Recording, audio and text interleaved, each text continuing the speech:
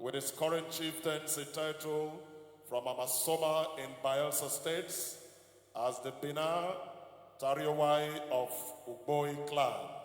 We celebrate you, we acknowledge you, we welcome you. We also distinguish Senator Francis Alimehena.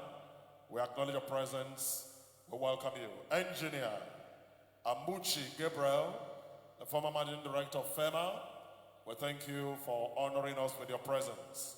My Lord, the Honorable, the former and retired Chief Judge of Edo States, the Honorable Justice Esther Amenagawo Edige, please warmly make welcome to my Lord.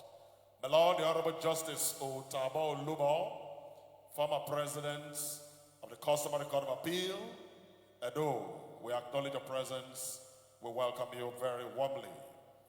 I'd like to welcome High Chief Tom Ihimi, former Foreign Affairs Minister of the Federal Republic of Nigeria and a great son of Edo. We acknowledge your presence and we welcome you at this very historic event that is happening in our dear states. Engineer Greg Ogbefu, pioneer, chairman, sea owners, and the current chairman of Benin River Ports, we welcome you warmly to this event. I'd like to acknowledge and welcome the representative of the head of service to the government of Delta States, Mr. Reginald Bayo Komi. It's been represented by Permanent Secretary Oil and Gas, Frank Amok. We appreciate your presence and we welcome you. Honorable Timothy Osadolon, PDP National Youth Leader. The Vice Chancellor, Wellspring University, Professor Isaac Rotimi Ajayi, represented by the Sub-Dean of Postgraduates, Dr. Matthew Onu.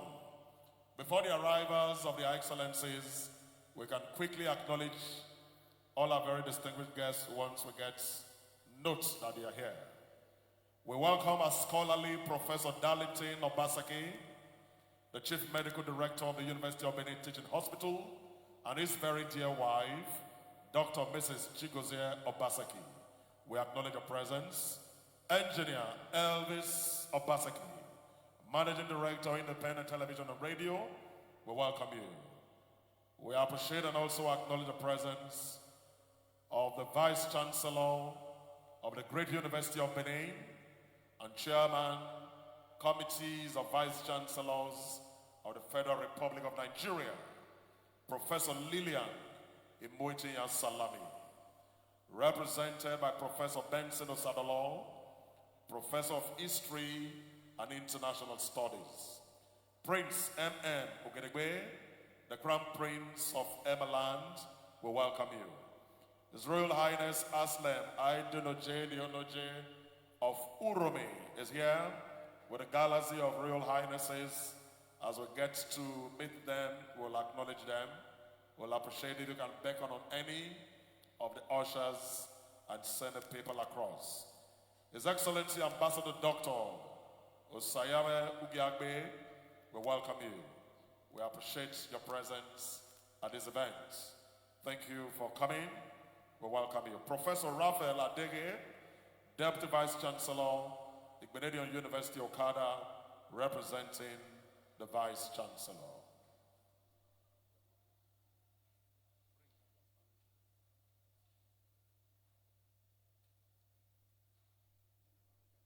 Barrister Unduka Wabene, Zonal Commander, Napti Benin Zonal Command, we acknowledge you, we welcome you.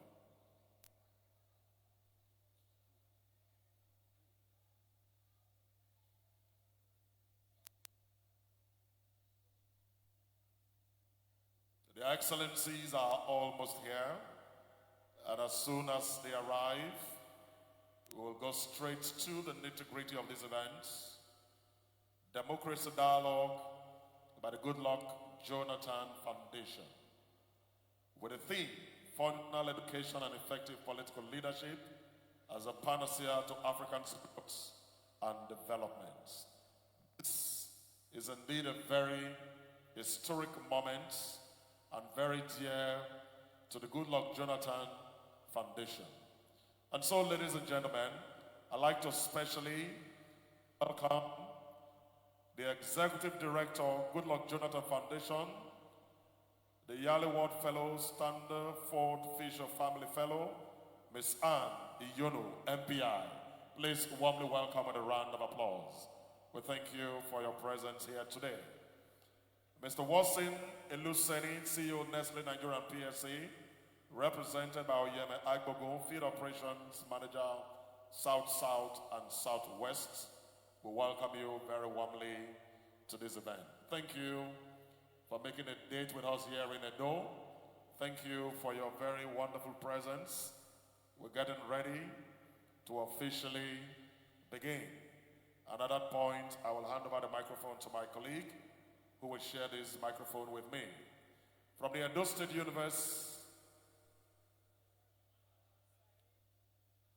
we welcome the Acting Vice Chancellor, Professor Dawood Igbefo, Edo State University of Zaire, Pioneer Vice Chancellor, Engineer Professor Emmanuel Aluyo, the Bossa, Dr. Saigi Osifo, the Provost of the College of Medicine, Dr. S.K. Atoy, and Council Member, Ifueko Omoegui Okao, MFR, and of course, former Chairman, the Federal Inland Revenue Service.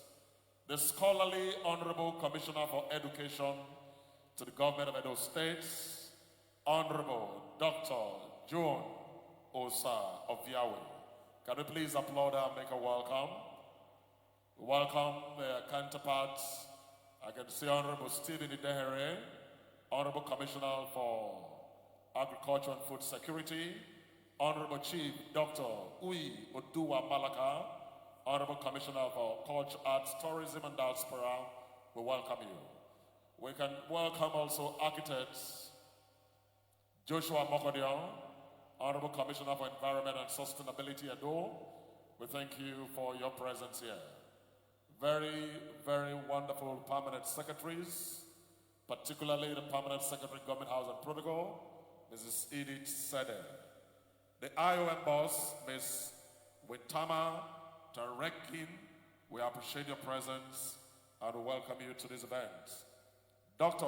Imafedo Osama Agbonile, Federal Neuropsychiatric Hospital Medical Director, we welcome you to this event. Dr. Mrs. Christiana Vincent Atako, President and Chairman of Council, Nigerian Institute of Management, we appreciate your presence. Deputy Chief of Staff, Delta State, Honorable Barrister Chris Osakwe, we acknowledge your presence and we welcome you very warmly.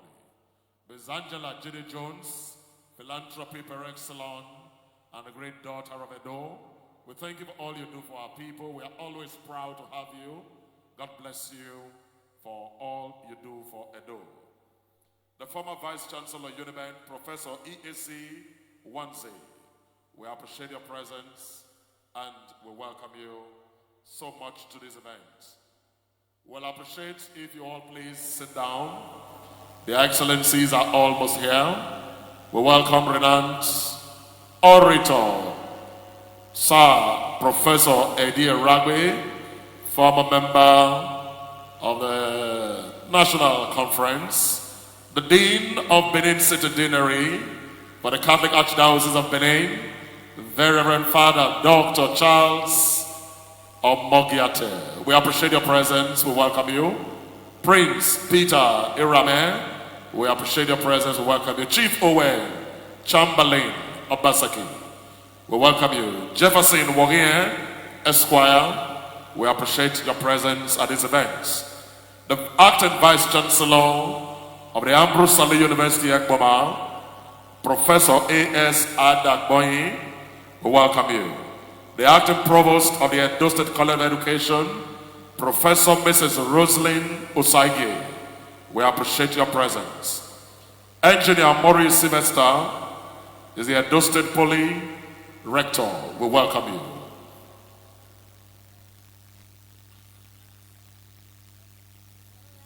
Ladies and gentlemen, shall we please rise as we make welcome their excellencies, the Executive Governor of Edo, Godwin Obaseki, and of course, Our very host for this event is Excellency Dr.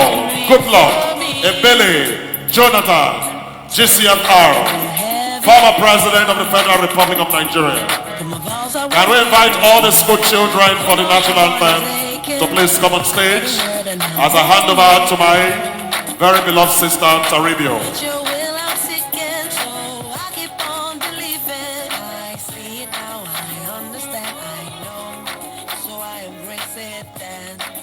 Once again, it's time for me to grow.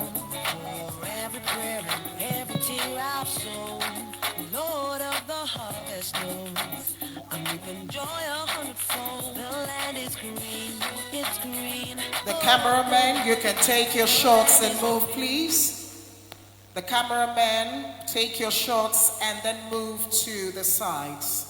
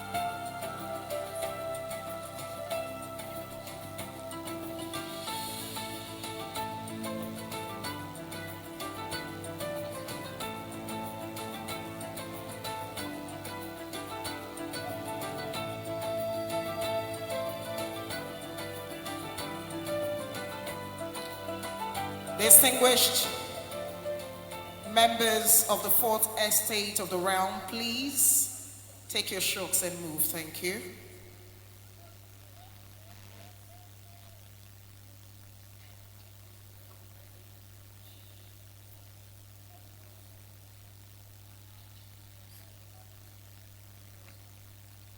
Your Excellencies, Your Royal Majesties and Highnesses, distinguished ladies and gentlemen, the national anthem of the Federal Republic of Nigeria and the Edo State Anthem.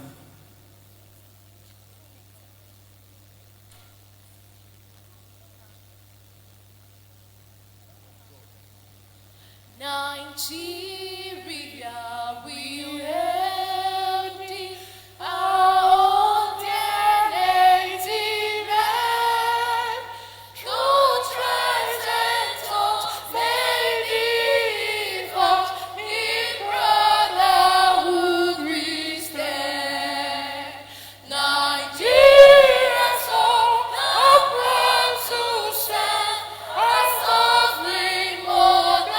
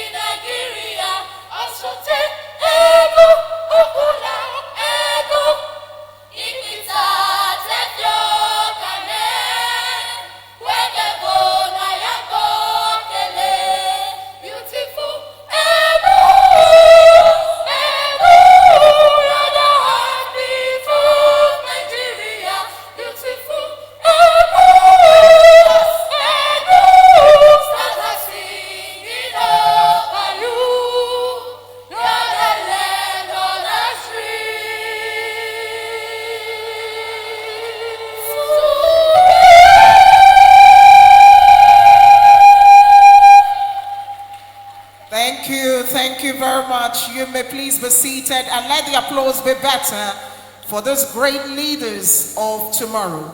Your Excellencies, distinguished ladies and gentlemen, the governor of Edo State couldn't help smiling all through as the children were making him proud.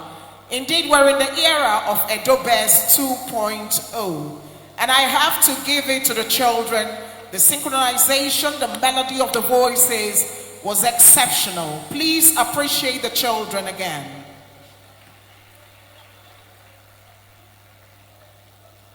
Your Excellencies, distinguished ladies and gentlemen, you are welcome to the Goodluck Jonathan Foundation Democracy Dialogue 2024.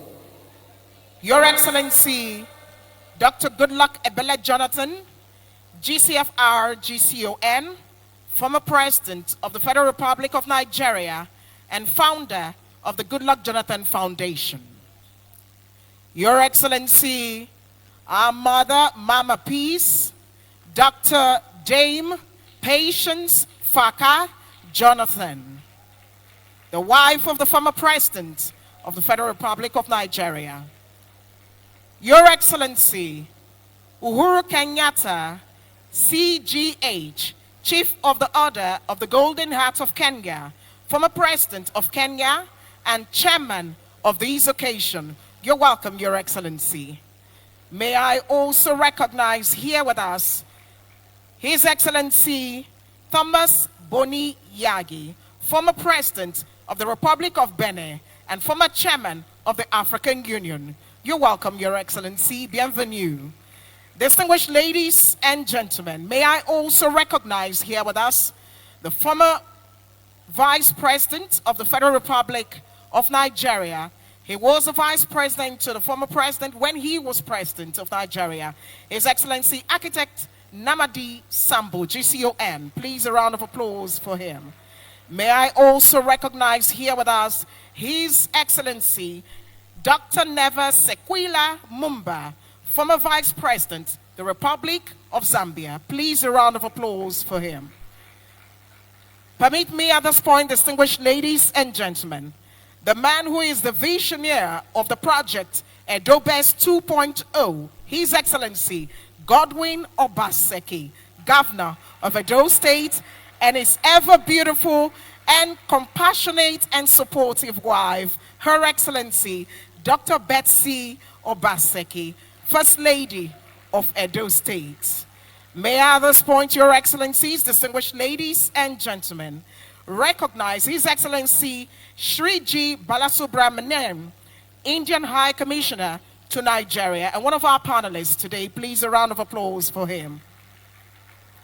We also have here seated His Excellency Engineer Godwin's Marvelous Omobayo, Deputy Governor of Edo State. Please a round of applause for him.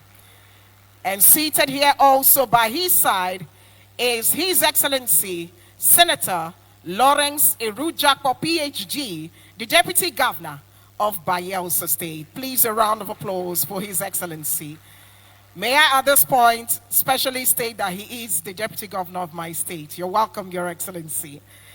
I'd like to also recognize the Deputy Governor of Bauchi State, His Excellency Muhammad Awal Jato. Please a round of applause for him.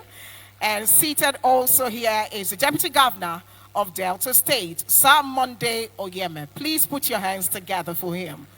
Members of the National Assembly who are here in their numbers will recognize you. Thank you for being here. I'd also like to recognize,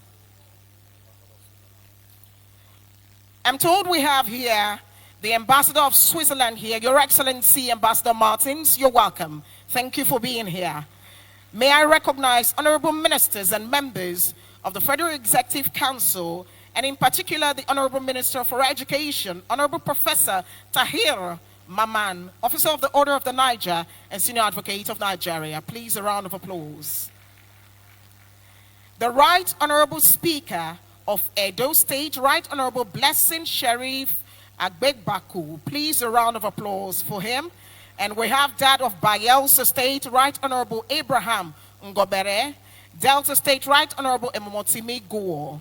May I recognize, my Lord, the Honorable Chief Judge of Edo State, who is here with us, His Excellency, Senator Professor Oseremeng Osubo, former governor of Edo State. A round of applause. Also here seated is His Excellency Chief Mike Ayegbeni Ogiadome, CFR, former Deputy Governor of Edo State and former Chief of Staff to the President of the Federal Republic of Nigeria.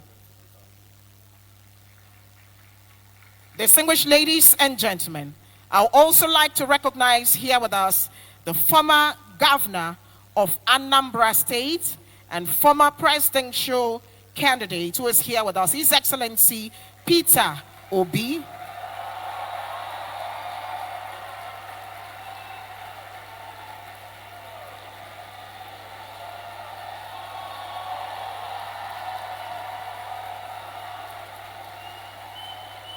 Your Excellencies, distinguished ladies and gentlemen, may I also recognize here the Secretary to the Government of Edo State, Osarodion Oge Esquire. Also here is the Head of Service to the Government of Edo State, Dr. Anthony Osas Okungbowa Esquire. Please, a round of applause. We have here also seated the Chief of Staff to the Government of Edo State, Dr. Engineer Tony Osaibovo Iyoha. Please put your hands together for them. I would like to, at this point, specially recognize our traditional covering here, His Royal Majesty, the Oba of Benin, who is ably represented here by the regally and majestically dressed princes and chiefs here, service commanders, local government chairmen and chairpersons, top government functionaries, permanent secretaries and heads of ministries, departments and agencies, traditional and religious leaders here present, members of the academia, and our respected moderator, Professor Adebayo Olukoshi, and the member of the Board of Trustees, Goodluck Jonathan Foundation, and other panelists who will be recognized here. May I in particular recognize His Excellency Njoya Tikum, Director, UNDP, Sub-Regional Hub of West and Central Africa, UNDP WACA. Please, a round of applause for them. I would also like to specially recognize those who make the private sector thrive, which are the captains of industry, gentlemen of the press, invited guests, distinguished ladies and gentlemen. It gives me great pleasure to be here before you to formally announce the commencement of the 2024 Goodluck Jonathan Foundation Democracy Dialogue. And this year, we have made sure that the theme is one that touches each and every one of us. Coincidentally, the Edo State government and the people of the state are in the week of their education, and just yesterday they had their education award, where those who have contributed to the growth and development of Edo State educationally were given awards. And so having the theme of this event coincide with the Education Week is not only apt but divine. Distinguished ladies and gentlemen, the theme, functional education and effective political leadership as a panacea to Africa's growth and development, ensures that Africa develop as other parts of the world, including the western part of the world, and ensure that educationally, economically, developmentally, that we're at par with other parts of the world. In the course of today, we'll have discussions and panel sessions that will set the tone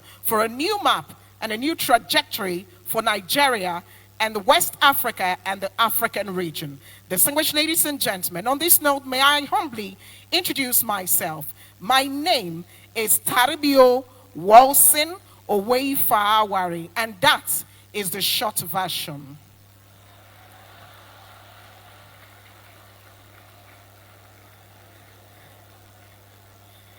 Distinguished ladies and gentlemen, permit me at this point to introduce the woman who will set the tone for the 2024 GJF Democracy Dialogue. Again, the Executive Director, Goodluck Jonathan Foundation, Miss Anne Iyonu MPI. Please keep the applause going till she gets here. Thank you.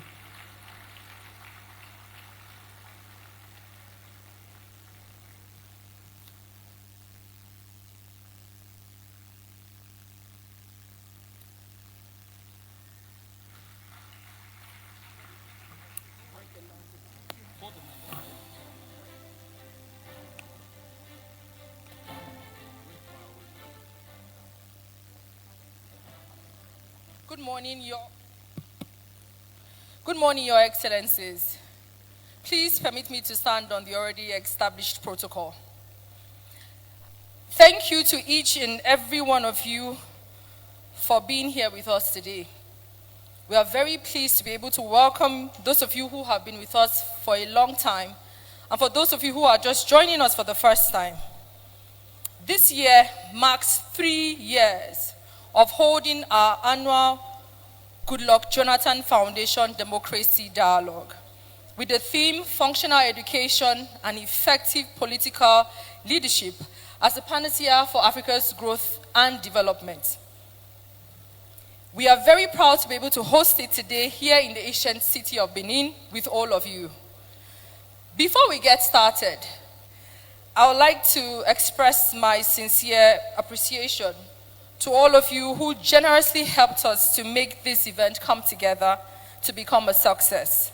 We couldn't have done it without you. Our special thanks to the Governor, His Excellency, Godwin Obaseki. Please a round of applause for him.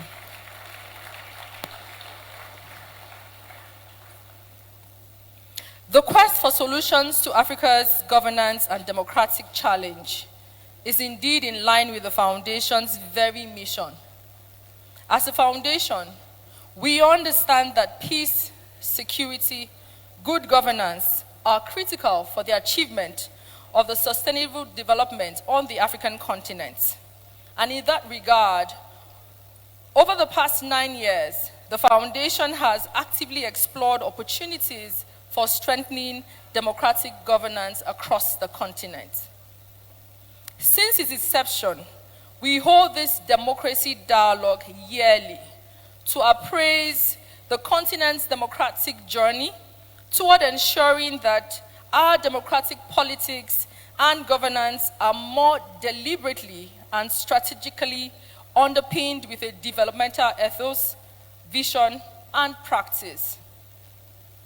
Education has been identified as a fundamental means for the state to empower its citizens. Scholars have long argued that a healthy democracy requires an educated, politically engaged citizenry. The consensus is that for any state to achieve accurate and meaningful development, priority must be given to quality education. And in echoing the words of Nelson Mandela, education is the most powerful tool or weapon which you can use to change the world. Excuse me. Indeed, education serves as a transformative force, fostering economic development, societal progress, and individual empowerment as functional education goes beyond just the normal classroom education. And so, therefore, in Africa, the significance of education cannot be overstated. To comprehend the importance of education, it is pertinent for us to examine the current state of our education in Africa.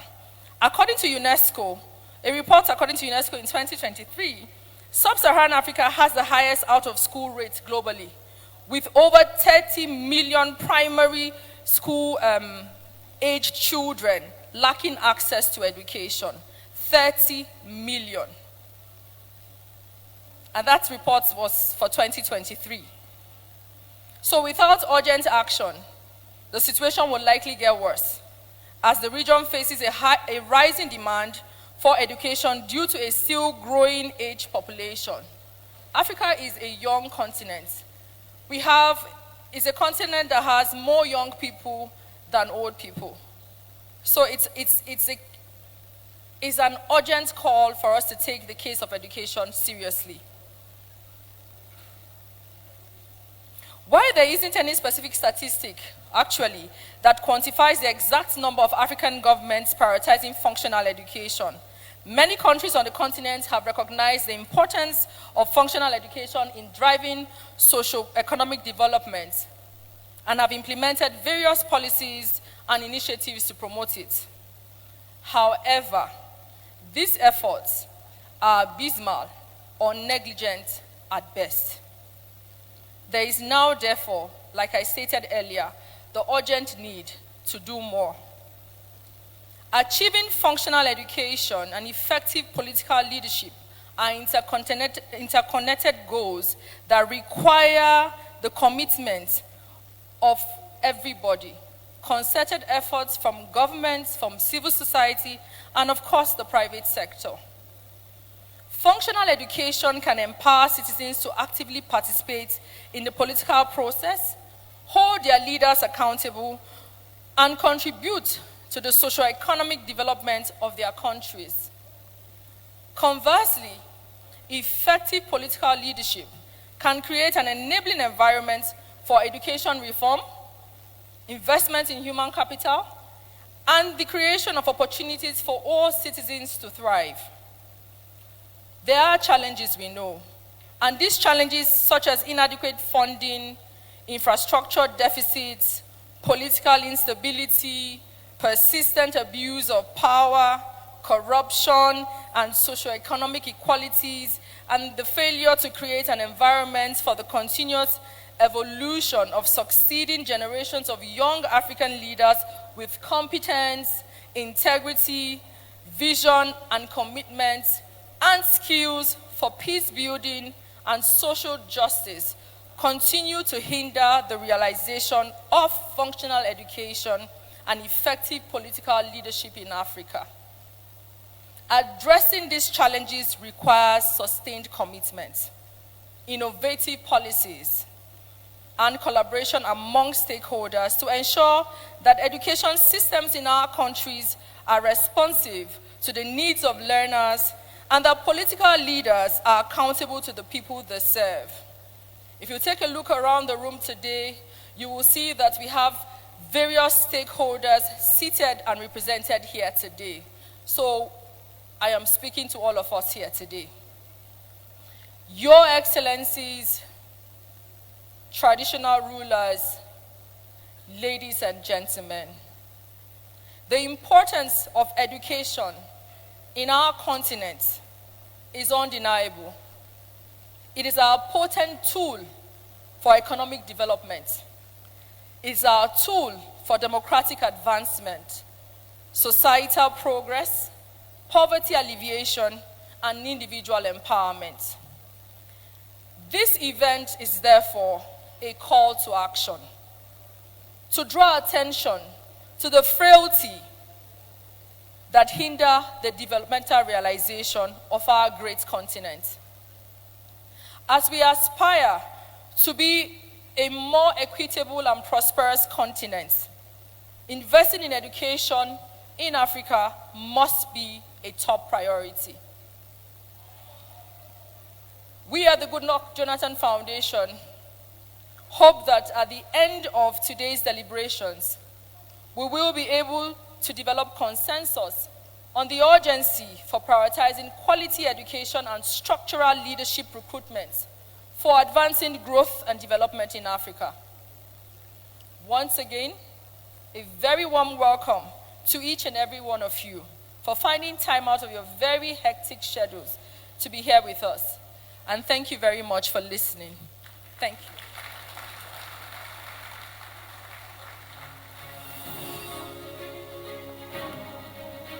Thank you for that very wonderful welcome, setting the tune for the 2024 GJF Democracy Dialogue. Your Excellencies, Your Royal Highnesses, very distinguished guests, permit me at this point to invite for the welcome address the education-friendly Governor of Edo, the technocrat in power, the wait-and-see Governor, His Excellency Godwin, Nogegase Obaseki. Shall we please be upstanding to welcome His Excellency that has made education an international sphere with pragmatic the most state of our democracy on the continent, and also to discuss on the undeniable role of education in fostering Africa's growth and development. This is an auspicious moment for us to put education at the heart of our policy and investments as political leaders. Because, as you already know, the African Union declared 2024 as the year of education in Africa, precisely to refocus our attention on this very important issue of education. I want to appreciate the Goodluck Jonathan Foundation for organizing this third edition of the Democracy Day Dialogue in Benin City, the heartbeats of Nigeria.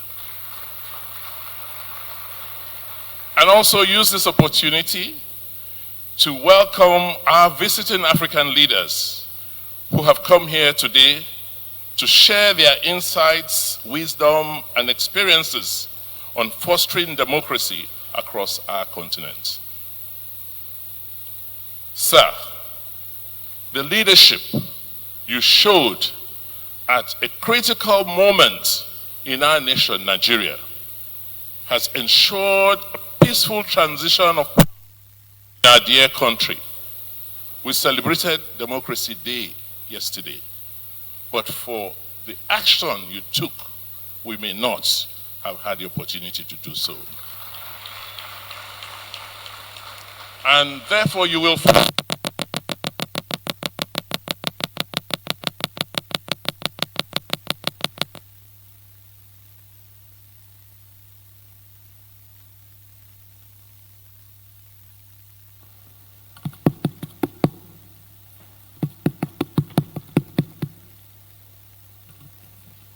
Thank you, and sorry for that interruption. And you will all forever be praised in the annals of the history of our country. Truly, your actions demonstrated the vision of your foundation, which is to have peaceful, just, and progressive nations of Africa. This is what we all aspire to. Africa is at a crossroad.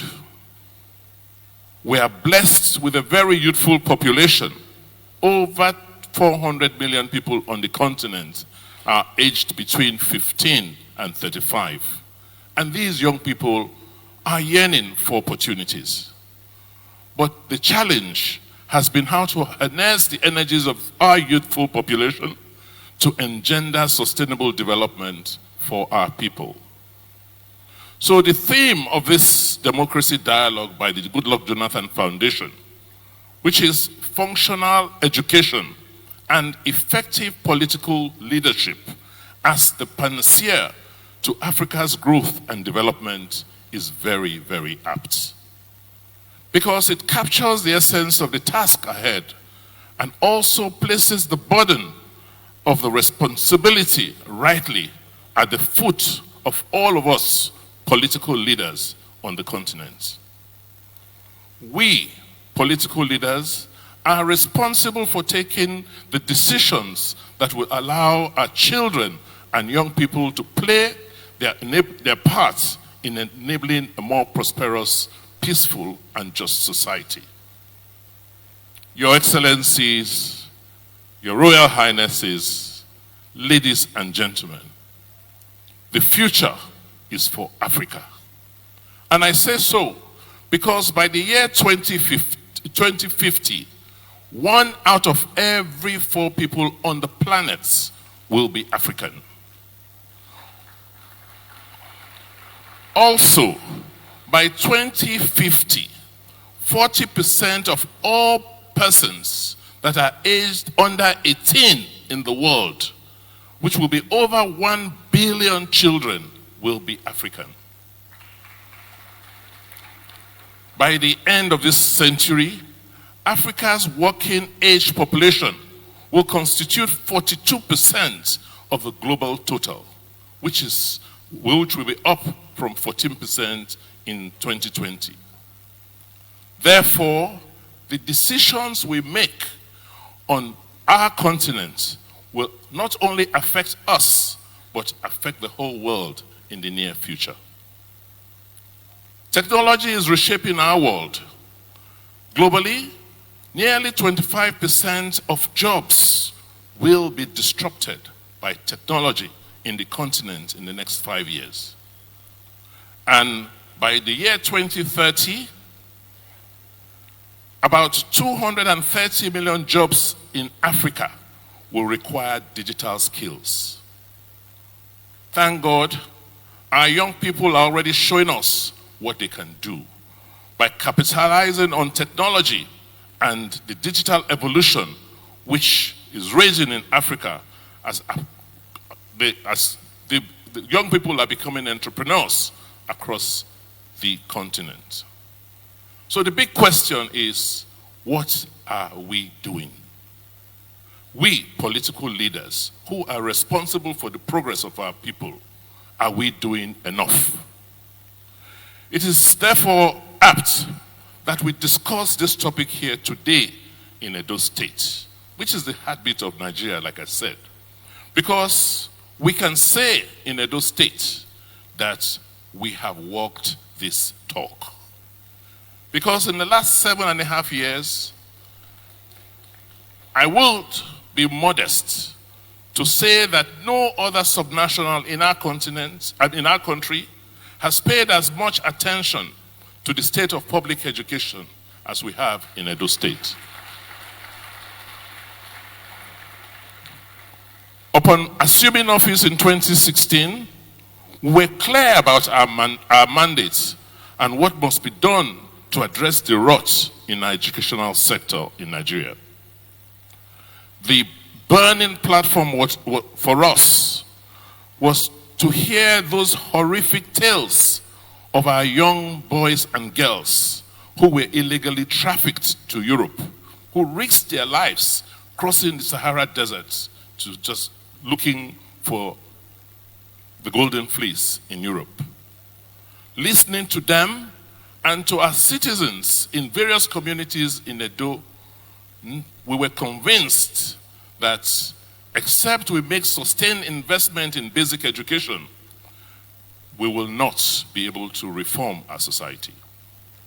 That was what led us to design and implement a very ambitious reform program in public education called Edo Basic Education Sector Transformation, popularly known as Edo Best. This has brought us to the attention of other states in Nigeria and other countries on the continent, some of whom have come to understudy what we have done. We have hosted teams from other states in Nigeria, from other countries in Africa like Rwanda, Sierra Leone, Gambia, and others, who have come to learn about our reforms. Our efforts with Edo Best brought us to the attention of the world, as I said, which has enabled us as a sub-sovereign in Nigeria to be championed and placed among sovereign countries globally who are recognized for leadership in education reform. Let me take this opportunity to specifically note the leadership President Uhuru Kenyatta, under whose leadership Kenya was selected to be an African accelerator country, just like Edo State.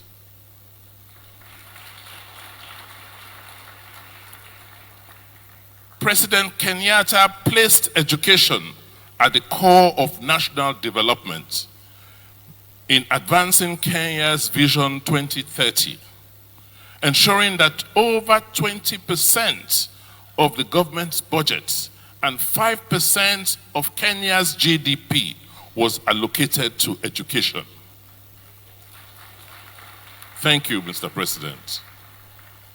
His leadership on education across the continent and globally was celebrated in many ways, including the fact that he played a critical role as a co-host of the Global Partnership for Education Replenishment Fund in 2021, which raised over $4 billion for low and medium income countries, including many countries in Africa, to help with their education systems.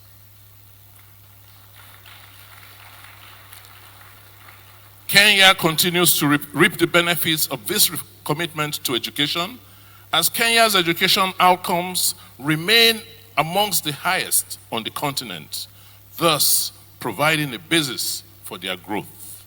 No wonder the President Goodluck Jonathan Foundation thought it wise to invite him to Benin City to come and host and chair this event. For us in Edo, the independent assessments have shown that the learning levels of our children are now at par with the learning levels of growing middle-income economies, around 70% of learning levels in advanced economies, which is to say, our children in Edo State today are now able to read and have numeracy skills that is almost 70% compared with any child of their age in advanced countries. I would like to thank all guests who are present here today, who have traveled from far and near to engage in this stimulating conversation here in Edo State. I enjoin all of you to bask in the cultural offerings of our ancient city of Benin. Please take out time to visit cultural sites, particularly our bronze casting sites on the Gun streets and other cultural heritage sites which we have in our state. Once again, I wish you all a very, very fruitful deliberations as we now open today's proceedings. Thank you and welcome. On the Gold Streets and other cultural heritage sites which we have in our state. Once again, I wish you all very, very fruitful deliberations as we now open today's proceedings. Thank you and welcome. On the Gold Streets and other cultural heritage sites which we have in our state. Once again, I wish you all very, very fruitful deliberations as we now open today's proceedings. Thank you and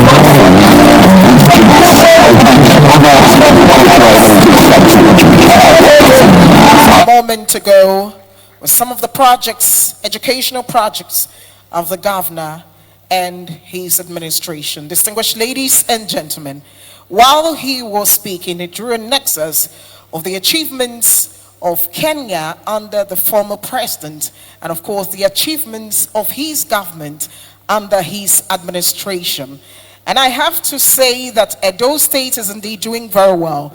There's a popular saying that if you set yourself on fire, the world will come to watch you burn. Now, on a positive note, if you're doing something exceptionally well, the world would indeed come and watch you and partake. And I saw that yesterday when we had people coming from different countries to receive awards because they had contributed to educational development. Put your hands together again for His Excellency the Governor. And of course, his ever supportive wife who is by his side. Please a round of applause for them. Thank you so much. Distinguished ladies and gentlemen, for you to understand why we are here and why we have the theme for this year, you need to understand how education is important to the former president of Nigeria.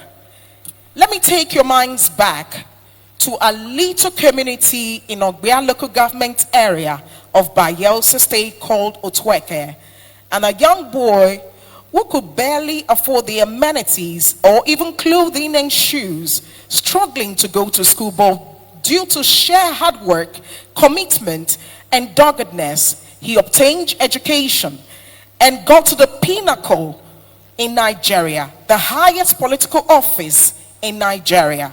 Why would he not support other young ones to get education? Why would he not set a platform for others to get it easier than he got it? And he knows that there is a correlation between education and growth, because you only see as far as you are knowledgeable about. Please, let's appreciate the former president again for this foundation and for supporting education in not just Nigeria, Africa, and the world. Distinguished ladies and gentlemen, to fully show their support today, we have a big delegation from Bayelsa State.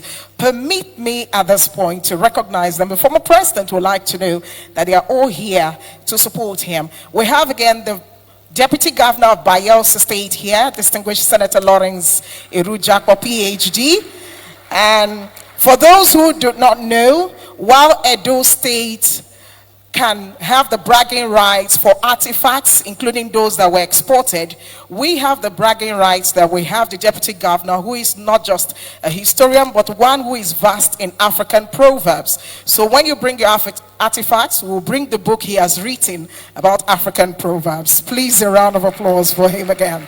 Distinguished ladies and gentlemen, also here with us are members of the Bayelsa State House of Assembly, the Right Honorable Abraham Ngobere. Please, a round of applause for him. That's the Speaker. Right Honorable Monday Edwin Obolobubo, that's the Leader of the House and is representing Southern Niger Constituency 2. We also have the Chief Whip, Honorable Gabriel Ogbara, Ogba Constituency 3. Also here is Honorable Sunday Bernard Kenabai, Sagbama Constituency 2, and Deputy Majority Leader of the Bayelsa State House of Assembly, Honorable Waikomo Amakromo, Yenagwa Constituency 2, and Deputy Minority Leader. Honorable Teddy Tombra Elemefru, Yenagwa Constituency 3, and Deputy Chief Whip. Also here is Honorable Timi Omobo Agala, Brass Constituency 2, and Minority Whip. Honorable Dr. Charles Daniel, Brass Constituency 1. Honorable Onyike God Bless, Sagbama Constituency 1. Honorable Moses Marlon, Southern Niger 3. Honorable Richard Ibegu, Ogbea 1. Honorable Mrs. Ebizi Indiomu Brown, Sagbama Constituency 3. Honorable Mrs. Egba Aibanengiefa, Yenagwa 1. Honorable Dr. Wisdom Fafi, Kolokumo Pokuma Constituency 2. And Honorable Obeying God Knows, Ogbea Constituency 2. These are members of the Bayelsa State House of Assembly who are all here. And that's not all. We also have members of the academia here. May I, at this point, first and foremost, recognize a traditional ruler here with us, His Royal Majesty King Amalate Johnny Turner, the Obanoban of Oloibiri clan in Bayelsa State. Please, a round of applause for him. We also have the professor, that's the Vice Chancellor of the Federal University Otweke, Professor Teddy Adias. Please, a round of applause for him. Professor Edmond Alison Oguru, former Secretary to State Government Bayelsa State. Professor Robert Faith, medical practitioner and lecturer of the Niger Delta University. And Honorable Tobias James, former Commissioner for Education in Bayelsa State. We have here a member of the House of Representatives representing Ogbea Federal Constituency, Honorable Chief Mitema Obodo. Also here, Honorable Robert Enoa, former House of Assembly member, Honorable Misudame Ibu, who is also here. May I also recognize Professor Kunle Olowu, Professor Francis Sikoki, the former Commissioner for Health, Honorable Newton Pabara, and also here is Professor Seifa Brisibe. I also saw earlier Architect Ruben Okoya. Please, a round of applause for these distinguished personalities. Also, members of the Bayelsa State Executive Council are here in their numbers. We have the Honorable Commissioner for Education, Gentle Emela, and that of Youths, Honorable Dr. Daniel Igali, and the Commissioner for Budget and Economic Planning, Mr. Flint George. Distinguished ladies and gentlemen, please a round of applause for each and every one of them. I would like to, at this point, inform us, Your Excellencies, distinguished ladies and gentlemen, that this event is not only streamed live on national televisions, but we also have them on Facebook and YouTube. And for Facebook, the handle is at GEJ Foundation. GEJ Foundation, that's the handle for the live stream on Facebook and YouTube. And do me a favor, please take a selfie. Take photographs while you are here and put the hashtag democracy GJF Democracy Dialogue 2024. Please can you write it down? I'll take it again. GJF Democracy Day Dialogue 2024. Make sure all the photographs you post have the hashtag. At this point, distinguished ladies and gentlemen, I would like to invite on stage a man whom his parents had the foresight to name Freedom because they anticipated the freedom of his country when they gave birth to him. And like prophets, it came to pass, the country gained independence. And I believe that's because they named you Freedom. Distinguished ladies and gentlemen, he on his part ensured that the country continued to be free by making sure that educational projects are given first right of place. It gives me great pleasure on this note to invite him, because the governor has already done a wonderful job highlighting most of his achievements, to invite on stage the chairman of this occasion, His Excellency Uhuru Muigai Kenyatta, President of Kenya 2013 to 2022.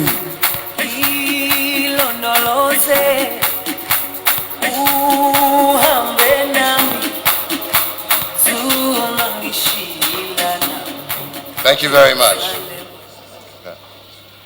Thank you very much. And good morning, everybody.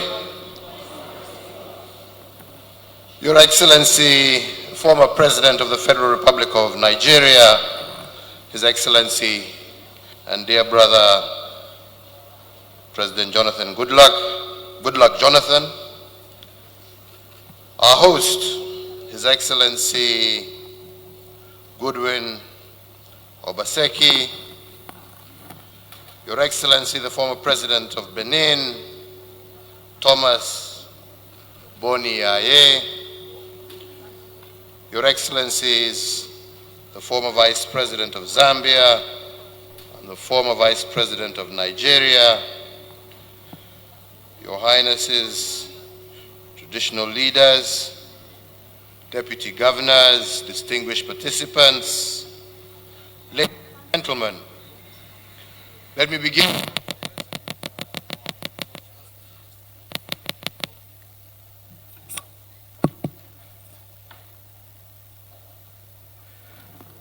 Let me begin by saying that I'm deeply honored and humbled to be invited by my brother and friend, the former President of Nigeria, President Goodluck Jonathan, to participate in this forum. Indeed, education and the leadership agenda is one that is very close to my heart, and I believe to all our hearts. And this is because we must never be allowed to fall by the wayside as we build our African continent, a continent that each and every one of us calls home. It is said that when you give a man a fish, you feed him for a day. But if you teach him to fish, you have fed him for a lifetime. Education is the lifeline for our children to sustain themselves in the ever-challenging and changing global landscape.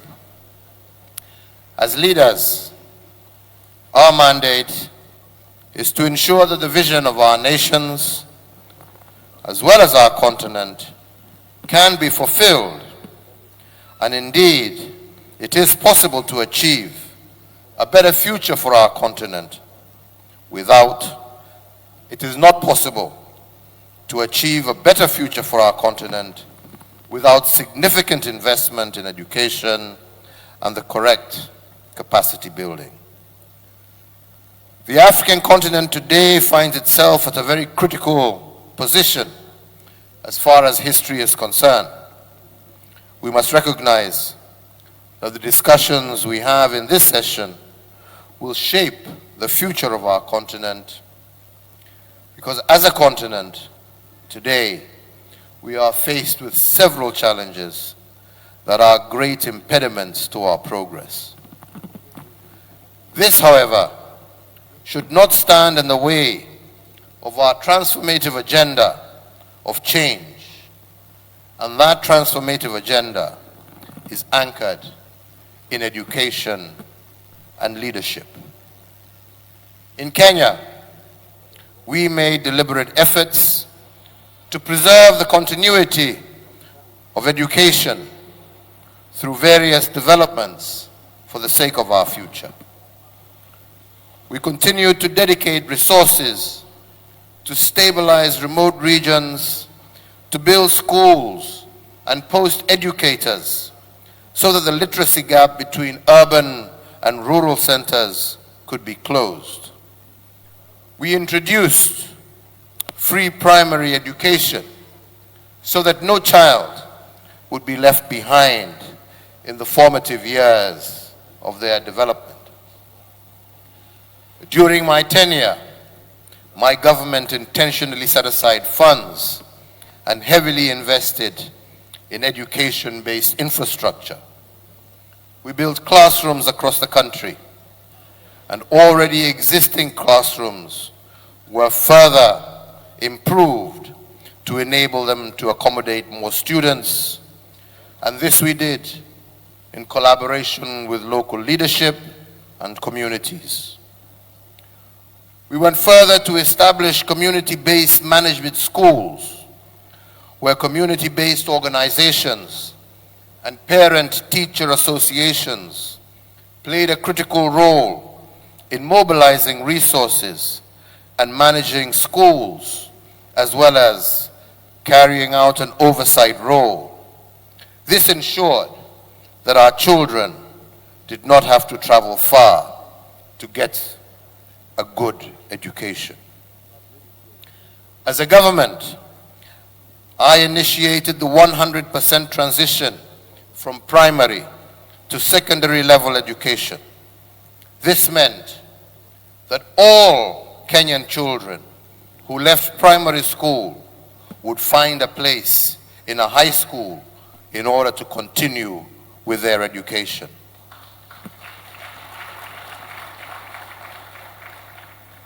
This program ensured that our children from across the country got equal exposure to learning opportunities regardless of their socio-economic background.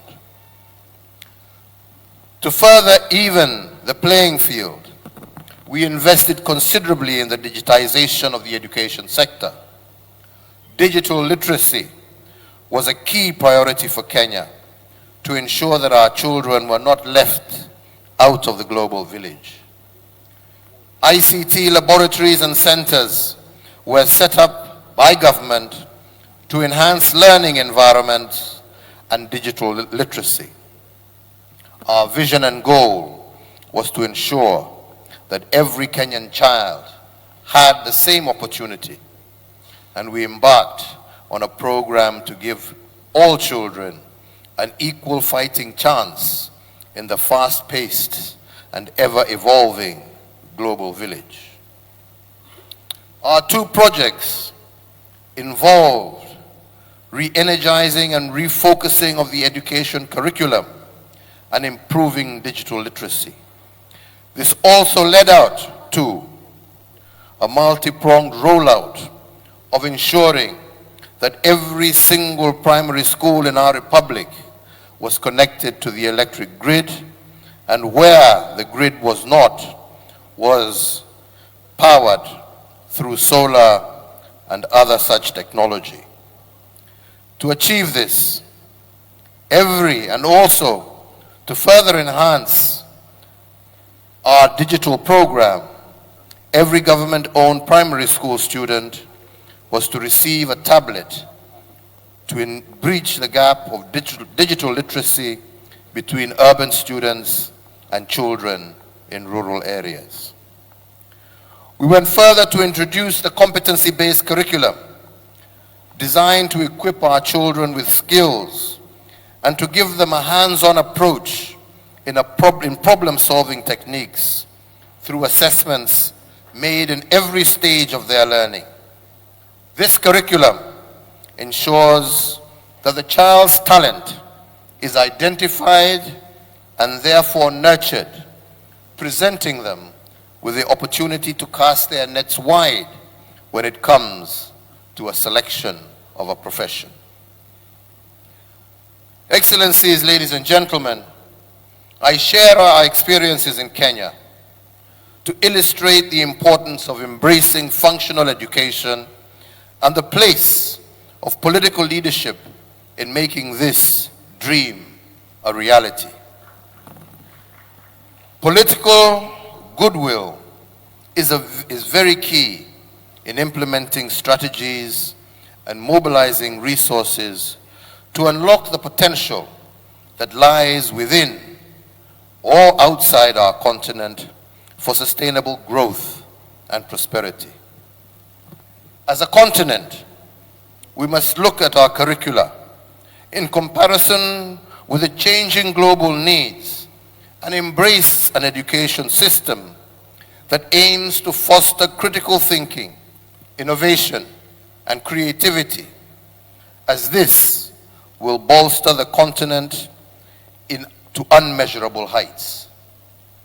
It is our task as leaders of this great continent, therefore, to empower our young and youth with the tools that will shape and prepare them to be great and active participants in the global economy.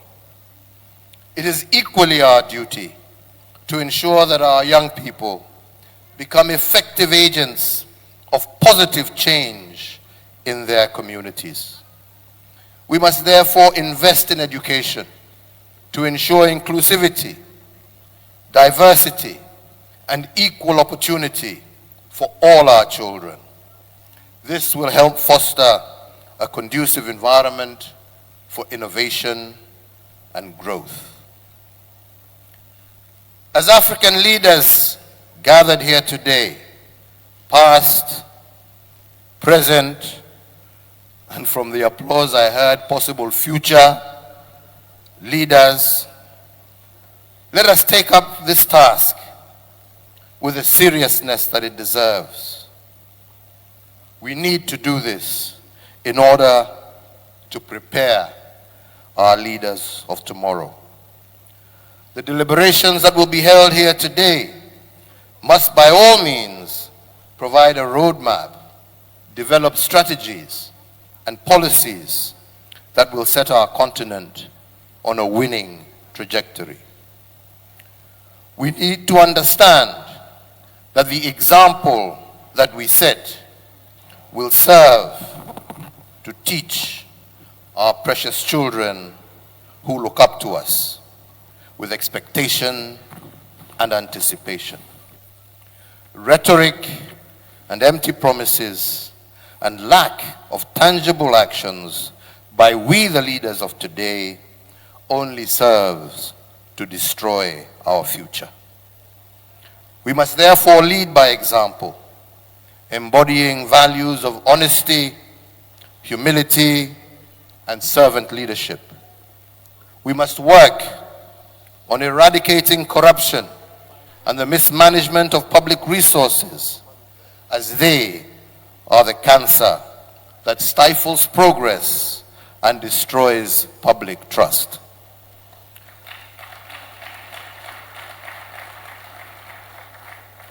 The composition of this audience today comprises highly educated men and women who have sought wisdom from across the globe for the benefit of our beloved continent. We are therefore charged with the responsibility to ensure that the youth in our respective communities and countries can also benefit from quality education right here in our mother continent, Africa. Let us acknowledge our challenges and find ways to do more and be more than just famous names.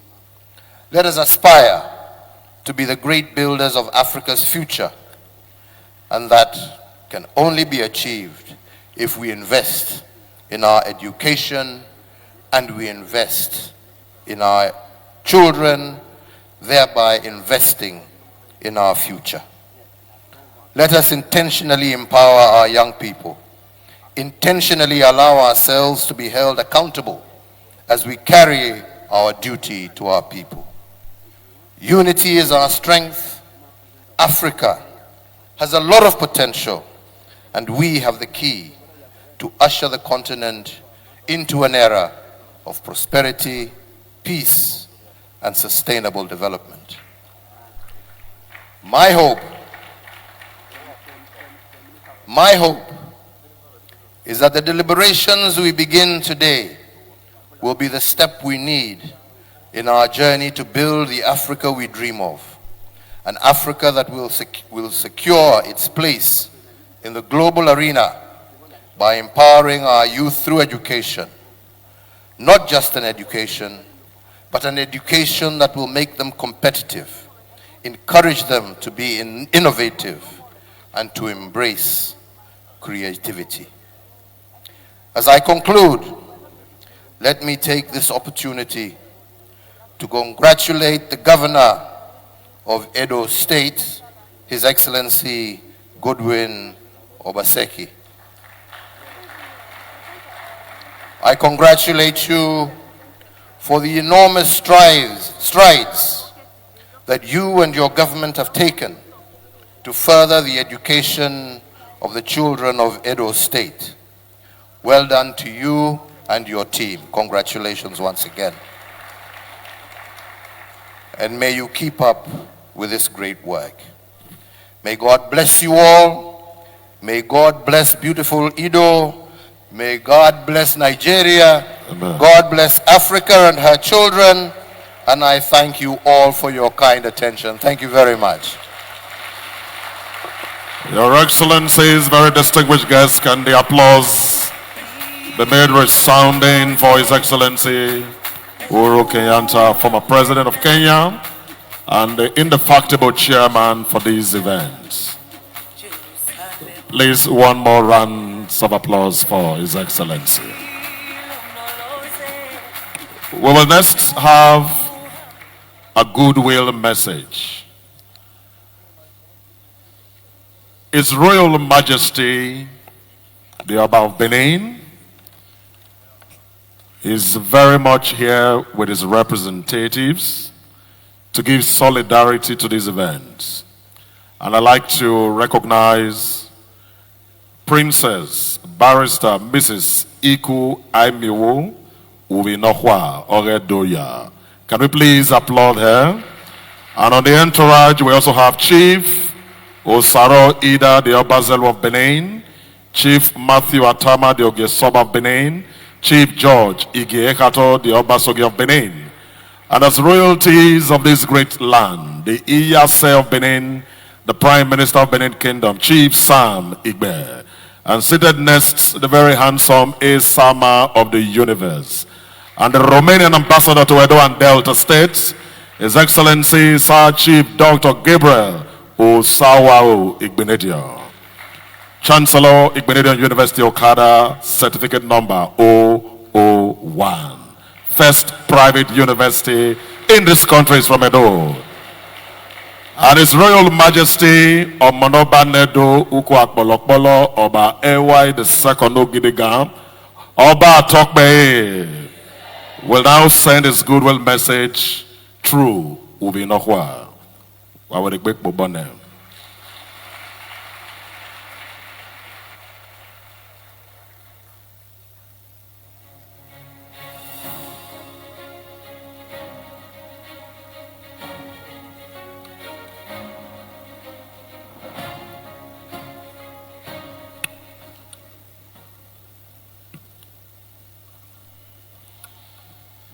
Your Excellencies, distinguished ladies and gentlemen, permit me to acknowledge the chief host, His Excellency, former President Dr. Goodluck Jonathan, GCFR, GCON. I am here before you today with the great honor of presenting to you my father's Goodwill message.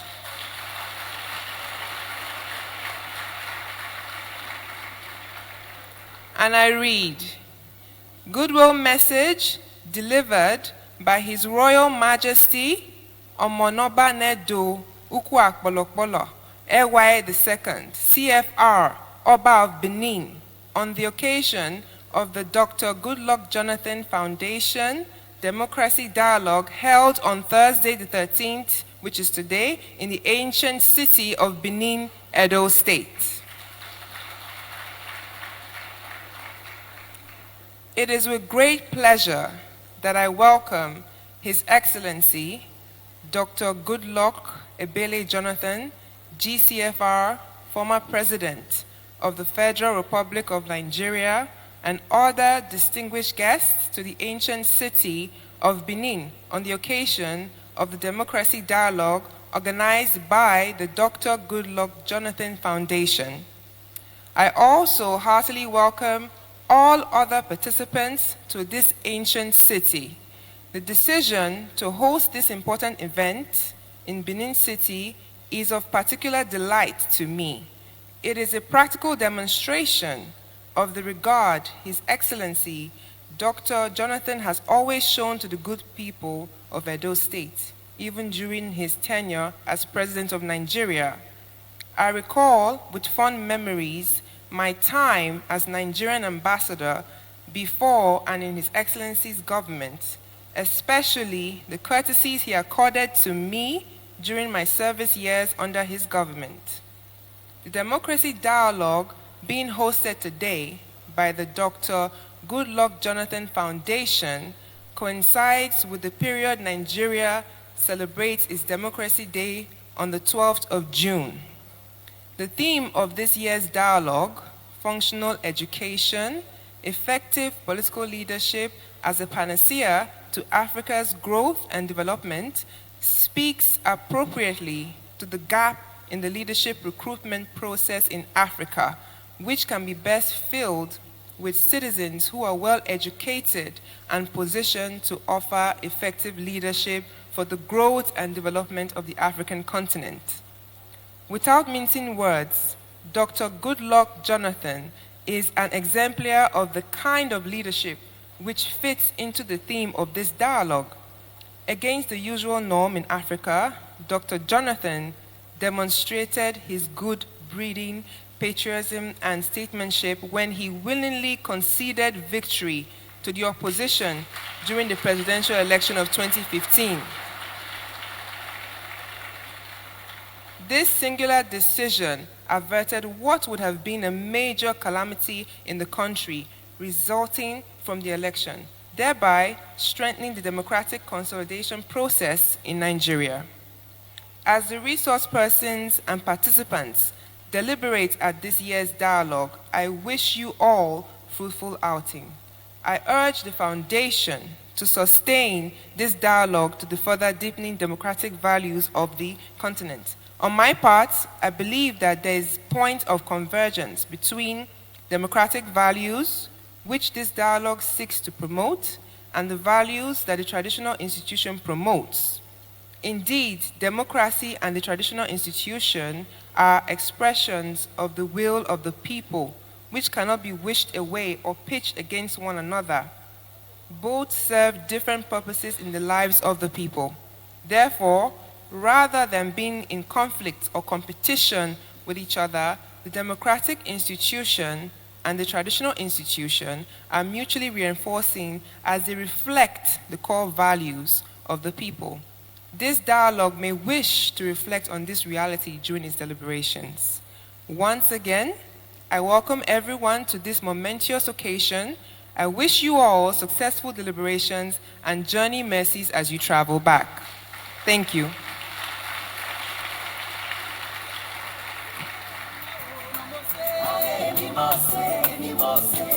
Distinguished ladies and gentlemen, special message from the palace. The voice might be that of the daughter, but indeed the message is that of the Oba of Benin. Oba Atokwe. Distinguished ladies and gentlemen, permit me again to recognize the chairman of the People's Democratic Party in Bayelsa State, Honorable Solomon Agwanana. Thank you so much, sir, for being here.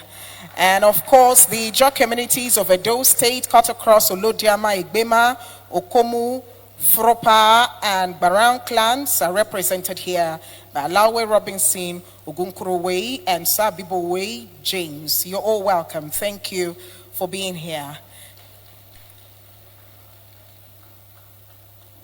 Beautiful delivery from the daughter of His Majesty. Distinguished ladies and gentlemen, I would like to, at this point, invite for Goodwill message a man who is not just a financial whiz, but one who knows how to manage resources. Of course, you must know how to manage not just financial resources, but also human resources before you be given a commission like the African Union. And that is why he was made chairman of the African Union. Distinguished ladies and gentlemen, permit me to specially invite to the microphone for his message the man who served as president of Benin Republic from 2006 to 2016, His Excellency Thomas Boni Yagi, former chairman, Africa Union. Please, a round of applause for His Excellency. Keep it going, keep it going, keep it going. His tenure as chairman of Africa Union brought a number of pointed achievements, negotiations, agreements, and charters. Please, a round of applause for him. Thank you so much, Your Excellency.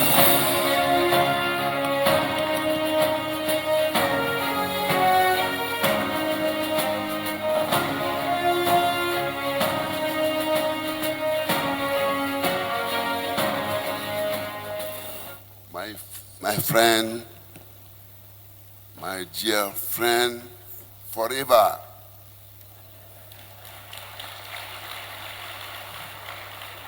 President Ebele, good luck. I'd like to thank you for inviting me to attend this great ceremony, not only for Nigeria, but also for our Africa and the world. I would like to salute with respect my mother, Mom, the former First Lady, my mom, but I would like to greet, to accept, to attend this ceremony. I would like to greet all my colleagues, President Uru and others, to accept, despite their agenda, to attend this ceremony. I would like to greet also and to thank warmly the governor of Edo, our friend, distinguished as friends. I would like to thank you, all of you, ladies and gentlemen. I would like just to say a few words, but Ebele is my best friend in the world.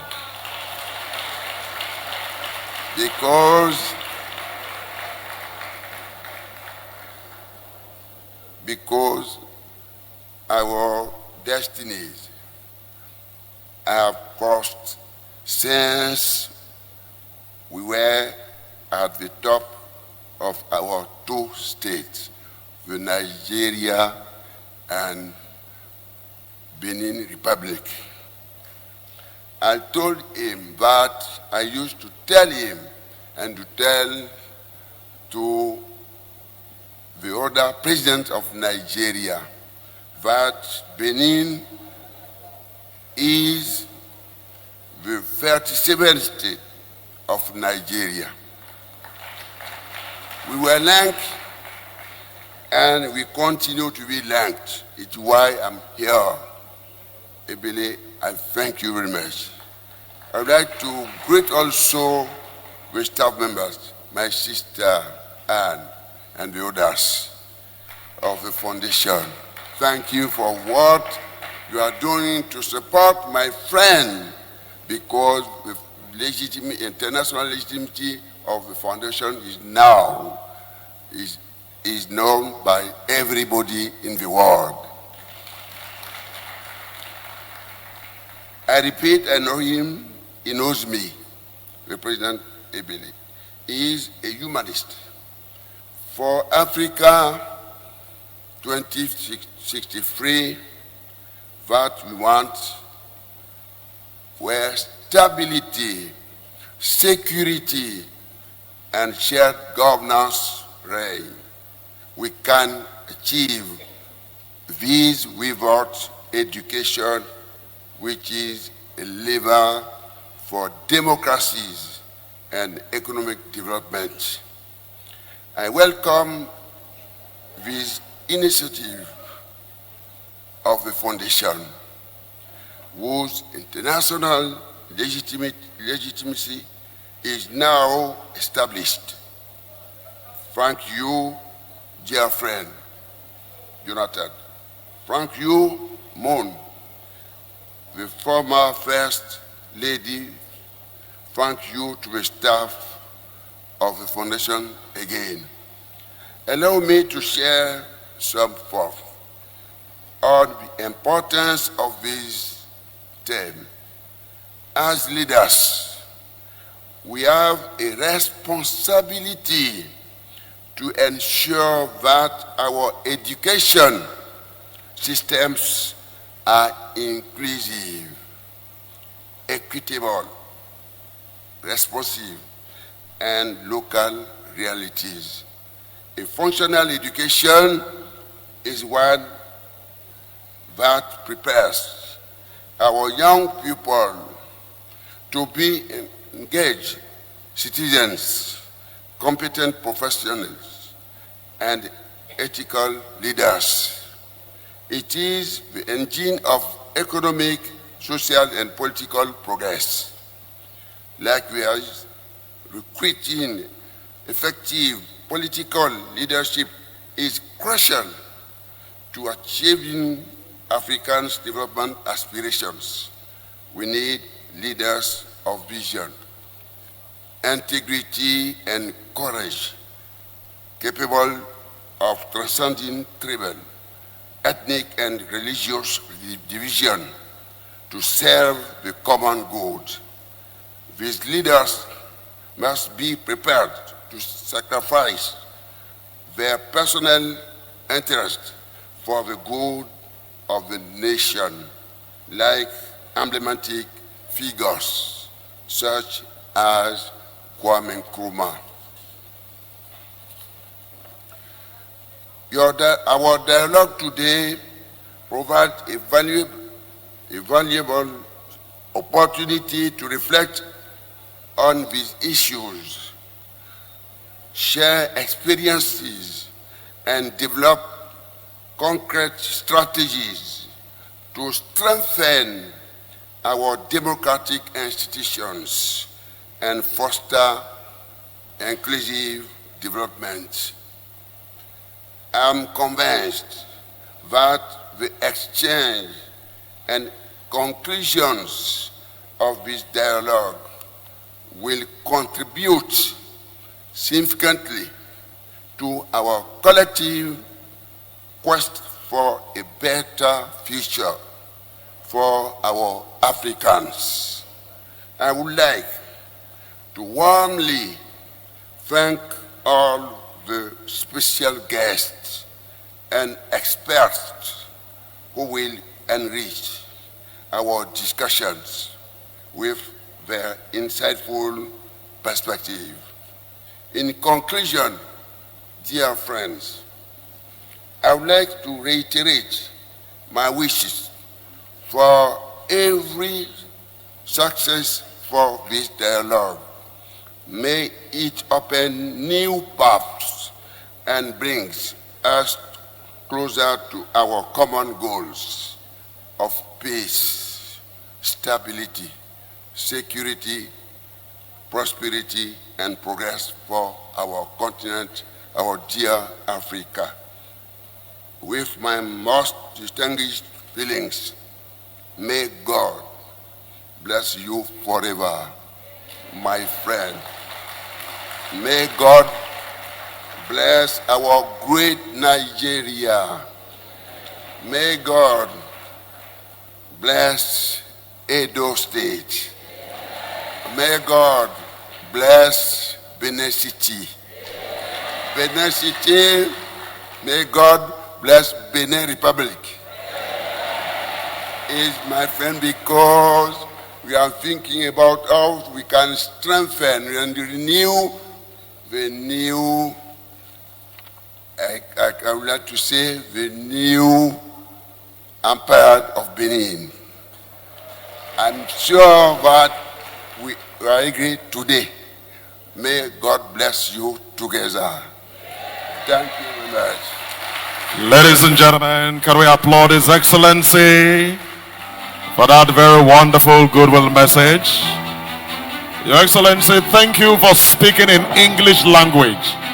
You know his lingua franca is French, but he did a very, very wonderful delivery in English. Can you please appreciate His Excellency once again?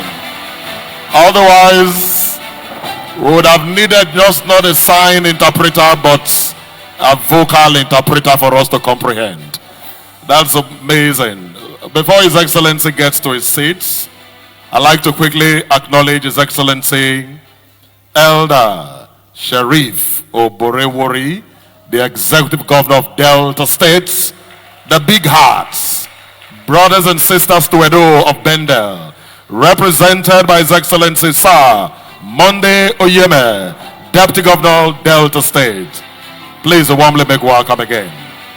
We appreciate Mr. Matthew Akionbare, former Principal Private Secretary to several presidents of the Federal Republic of Nigeria, including His Excellency Dr. Ebele Jonathan. Can you please acknowledge him? We thank you. Scholarly Professor Dennis Agbonlao, former Vice Chancellor of the Ambrose Ali University. Please make welcome.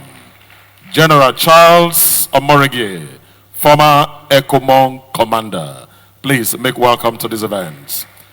May I next respectfully invite His Excellency, the former Vice President of the Federal Republic of Nigeria, Architect Namadi Sambo, GCON. And you can see that solidarity and loyalty still plays out. Always identifying with his boss, and of course with our very red Mama Peace that is seated here. Our Excellency Dr. Mrs. Patience Jonathan. Can you celebrate Mama Peace?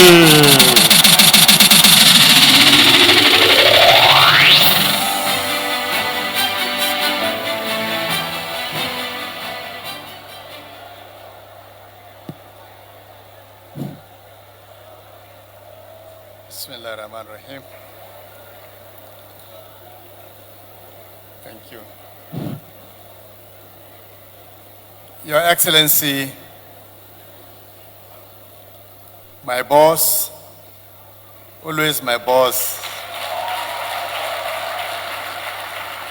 Dr. Goodluck Jonathan, GCON, GCFR. Our mother, Mama Peace, the former First Lady, Dr. Patience Goodluck Jonathan.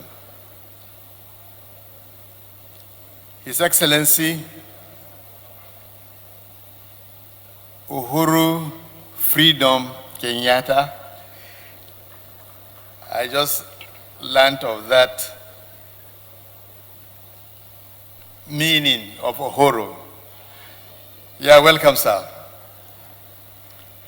His Excellency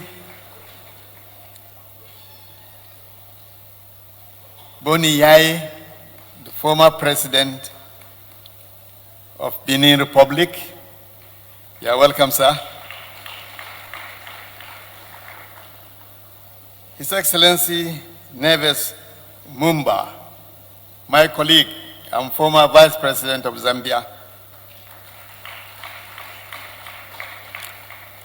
My brother, His Excellency, the Executive Governor of Edo State, Godwin Obaseki, and your dear wife, Your Majesties, our royal fathers, deputy governors here present, members of the management of the Goodluck Jonathan Foundation, distinguished guests, ladies and gentlemen, I'll beg to stand on the existing protocol. It is with great pleasure and a heart full of gratitude that I stand before you today at the 2024 Goodluck Jonathan Foundation Democracy Dialogue. I am deeply honored to be here as a special guest, and I extend my warmest thanks to the Foundation for inviting me to participate in this significant event. As we gather here in the historic city of Benin, the heartbeat of Edo, I am reminded of the vibrant spirit and rich heritage that our nation holds. This event themed functional education and effective political leadership as a panacea to Africa's growth and development touches on subjects that are not only close to my heart, but are also critical to the future of our great continent. Education and leadership, two pillars upon which any thriving society must be built. When we speak of functional education, we envisage an education system that equips our youth with the skills, knowledge, and values needed to navigate the complexities of the modern world. We envisage classrooms where critical thinking is nurtured, creativity is encouraged, and where the seeds of leadership are sown early. Effective political leadership, on the other hand, requires more than just academic prowess.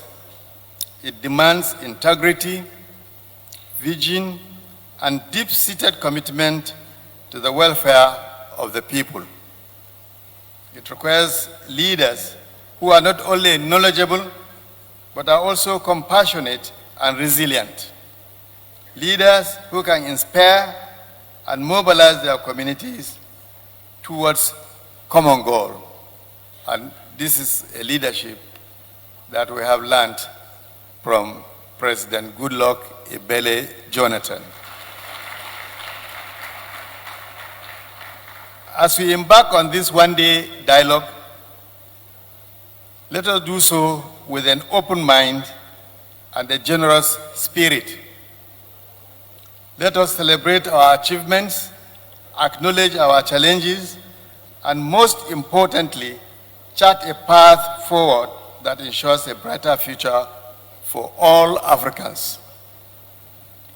In closing, I would like to express my profound gratitude to the Goodluck Jonathan Foundation for its unwavering commitment to fostering democratic ideals and promoting sustainable development across Africa. I'm not surprised.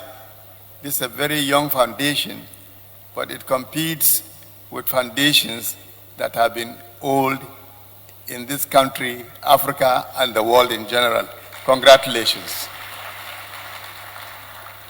Your work is an inspiration to us all, and it is a testament to the power of education and leadership in shaping our future. Thank you, and may this dialogue be fruitful and impactful. Together, let us build a future of which we can all be proud of. God bless my boss, President Goodluck Jonathan. God bless you. God bless the Federal Republic of Nigeria. Assalamu alaikum. Thank you so much, Your Excellency. I love that last phrase, my boss, President Goodluck Jonathan. It takes humility, and you can see the loyalty still written there. And Mama Peace agrees, she's nodding. Our Mama Dame Patience Jonathan. Distinguished ladies and gentlemen, keep the applause going for a man of peace who served very well with the president, the former president, during their tenure. Thank you so much. And of course, while he's going to his seat, I would like to recognize the former Secretary to State Government of Bayelsa State and a retired Federal Permanent Secretary, Ambassador Dr. Godnos Bolado Egali, who is represented here by Professor Stephen Temer Olali, Historian Laureate and Pioneer Chief Historian and Archivist of Bayelsa State. You're welcome. Distinguished ladies and gentlemen, Your Excellencies, we'll be moving again to another Goodwill message.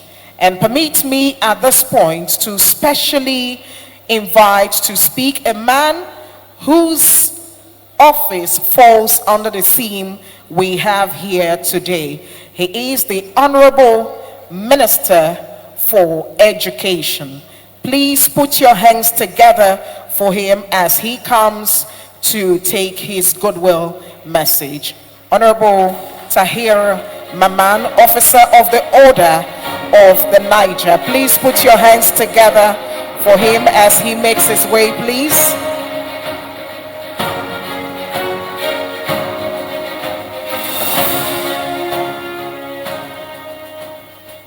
Thank you. Your Excellencies, may I respectfully, humbly rest on the protocol already established. I want to thank His Excellency, our former President, Goodluck Jonathan, who literally conscripted me to be part of this event. And also thank the foundation for the invitation to participate in this event. How can it be? Obviously, as the Minister of Education, the person wearing the hat on behalf of the country, this time around, not to be part of this very, very great and epoch-making event.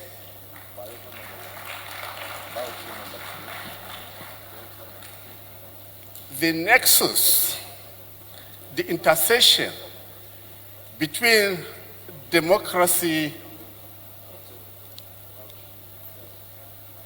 effective leadership, and education is inherent. It is large because how do we achieve the goals of democracy without a literate society? Elections can only hold meaningful elections. The process towards having leaderships can only be meaningfully put in place through people who are enlightened. How will they know the character and personalities of those who will be elected? How will the electorate know the programs of the parties who are vying for leaderships in countries without knowing, without having literate and electorate who can understand issues? Furthermore, across countries, especially in Africa and the whole world, we have chapters on fundamental rights. We have chapters on policies that will govern governance. These are not self-executing. They do not implement themselves. These are implemented by people who are elected to provide governance. So these are all the requirements. They are prerequisites for democracy to have meaning in any country. That's why sometimes when I participate in programs that discuss the importance of education, I wonder, because it's so inevitable that to humanity that we have to take it as even, as given. Now, in our own case in Nigeria, as I said, it is part of our constitution that education up to this basic education level and secondary school is compulsory and free. But again, as we said, achieving it depends on the effective leadership that will be provided by those who are elected for that purpose. Now, in our own case, we have come to terms with the twin challenges of literacy, numeracy, and quality education in Nigeria. We've had plans upon plans over the years, education plans, development plans, geared towards achieving all these goals. We, however, are not yet there. Now, the present government of Nigeria has resolved to focus on 4 pillars, which is designed to achieve what we have set out to, or what we need to achieve as a country. Those pillars are captured in what we call dots. Part of these dots, for me, is captured in what I have seen being implemented in this state, which is acknowledged across the world as a state that is running programs for results. That is an accelerator state. And from the conversations I've had with the governors since yesterday, I have been particularly pleased that we have a model that is already working in the country. Congratulations, Your Excellency. And I also have been very happy because even last 3 weeks, when we were at the Ministers of Commonwealth Education Conference and World Education Conference, the situation in Kenya, the achievements in Kenya were narrated to us, both from Africa and across the world. And we saw that our vision for education in Nigeria is squarely on that, which is to take reforms and education to the basic education level. So what we have done, what's coming up now, is that we are going to have a census of all our schools, all our teachers, and all our learners in Nigeria. And then we will be tracking the learning progress of every learner in this country, from primary school until they finish their school. Secondly, we are also bringing in skills into the education system, from primary school right through all the other levels, because the skills will address all the problems about literacy, illiteracy, and then empowering them, giving them the ability to connect with society and the economy. Teachers are the center of developing everything, every policy in education. We are bringing in a wholesale provisions for teachers' support and development in Nigeria. And furthermore, the issues of out of school have been a big problem for us all. Earlier on, it was mentioned 10 million Nigerians are out of school. That figure is still not known. But it is our belief that by the time we focus on which we are already doing. Since in the last 2-3 months, we've been able to enroll up to 2 million Nigerian children back to school. And it is our hope that in the next 4 years, we'll be able to clear the 18 million plus children out of school in the country. And the out of school children are actually a pool. I always liken them to a pool. So for us to have a long-term solution to that problem, we have to close the tap which is feeding that pool. And that's why the skilling of the education system from primary school right through other levels is the fourth policy of the government, as I mentioned.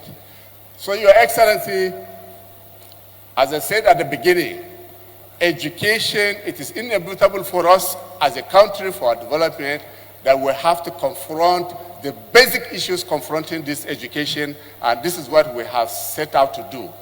Even if this foundation focuses on education alone, that is more than enough.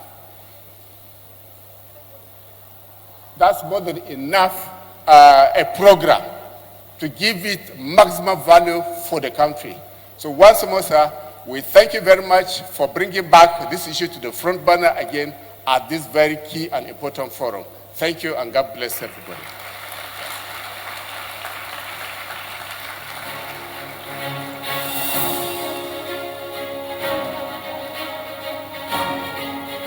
Thank you very much, the Honorable Minister for Education, Honorable Professor Tahir Maman. Please a better round of applause for him, Officer of the Order of the Niger and Senior Advocate of Nigeria. Your Excellencies, distinguished ladies and gentlemen, I'm told that we have here the representative of the Governor of Ondo State. His Excellency Governor Lucky Ayedatiwa is represented by Engineer Razak Obey, Commissioner for Energy and Mineral Resources in Ondo State. Your Excellencies, distinguished ladies and gentlemen, we have deputy governors here, representatives of governors, and would like to have them speak. But they will be coming, Your Excellencies, distinguished ladies and gentlemen, when we have the comments from the special guests. But before we move to the keynote address, permit me to invite to speak for just a couple of minutes the former governor of Anambra State and former presidential candidate of the Labour Party. Please put your hands together for His Excellency Peter Obi.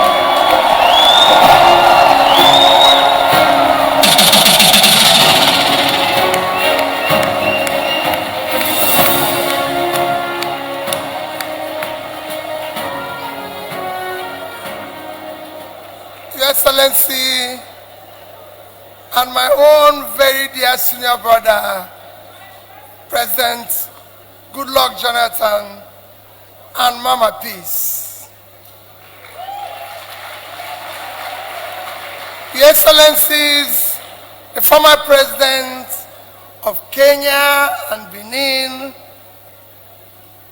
here present, Your Excellencies, the former Vice President of Nigeria and Zambia present, Your Excellency, and my own very dear senior brother, Godwin Obaseki, and Mr. Obaseki, Your Excellencies, the Deputy Governors, Your Royal Highness, let me very respectfully stand on all due and existing protocol. Your Excellency, I thank you for the honor of inviting me. Mine is very simple. In the history of this Fourth Republic, no Nigerian have made the sacrifice you've made for this country. And I wish others can do it. I said it yesterday. You set out to correct one single thing that this country requires: free and fair election. That's all we ask for. Election where we are not going to have glitches, where the result will be announced as pronounced and people respect it. And you did that. May God Almighty continue to keep you for this country, for that singular action. Your Excellency, as President, you sacrificed a lot. Nobody have contributed again in this Fourth Republic that I know to what you did in education. Because you know, like the minister have said, education remains the most important fundamental for development. It's been shown that the more educated a country is, the more developed. And we know that is what is keeping Nigeria today from developing. You cannot develop when Nigeria today, ranking in human capital, is 163 out of 174. We're going nowhere. You cannot develop when HDI, which is driven by education, again, we are very low. I look at Kenya, when President was talking, they're medium. They started with low with us. Ghana, everybody, they've all gone to medium. We remain low. So we need to deal with the issue of education. The crisis we are facing in Nigeria today, especially in the north, are people we abandoned uneducated yesterday and think we can leave them in poverty. We have to invest in education and pull poor people out of poverty. If all of us have to sleep with our eyes closed, unless we put the poor out of poverty by educating them and equipping them, everybody will be awake soon. That's what we need to do for our country. You did that. That is why you started university in all the states of Nigeria. Thank you for that. And I hope that what minister said here, which is measurable, can be measured and can be achieved. The time of talking is over. Now it's time for action. Thank you and God bless you.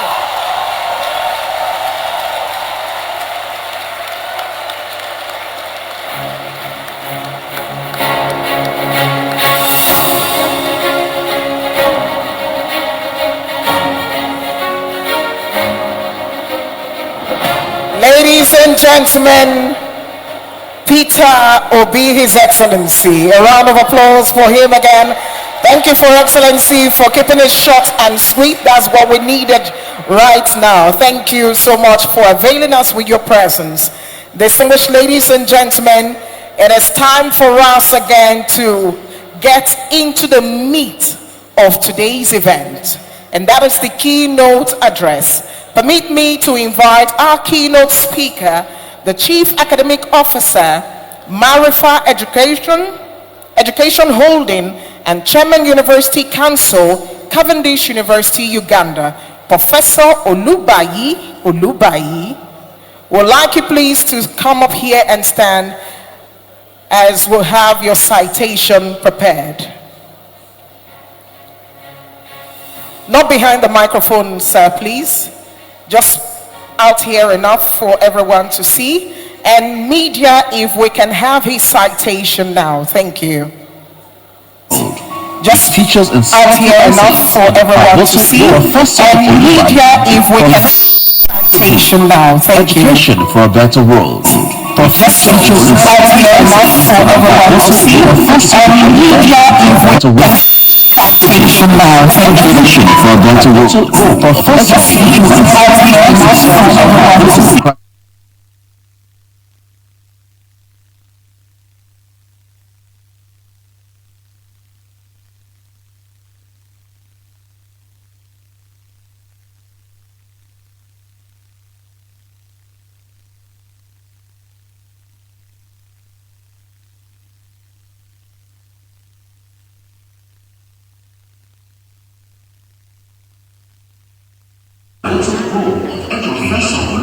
Please, can you take it off loop? It is looping. Take it off loop.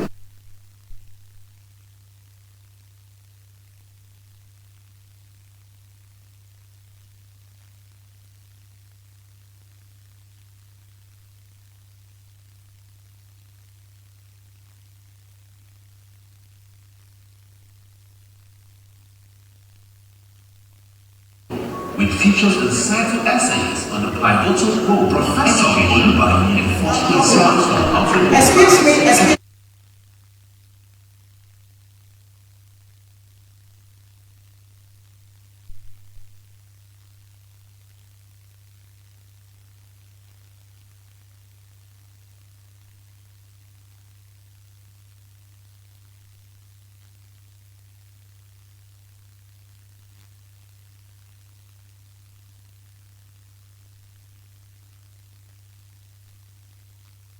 forward.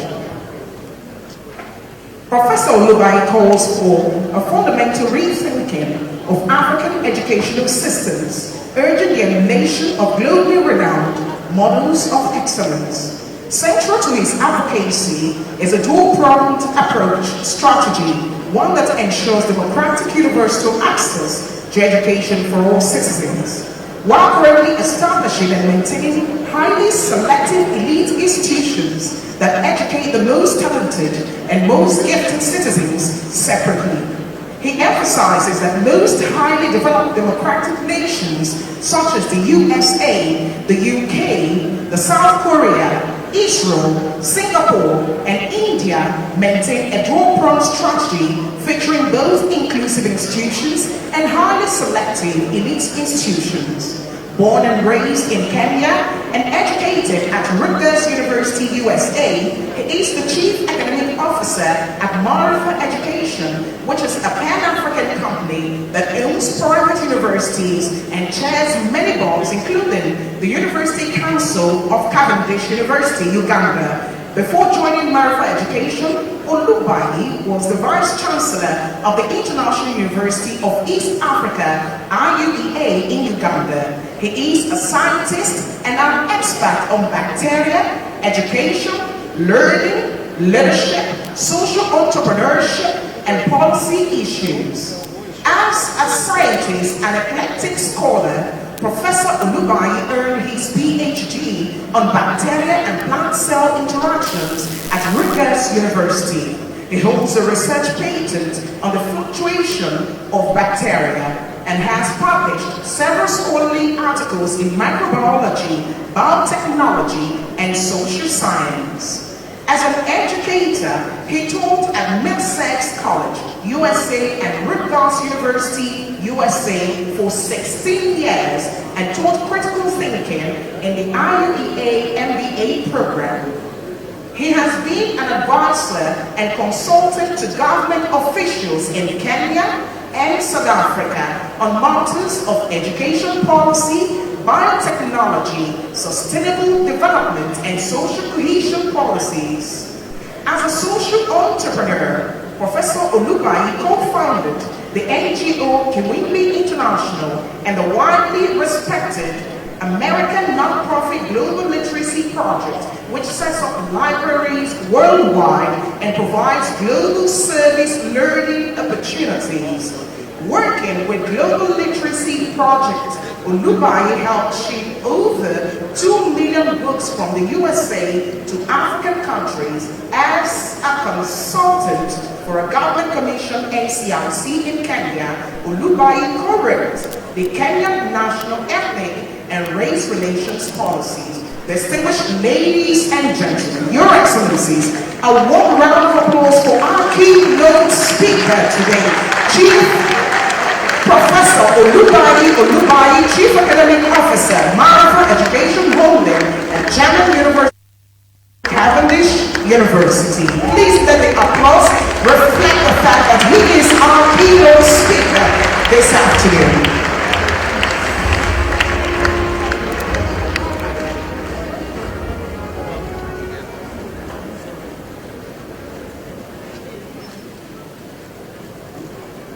Your Excellencies, Your Royal,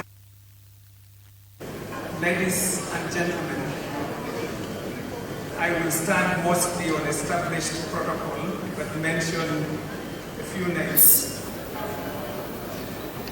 I'll begin with my Chancellor, Champion of Education, Chancellor of Cavendish University, Uganda, Advocate for democracy, peace, and African development, model of humility and leadership at its best, founder of the Goodluck Jonathan Foundation, scientist, Renaissance man, our host tonight. I would also like to begin by thanking the promoter of Edo Best 2.0, Governor Obaseki.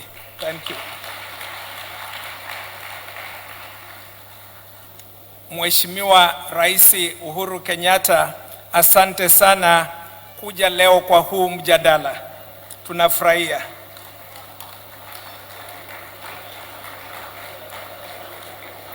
His Eminence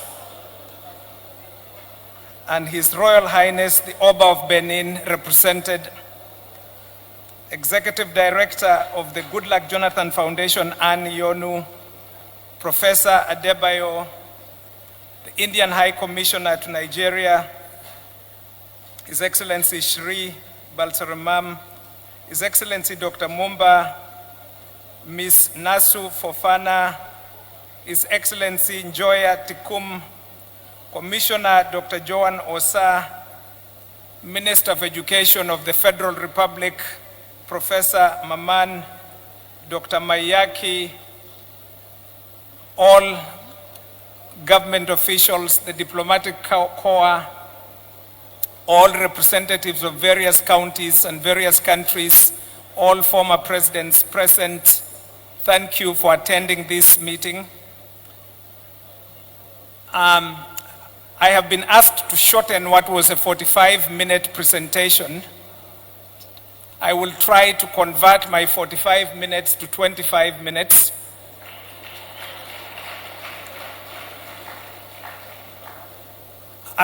Here is my central thesis, for which His Excellency Dr. Goodluck invited me to share with you. My central thought that I've struggled with for over 20 years is around the question of why is it that over the last 500 years, the rest of the world has moved forward, but one continent out of the 6 settled continents has not, and that is Africa. We have very many education systems across the world, and it is a complete consensus that we must educate all children. So the proposition that I want to present today has nothing against the idea that all children must be educated. So we must begin by agreeing that every child, 100%, must be provided education. So that is premise number one. 100% of all children must be provided education. This is a human right. It's part of the 1948 Declaration of Human Rights. On top of that idea of presenting education to everyone, there is another idea. This second idea has been followed on all of the 6 settled human continents except one. There is only one continent where the second idea has not been followed. Let me go back to the first idea. Idea number one, you must educate all children. We all agree. Everybody does that. All the 6 settled continents do it. When you move to idea number 2, there is only one continent that does not do it, and that is Africa. So if you have wondered about the following, if you have wondered why all African countries must import foreign companies to build our roads and railways, all African countries must import foreign companies to mine our minerals, all African countries must import foreign experts to tell us where the minerals are, even when the minerals are behind your house. All African countries must invite foreign companies to refine our minerals. All African countries must invite foreign companies to generate our electricity. All African countries must invite foreign companies to run and establish our telecommunications. All African companies export raw materials instead of manufactured materials. All machinery in Africa, all advanced electronics, everything that we admire is imported. If you want to reflect on why, it's because we are the only continent that does not implement idea number 2. We're all implementing idea number 1, which is education for all children. But there is idea number 2. This second idea, which the UK, the great home of the Industrial Revolution, established 900 years ago when Oxford University was established, and 800 years ago when Cambridge was established, is an old idea. The idea is more than 900 years old. And this is the idea that there is nothing undemocratic. There is nothing undemocratic about acknowledging that God in his wisdom made some people 6 feet tall and some people 5 feet tall. God in his wisdom made my brother, and this is a true story, a mathematician. He did not make me a mathematician. If I sit in the same class as my brother James, I cannot compete. If you take me to the same training camp as Kipchoge, as Eliud Kipchoge, Kipchoge will not benefit because I will bring his ability to run down. And I will not benefit because I will die, even though both of us are runners. If you take me to the same football academy as Mbappe, Mbappe's standards will come down and I will die in the field because we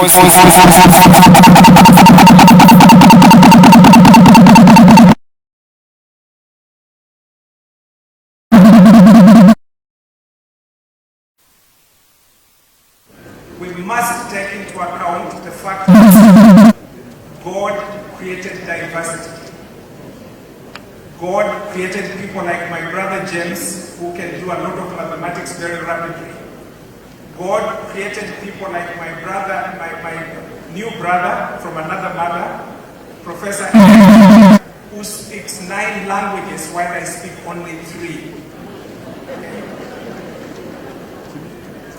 Professor Emeka was a close friend of mine. He's from this country. He never went to secondary school because his parents had no money. He never went to undergraduate. He went straight from primary school to postgraduate in the United States of America and has a PhD in computer science.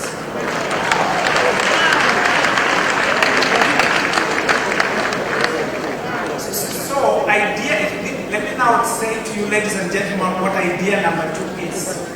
Idea number 2 is that if Africa is to make any progress at all, it must do what other countries do, not what other countries tell us. Let us not do what they tell us. Let us do what they do.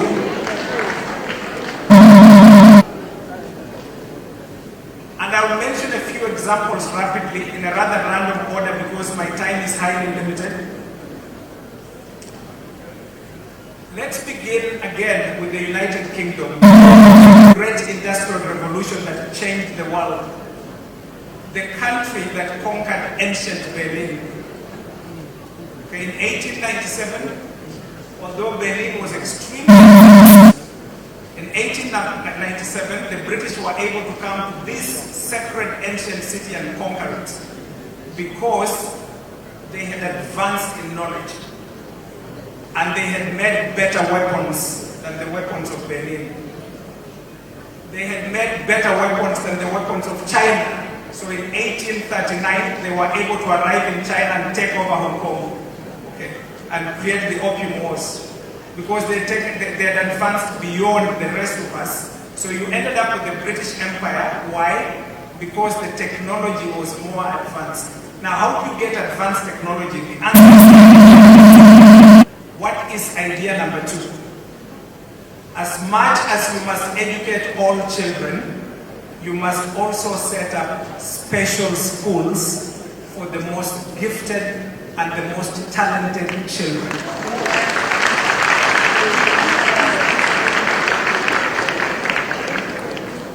If you attempt to educate the most gifted and most talented children in the same classroom, as people like me, they will drop out. It will be too boring for them. They will become drunks. They will be declared misbehaving. True story. There's a child in my village. It's called Victor. I set up a library in the village in Western Kenya based on an old idea from Professor Ngugi wa Thiong'o, which says there should be a library in every village. Again, all the 6 settled continents have libraries almost in every village and town. Only one continent does not, and that continent is Africa. Victor is in grade 1. Victor is already doing grade 4 and grade 5 mathematics. He knows more mathematics than his teacher. If I did not set up the library, Victor would already be losing his mind. So what Victor does, he basically runs out of class and spends his time in the library studying mathematics. What other countries have done is to set up schools for people like Victor, people like Professor Emeka, people like my brother, the mathematician, and many of us know people like that. That is why, if you take the next example, and I'm doing this somewhat randomly, let me just jump forward because this speech has been rearranged because of time. I'm going to jump forward to an interesting illustration of what happens when certain decisions are made. Now, ladies and gentlemen, listen to this story. There's a country that was as poor as Nigeria in 1947. That country is called India. India is no longer as poor as Nigeria. Nigeria goes to India for technology. Kenya goes to India for technology. America goes to India for technology. Now listen to this list. Just listen, ladies and gentlemen. The CEO of Microsoft, which is one of the largest companies in the world, the CEO of the American company Microsoft is Mr. Satya Nadella. He was born and educated in India. The CEO of Google, and we're all Googling all the time, is Mr. Sundar Pichai. He was born and educated in India.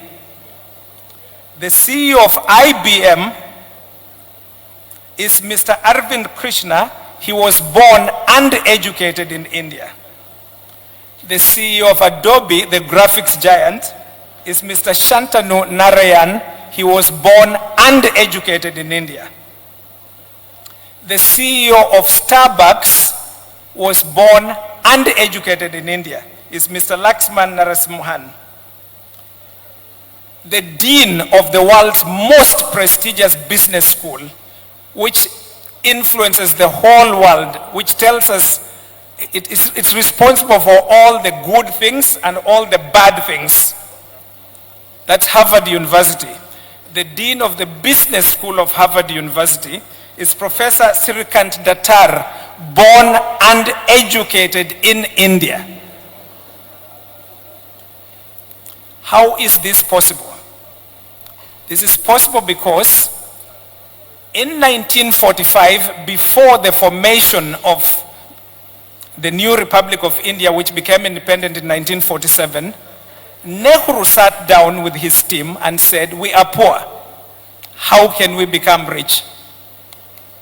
And the answer was, yes, we shall educate all Indians, but we shall form 4 schools to educate the genetic accidents. Those people who read 1 book a day while the rest of us read 1 book a month. People like my friend Okafo, whom I met at university in America, he had come from Enugu. Okafo arrived having memorized all of Nelcon. For those of you who remember the physics text Nelcon. Okay. Okafo did not need to go to class. He only needed to take his exams. Okay.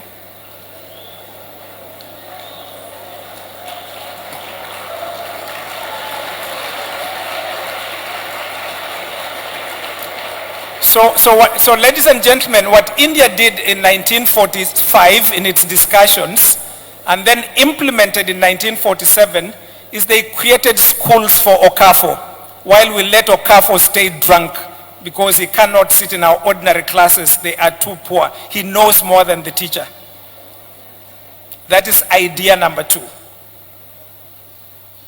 If this continent is to rise at all, every kingdom, every county, every town, every city, every local government area must have at least one secondary school, one, for the genetic accidents, for the people who can make rockets. These people exist in your village. They are walking barefoot and they will become alcoholics. And we usually call them witch doctors because they see what we cannot see. True story. In December, I was at home in Amagoro, Busia County, Kenya. I met a boy, his name is Sheraton, carrying jerrycans of water, and schools had opened. I said to him, what's the problem? Why are you not in school? He had trouble speaking because his brain does not do ordinary language, it does mathematics. So I asked him, did you go to grade 8? He said yes. How many points did you get? The points he gave me were so high, I told him, go get the report. I don't believe this. He brings the report to me. I look at his scores. They were so high, I decided to put him in my car and ask him a few questions. So I asked him, true story, I said, tell me, Sheraton, what is 0 divided by 9? He answered correctly. He said it is 0. Then I said, but Sheraton, what is 9 divided by 0? He looked at me and kept quiet and he said, Professor, it's not possible. And I asked him why. He explained to me, Sheraton on his own already discovered the concept of infinity, walking barefoot in the village. I immediately took Sheraton and paid fees to go to one of our high schools. He arrived late 2 days before the exam. He had the highest score in mathematics on arrival. Okay. When he came back for the holiday a month later, I met with him at the library. I asked him, how was school? He said to me, it's too easy. Okay. So I asked him, what are you doing currently? He said, I'm very happy I discovered a book here. So I asked him to show me the book, Calculus. He's in grade, what we call in Kenya Form 1, grade 9. Ladies and gentlemen, all the continents of the world have implemented idea number 1, including Africa. There is only one continent that has not implemented idea number 2. It's Africa. If this continent is to rise at all, and I'm repeating myself, every town must have a special high school for the most gifted children. And those children will come from the poorest families and the richest families. This is democracy. This is how you lift the poor. You lift the poor by taking their children whom God has given gifts and putting them in special schools. The way that my friend Ngugi wa Thiong'o tells me that he had no idea when one of his teachers came and held him and said, you are going to Alliance High School. He said he arrived in Alliance, he was in shock. He had never seen such a thing. He did not know that you could have a room full of books. That's Ngugi wa Thiong'o talking to me. And Ngugi today is considered one of the world's greatest living writers because he went to a school called Alliance, which the British created for genius kids, which we are now killing. I will stop within the next 6 minutes.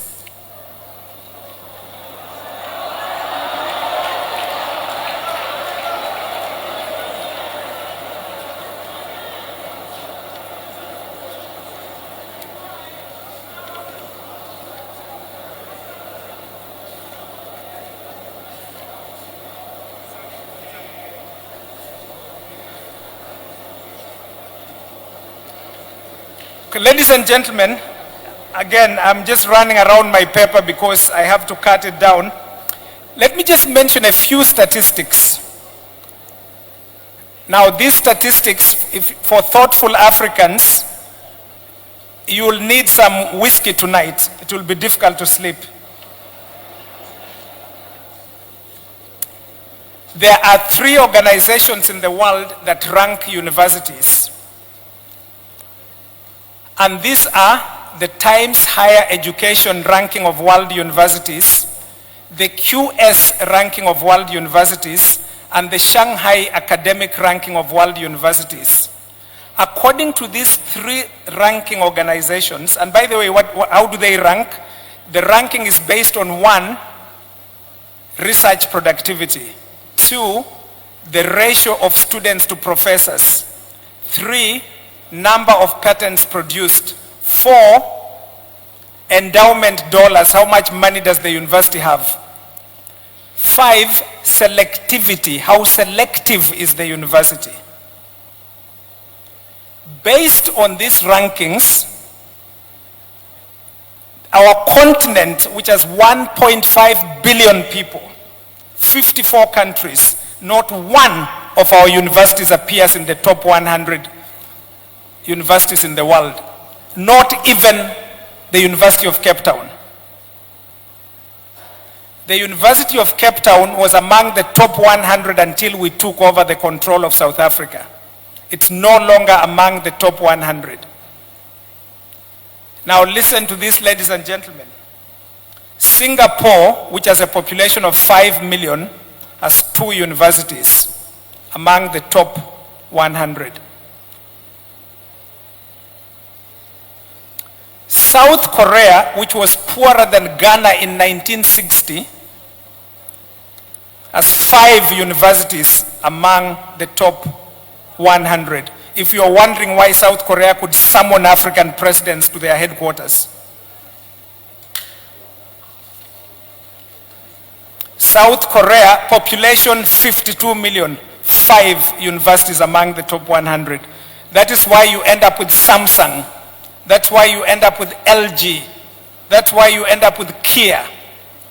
That's why you end up with Control. That's why you end up with a GDP of 1.7 trillion, while Kenya's GDP is only 113 billion.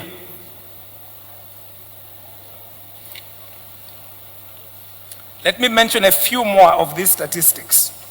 And please feel free to stop me.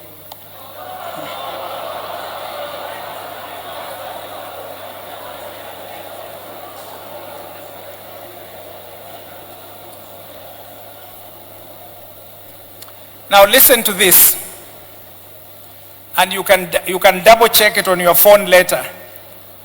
The World Intellectual Property Organization, which registers inventions, and remember we're standing in Benin. In this city, 2,000 years ago, at the time of the birth of Jesus Christ, Africans had discovered iron. They were smelting it in Benin. 2,000 years ago. 500 years ago, right here in Edo, people discovered how to mix copper with tin to make bronze. That is 500 years ago. Today, we are discovering nothing.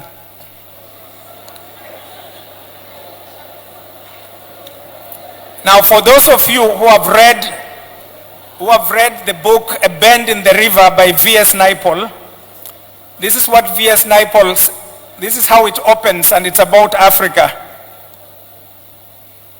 Those men who allow themselves to become nothing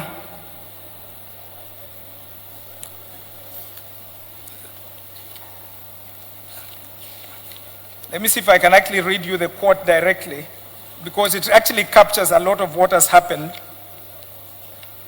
And I'll come back to this very quickly.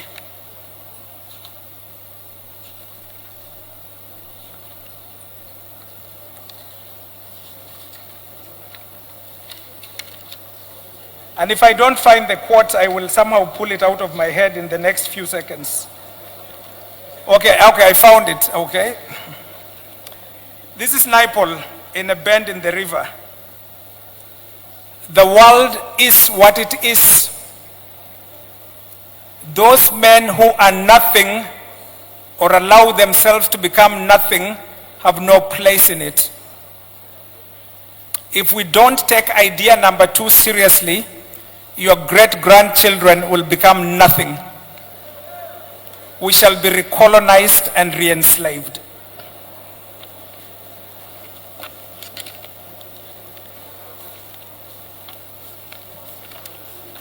Let me quickly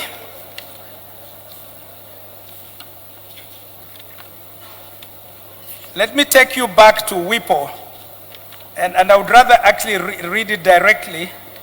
And if I can't read it directly, I'll pull it out of my head somehow.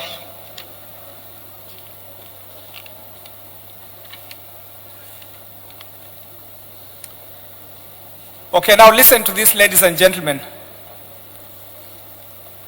Discoveries. When you discover anything in your universities or in your research clusters, you have to register a patent. Israel, the country of Israel, which has a population of 9 million, which is half of the population of Lagos, 9 million. Now remember, they give aid to Kenya and to Zambia and to Nigeria and to South Africa. How many are they? 9 million. Israel in 2022, according to the World Intellectual Property Organization, registered 17,327 discoveries, patents. 17,327. Nigeria, with a population of over 220 million, registered 16.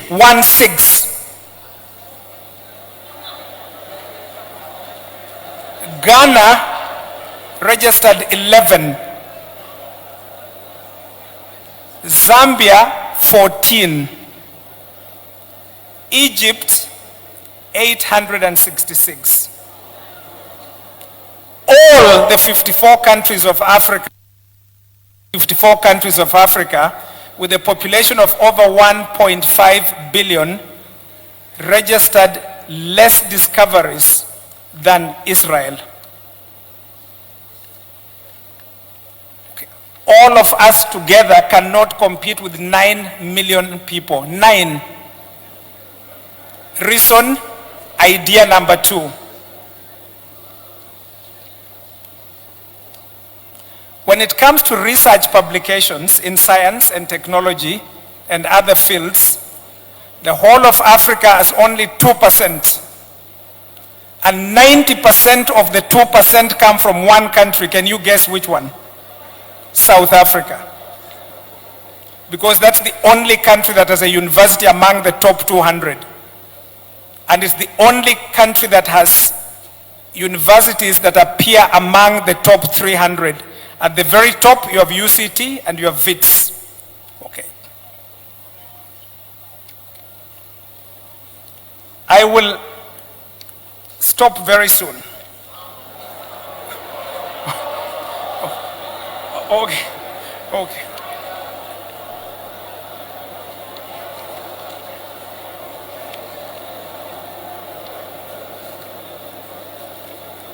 Okay, so I'll mention a few more stories with apologies for people who have to go to the airport.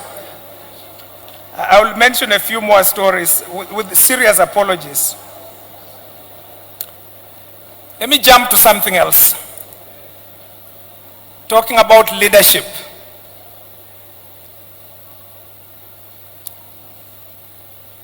The United States of America, which is a democracy, and a champion of free markets, is heavily subsidizing semiconductors for artificial intelligence and technology. Heavily subsidizing, literally giving billions of dollars to companies. You give the company money, okay? That is free market in the United States. Lots of money going into agriculture, semiconductors, automobiles, electric automobiles. That's the US.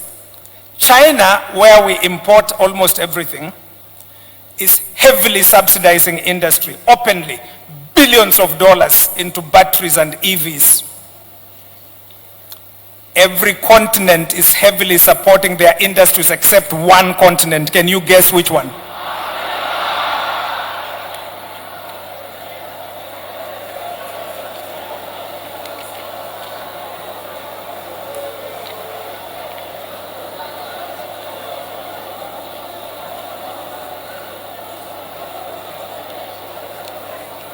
Let me jump to another idea. When children are trying to understand the world, and by the way, almost every child is born very curious, always asking questions. Okay. In other words, almost every child is actually a genius, almost. Okay. Now, look at something so complicated like human language.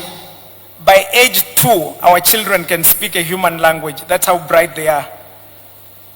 But there's a second language that every child has to be taught, and it's a slightly more difficult language.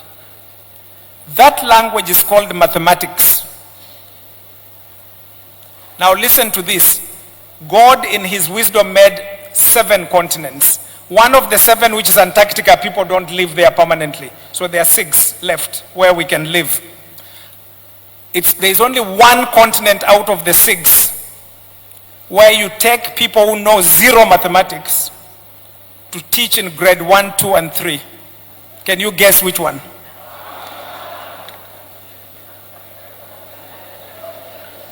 One continent. My daughter goes to an expensive private school in Nairobi. Listen to this story. When it's time for French, I remember when she was in grade 3, at the time for French, they would bring in a French teacher because there's an understanding that the class teacher doesn't know French, which is true. At the time for music, they would bring in the music teacher because there's understanding that the class teacher doesn't know music, which is true.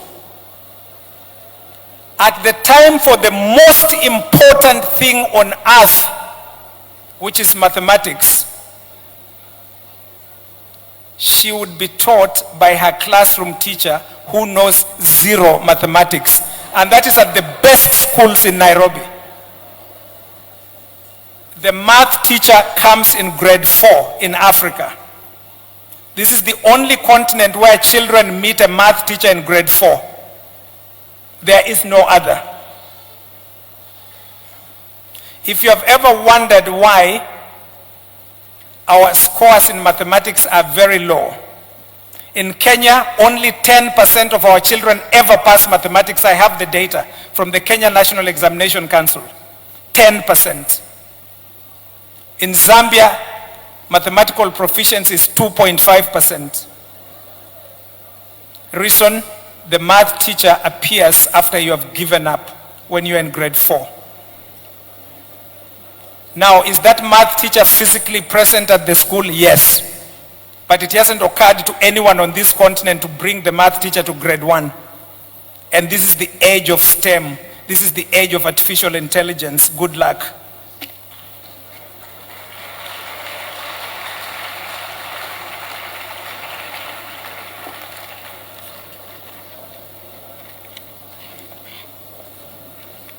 If you have a child in a good private school, go find out who's teaching them mathematics in grade 1.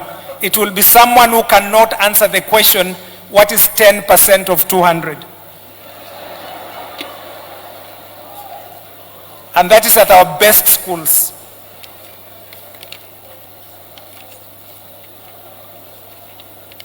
in the interest of time,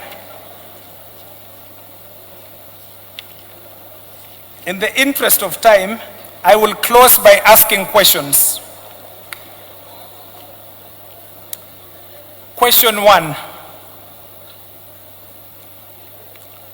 Why did the World Bank and the IMF in the 1990s, and remember the guys who come from the World Bank have gone to the best schools in the world. They are coming from elite universities like Harvard, Yale, Oxford. In fact, before I go there, let me say a little bit more about India again, because India is a very good model for Africa. The 4 IITs are now 23. Okay? So that's why India is able to produce global talent in technology, engineering. They are now 23. One of my friends who is a graduate of IIT told me that during his year, the cutoff for admission was a 98% in mathematics. If you had 95, you couldn't get into IIT Mumbai at the time. Were they able to fill the class? Yes.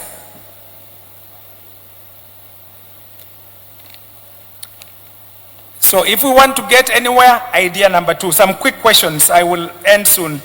Question 1, why did people from the best universities come to Africa and tell us to stop funding our universities? Stop funding Ibadan, stop funding Makerere, stop funding the University of Dar es Salaam. And we accepted. Meanwhile, they are still funding Harvard, Oxford, Yale.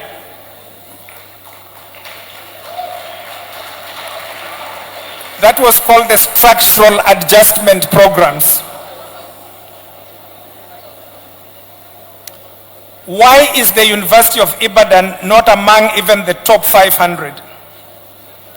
Why is the University of Nairobi collapsing from lack of funding?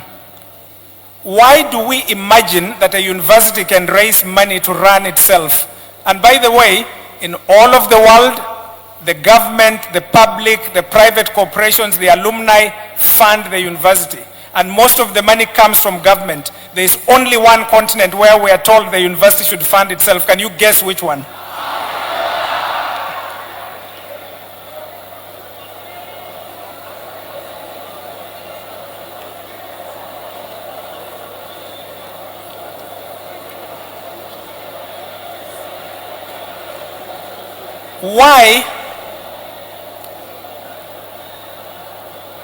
Why is it that the UK, the United Kingdom, which is a democracy, and the United Kingdom has they actually have over 3,000 secondary schools.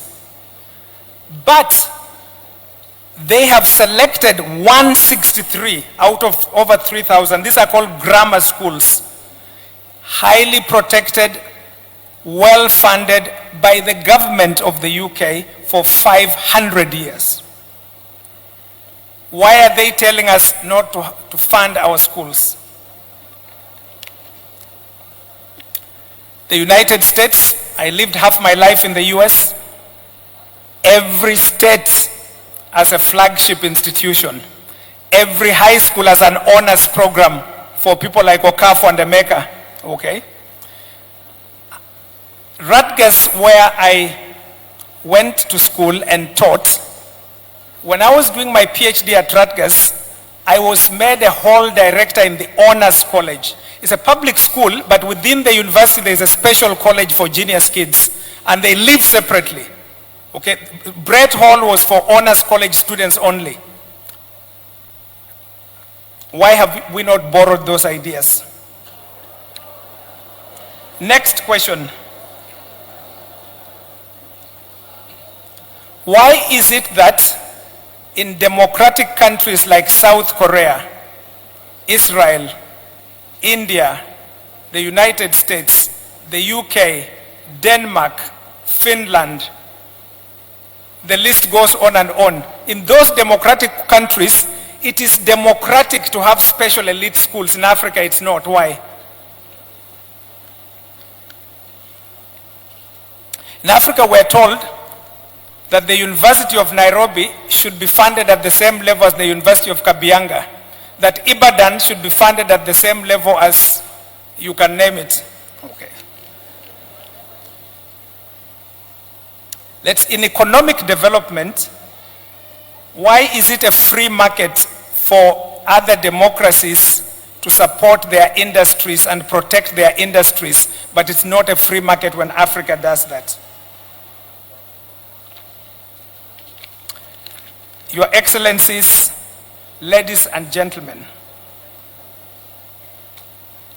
if we care at all for the future of Africa and for the future of our great-grandchildren, if we care at all for our dignity, if we want to avoid becoming nothing, we must each, beginning today, ask the question, how shall a special secondary school be established in my village or town or local government area or county or church? We must, beginning today, say, how can we make sure that each of the 54 countries of Africa, yes, continues to educate everybody at university, but has at least one university for the genius kids? Thank you, and God bless you.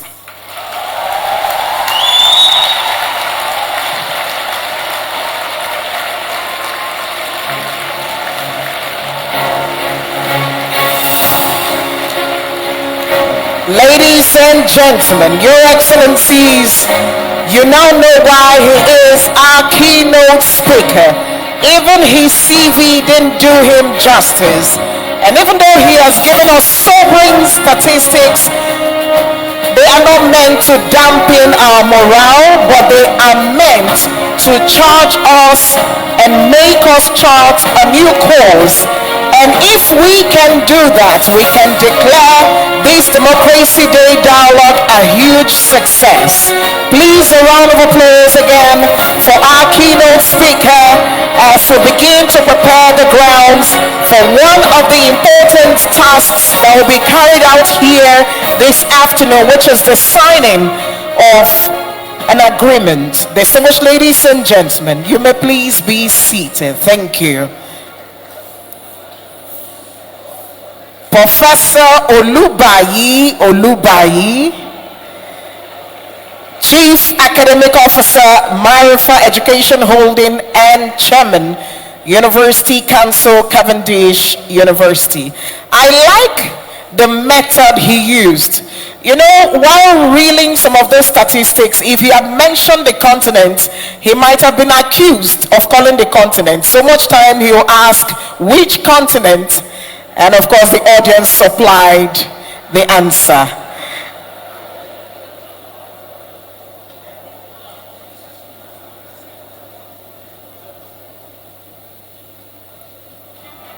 We're signing the MOU shortly. I'd like to invite the representative of UNDP to please step forward, and the executive director of GJF, please. We can make that as fast as possible. Please, a round of applause for them. This is a very symbolic action. This is making sure that we're not here for mere rhetorics, but we're here for action. And so this MOU will be signed shortly, after which we move to the panel session. But before then, we'll have group photographs here for all those on the front row. We'll make it as fast as possible. Thank you. Cameramen, you can take strategic locations so you can cover the signing.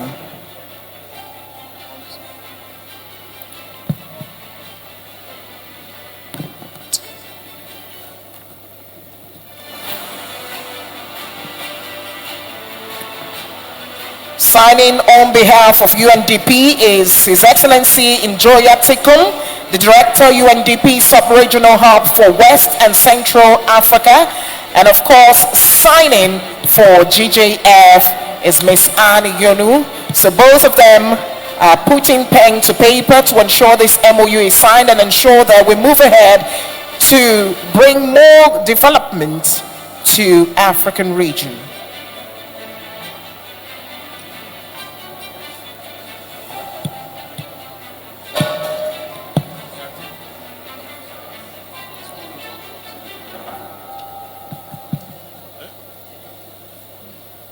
A round of applause for them, please.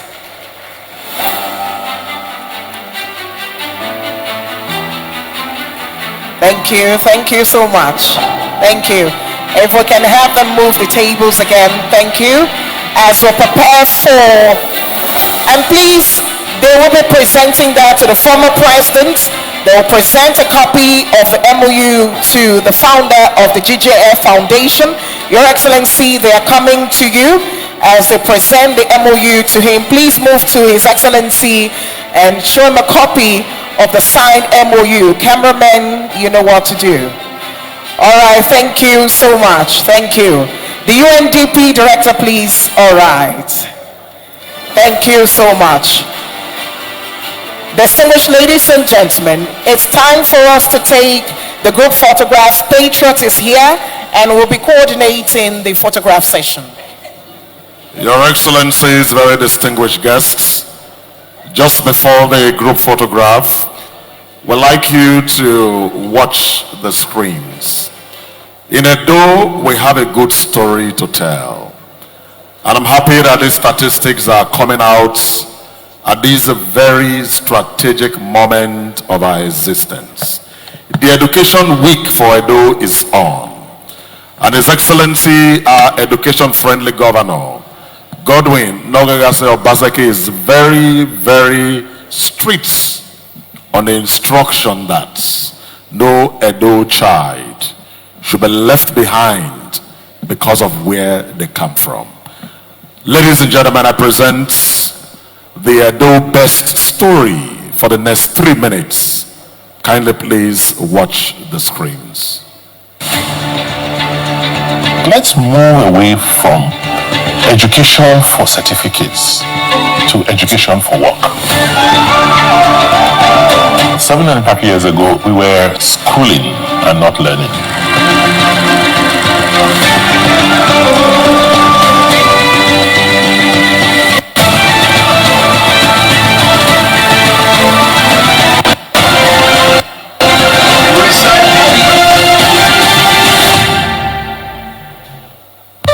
If you compare the learning outcomes today with what we met in 2017, it's like night and day.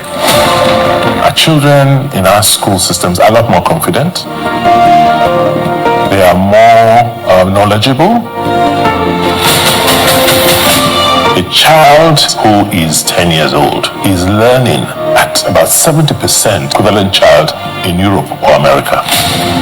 We're talking almost 400,000 children whose lives are being changed by ensuring that we give them quality foundational education that can see them through life. So we have a whole system in place that helps us monitor and check what's going on in our school system. Evening classes for people who missed the opportunity of formal basic education.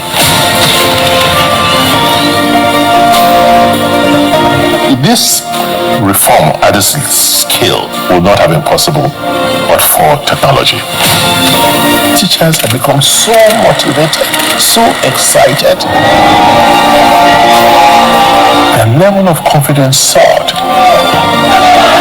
Awaken the consciousness and lift our people from an analog mode to one in which they are now aware of technology and learn to use technology from a very early age. The reaction was electric. We thank God for the development, the better development. It really enhances our teaching. By the time you finish your JSS 3, you should be able to know what to do with your life. What you need the most is the foundation. emphasis, create livelihood for yourself. Then you now should be exposed to either a vocation or a skill.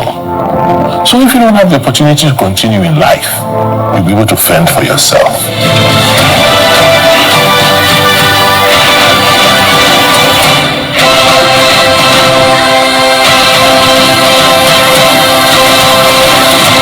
Let's move away from education for certificates to education for work.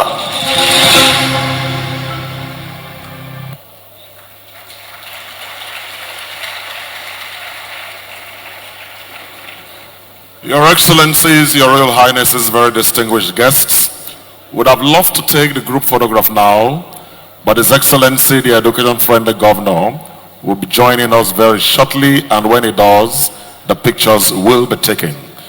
Eben Keys will fill in the gap with a spoken word. I'd like you to meet one of Edo's best. He is not just a son, his name is Aiboedefe Osawese Ebenezer. A graduate of microbiology from Benson Idahosa University, is an international poet, a writer, author. Ladies and gentlemen, I present to you the spoken word, Eben Keys.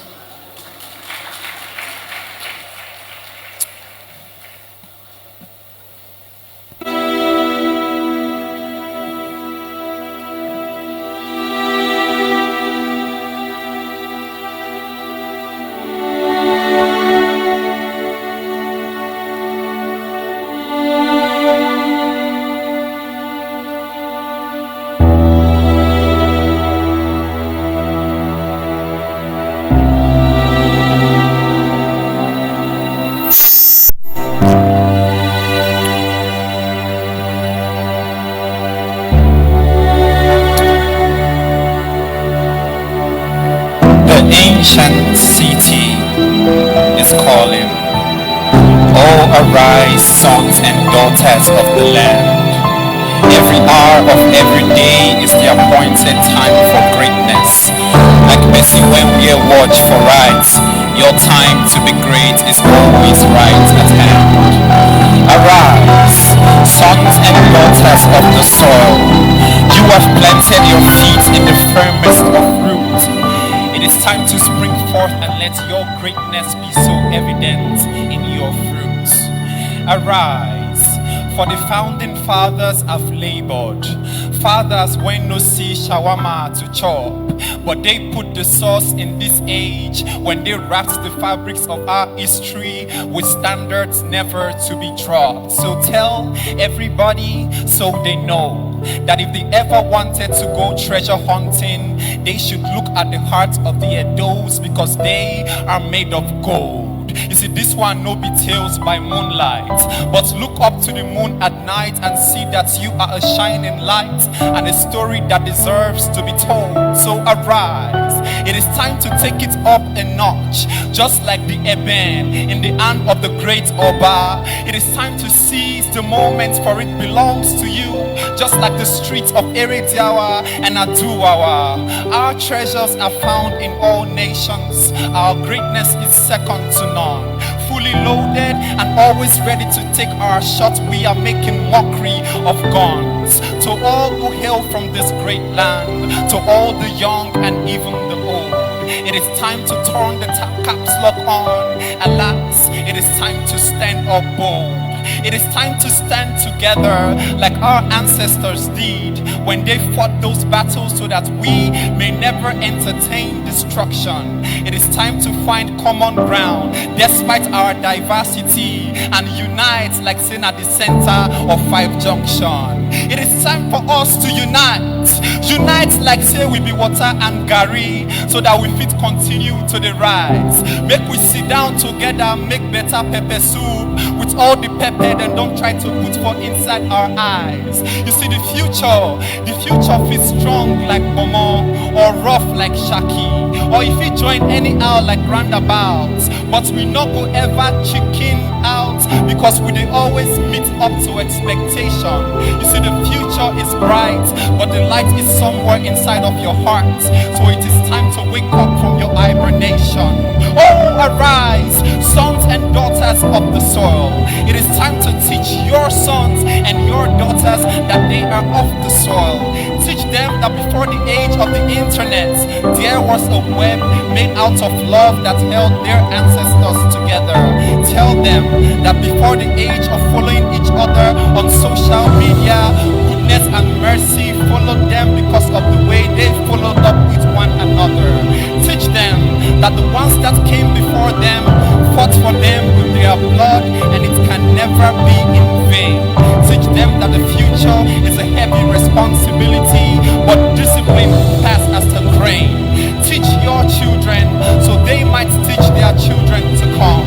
That greatness is close to their reach if they open their eyes to see.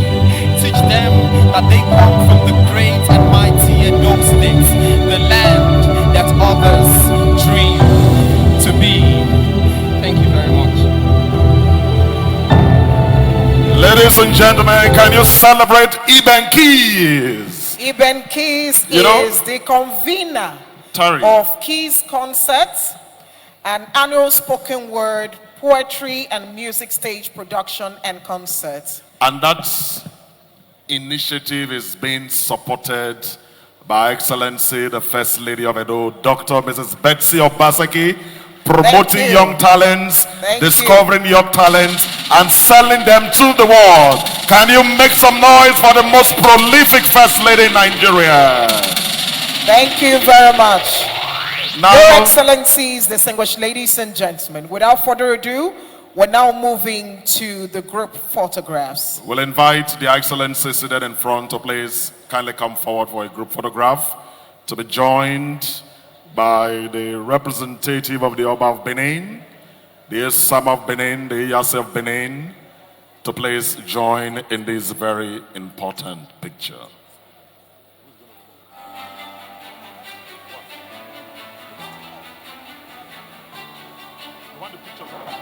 Okay, we'll take it up. Let's take it up here.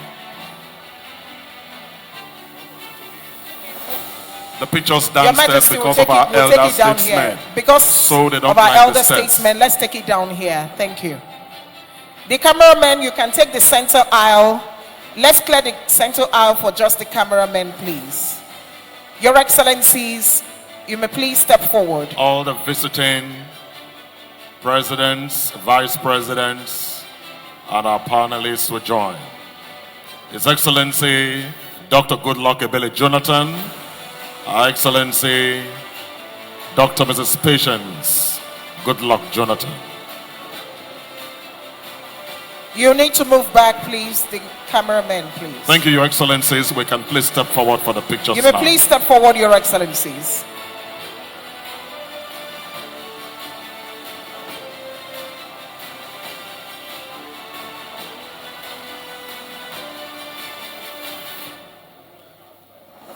We'll invite Ubinohwa and the reps. Immediately after this, we're getting into the panel discussions.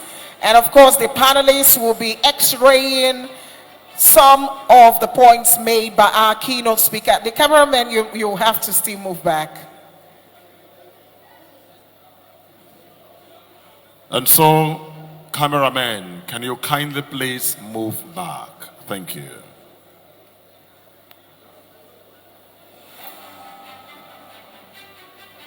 Pictures don't lie.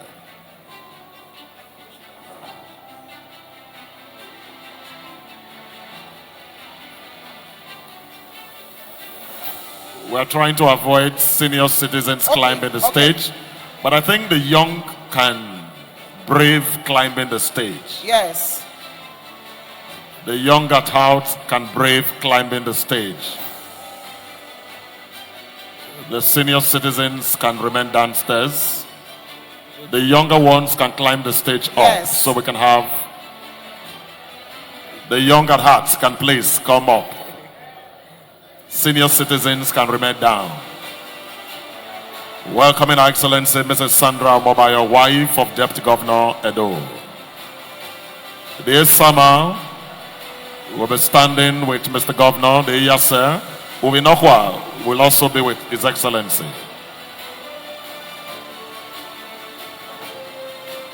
Yeah, this is good. This is good. This is amazing. This is historical.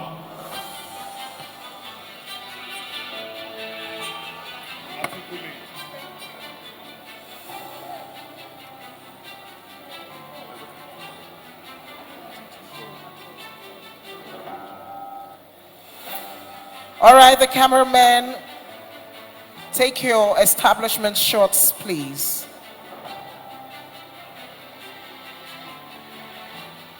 We have 1 more minute, and that will be it for the pictures. So kindly, the 2024 Goodluck Jonathan Foundation Democracy Dialogue, hosted in Edo, Benin City, the capital. Can you please applaud the excellencies as they return back to their seats? And as they return, we're immediately convening the panel. I would like to, without further ado, invite our moderator, Professor Adebayo Olukoshi. Professor Adebayo Olukoshi, please. We'd like to have you on stage now. We're moving straight to the panel session.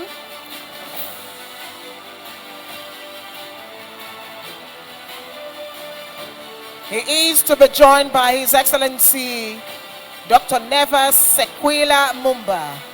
His Excellency Dr. Neves Sequila Mumba will be joining them up here as a panelist, the former Vice President of the Republic of Zambia.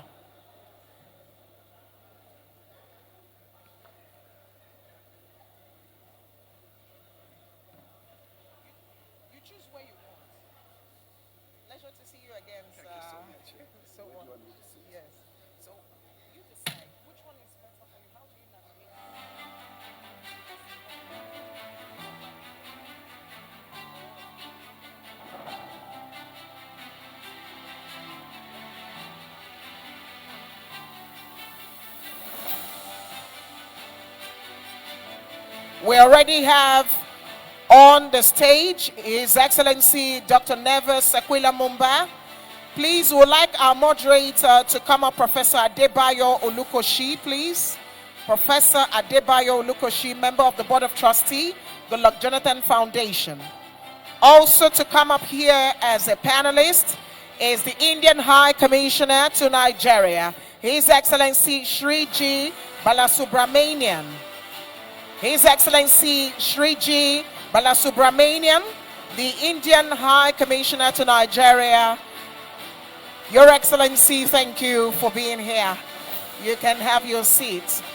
I would also like to invite again to the stage His Excellency Njoya Tikum, Director UNDP Sub-Regional Hub for West and Central Africa. His Excellency Njoya Tikum. All right, my moderator is on stage now.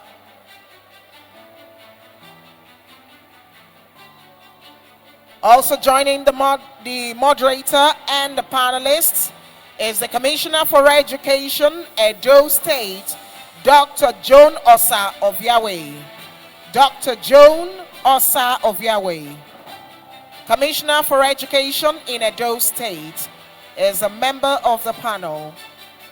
May I also invite to join the panel the Acting Executive Secretary. Can we please resume our seats? Thank you. Please, if we can have our seats. Can we please resume our seats? The Acting Executive Secretary, National Universities Council, is already on stage, Dr. Chris Meyaki. Please resume your seats, Your Excellencies. Thank you. May I also invite the only female on this panel, Miss Nasu Genevieve Fofana.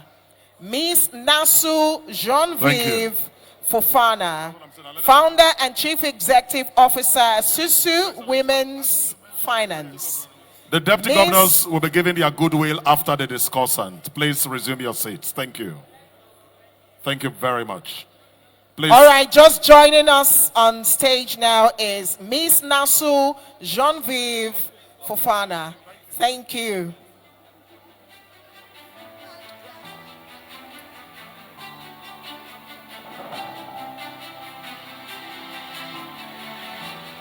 All right, we have two women on the panel, the Commissioner for Education and the founder and Chief Executive Officer of SUSU Women's Finance.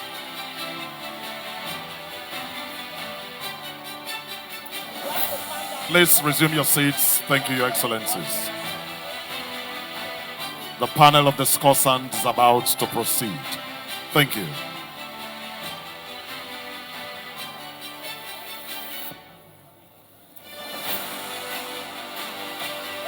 Can you please resume your seats? Thank you.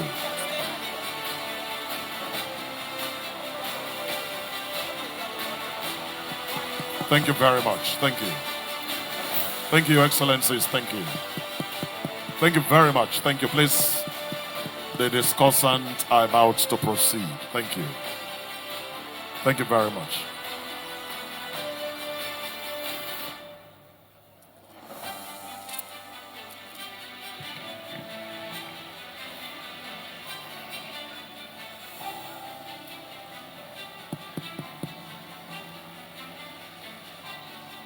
We'll invite the Archbishop of the Metropolitan See of Benin, Most Reverend Dr. Augustine Obiora Kubeze, represented by the Dean, Very Reverend Father Dr. Charles Omogiate, to please come to his seat. Thank you.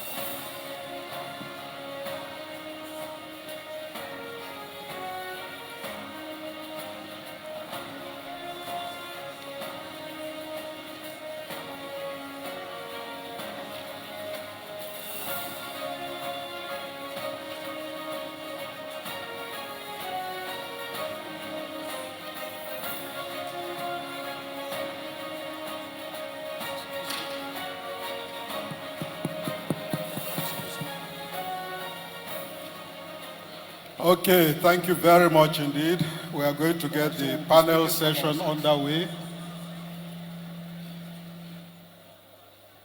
Thank you for your patience. Thank you for your attention. We've had a very riveting keynote address, which I think for many of us Nigerians in the hall would have sent us asking a lot of questions of ourselves.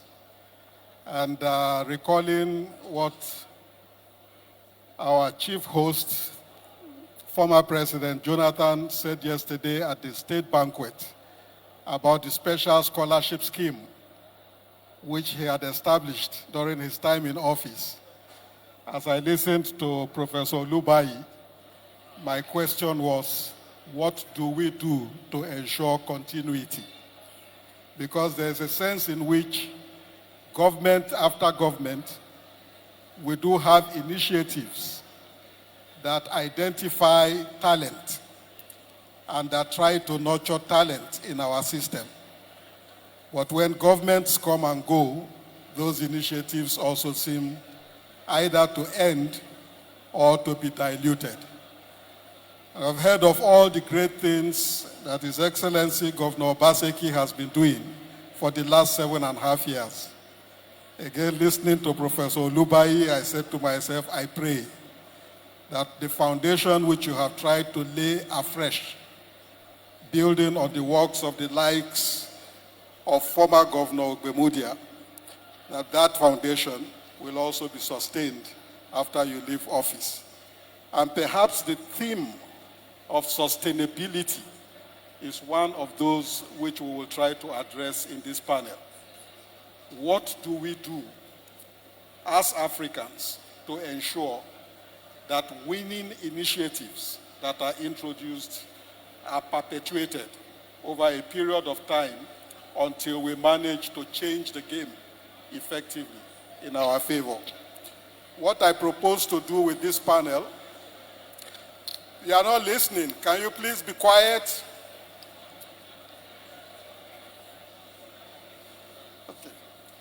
What I propose to do is to invite each of you as panelists to take 3 minutes to share some of your own thoughts in the first instance with us, and then thereafter I will follow with a few questions. And I hope that we can make this an interactive session in which we will be able to invite experiences and ideas also from the audience in order to have a rounded conversation. And I'll urge you to be as crisp and as brief as possible. Let me begin with you, Vice President Nevas Mumba. You have been in the field of play, and you've also been an academic. You've been an academic, you've been an activist, you've been passionate about these issues of education and transformation on our continent. What are the issues which strike you the most as important for us to put on the table in your first 3 to 5 minutes of intervention? Thank you so much, moderator. Allow me to use this opportunity to salute the vision bearer, His Excellency the President, Goodluck Jonathan, for affording me this opportunity to be part of this great event. I feel like a little fish in the middle of an ocean that is occupied by African giants that have spoken. Allow me to dedicate this short statement to the next generation of African leaders. I think the previous speaker has made it extremely clear, and most of Africans understand our shortcomings. We have analyzed our problems, we have analyzed our failures, and we know exactly why we are backward as a continent. The next generation of Africans must now roll up their sleeves and begin to do what they know we must do to change the trajectory of our continent from being a backward continent to being a continent that becomes a leader amongst other continents. We know our problem, we know our sickness, and everybody cites them. But time has come for us to address the actual issues by changing our continent. So to the younger generation, in 1964, my own country, Zambia, got its independence. Our first president, Dr. Kenneth Kaunda, came and decided to deal with education as the first problem, because in the 70 years of the British rule, they had only produced 100 graduates in Zambia. After 27 years of Dr. Kenneth Kaunda in government, by the time he left, he had trained 35,000 from the University of Zambia, showing the dedication and the clear understanding that if we do not educate our young people on the continent, we could not sustain our newly found independence, neither could we sustain our aspirations for development. So our founding fathers knew exactly what was needed. Let me move quickly to the significance of education, besides all the other obvious things that have been discussed across this platform today. We must understand that Africa has adopted the system of democracy as a means to choose our leaders. But democracy was never designed for the uneducated or uninformed. Democracy was actually started for people of clear understanding with good education, because the meaning of democracy is the fact that the democratic machine reflects the very levels and thinking of society. It fishes from the social understanding of society. So if the society is educated and you go to a democratic process, you are going to come up with answers and solutions that are going to help the country move forward. It is for this reason that Africa continues to suffer, for two reasons. Number one, we understand the fact that Africans who have no education have no appreciation of the choices they make during elections. I'm involved in a lot of election observation across the continent, and I do understand that fraudulent elections are one problem that we have in Africa, but we also have the problem of lack of education amongst the voters, who think of today when they are voting. They cannot connect the power of their choice to the sufferings that they are going through. it becomes our responsibility to help this continent begin to appreciate that the leader you choose is going to actually plan out your future for the next number of years. This is the challenge that we are facing today. I also want to talk about the issue of just understanding the fact that there are questions that functional education must answer. The first question that the functional education must answer really is, who are we? Who are we as a people? Because we discover that when the colonizers were amongst us, they forgot to include in the syllabus the description of who we are as a people, our significance, what it means to be an African. They taught us we are second-class citizens. They taught us we did not match up to the other kind of human beings. And because of the lack of understanding, we have not been able to rise to the occasion. So I think that democracy, being a philosophy of choice, means that the quality of our choice depends on leadership. Let me move quickly to answering these three questions that must be involved in functional education. Number one, who are we? Number two, what do we want as Africa? Number three, who should we charge with the responsibility of leading us on the continent of Africa? I suggest, Mr. Moderator, that firstly, one lesson colonizers left out of the syllabus was answering the question of who we are as a people, our significance, that we deserve the best just like any other race, that we are not second-class human beings. We must convince our new generation that Africa was not an afterthought, but actually it is the cradle of human development and the source of all knowledge. Africans must know that it is the origin of all science.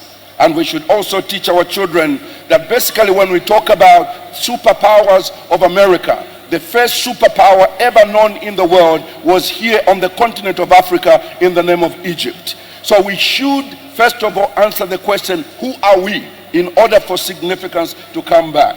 Secondly, we must answer the question, what do we want? What is our collective vision or aspiration for us as a people? The Bible states that without a vision, people perish. And African nations must come to a place where we have a consensus agreement of what we want to become. The United States of America has made for itself a statement which they call the American dream. And in order to explain what that means, in a few words, the American dream is the belief that anyone, regardless of where they were born or what class they were born into, can attain their own version of success in a society in which upward mobility is possible for everyone. Africa, we need to have a goal so that every successful government does not come in and dismantle what the previous government was doing, but rather build upon it, because we are all agreed on the core vision of the continent. And I think this, in closing, let me now directly address the young people of our generation. As long as we are being sustained by outside forces and powers and provisions, Africa cannot become a leader. Not too long ago, in Zambia, and I think maybe Nigeria was also affected, Facebook died. It just died and dropped for 30 minutes. There was panic in the nation because a lot of people cannot do without Facebook. They can't do without internet. And I think we have come to a place with a new generation that let us be original and learn to domesticate everything we receive from outside in order for us to create a destiny for ourselves. If we depend on Moscow, we depend on Washington for our daily lives. The day they will switch us off in Moscow, the day they will switch us off in Washington, we will be going in all different directions without knowing where we are. Let's own our destiny. Let's take from the international community, but let's domesticate it, because really that's what matters to move our continent forward. And I thank you. Thank you very much, Dr. Mumba. And I hear you when you say that education is a necessary condition for democracy to thrive. It may be necessary, but is it sufficient? You talk of the importance of knowing who we are. Well, we stopped teaching history in our schools. Do you teach history in Zambia? In schools, African history? Because those are the kinds of things that were important at a point in time in our history, post-independence, in trying to define our identity and to recover the narratives about who we are, but which in the course of the 1990s, as the keynote speaker told us, some clever people from Washington, from the IMF and the World Bank, came to tell us that certain disciplines were no longer worth teaching, history being one of them. And so at the end of the day, we are nurturing a generation of people in our educational systems who actually are not anchored in our history and environment. Now I'd like to come back to pursue that a little bit with you after I have heard from the High Commissioner of India, and you've heard a lot about India evoked by the keynote speaker today. What has been the Indian secret?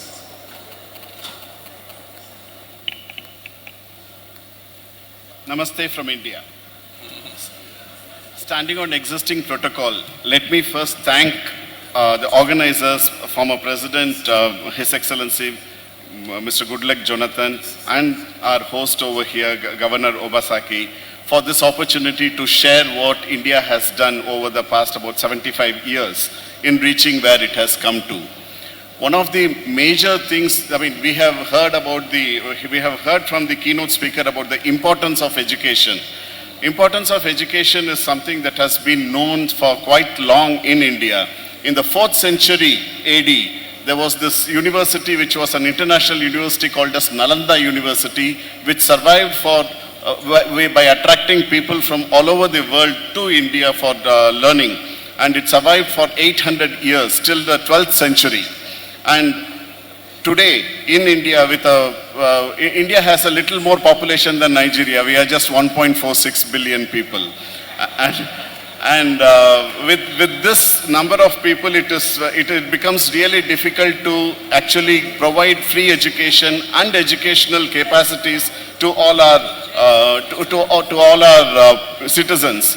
And the competition certainly is also quite high. So every parent, like in Africa, like in Nigeria, every parent is there pushing the child to have better education, because only education will provide the opportunity to survive and to lead in the world, to survive in the world. So over the period of 75 years, as the keynote speaker had himself said, that starting from 1945, before our independence, we actually started with education. There are 5 areas in which the government of India, successive governments of India had concentrated. Owing to paucity of time, I'll just point them out. The first one is food security, because when in 1947 we had 330 million people and we were seeking arms from outside, called PL 480 and other things, where we had to get the grains. So that was not something that was good or augur well for the country, so we went in for green revolution, so we ensured food security. The second thing we ensured, and when I say 5 things, all these things were simultaneously done, not linearly one after the other. So the first one was food security, second one was education, third one was ensuring health for all the citizens, fourth was creating employment opportunities through MSME, and the fifth one was building infrastructure. Education has always been part of the most important requirement of the growth of any country, its economy, its polity, and as such.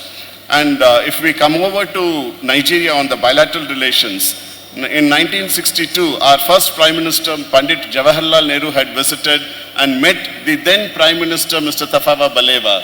And at that point of time, Mr. Balewa had asked, Prime Minister Nehru had asked, what can India do for Nigeria? So one of the things that the Prime Minister then had said was he wanted teachers, and that started the cooperation between India and Nigeria from mid-60s till end 80s about teachers teaching in all the institutions over here.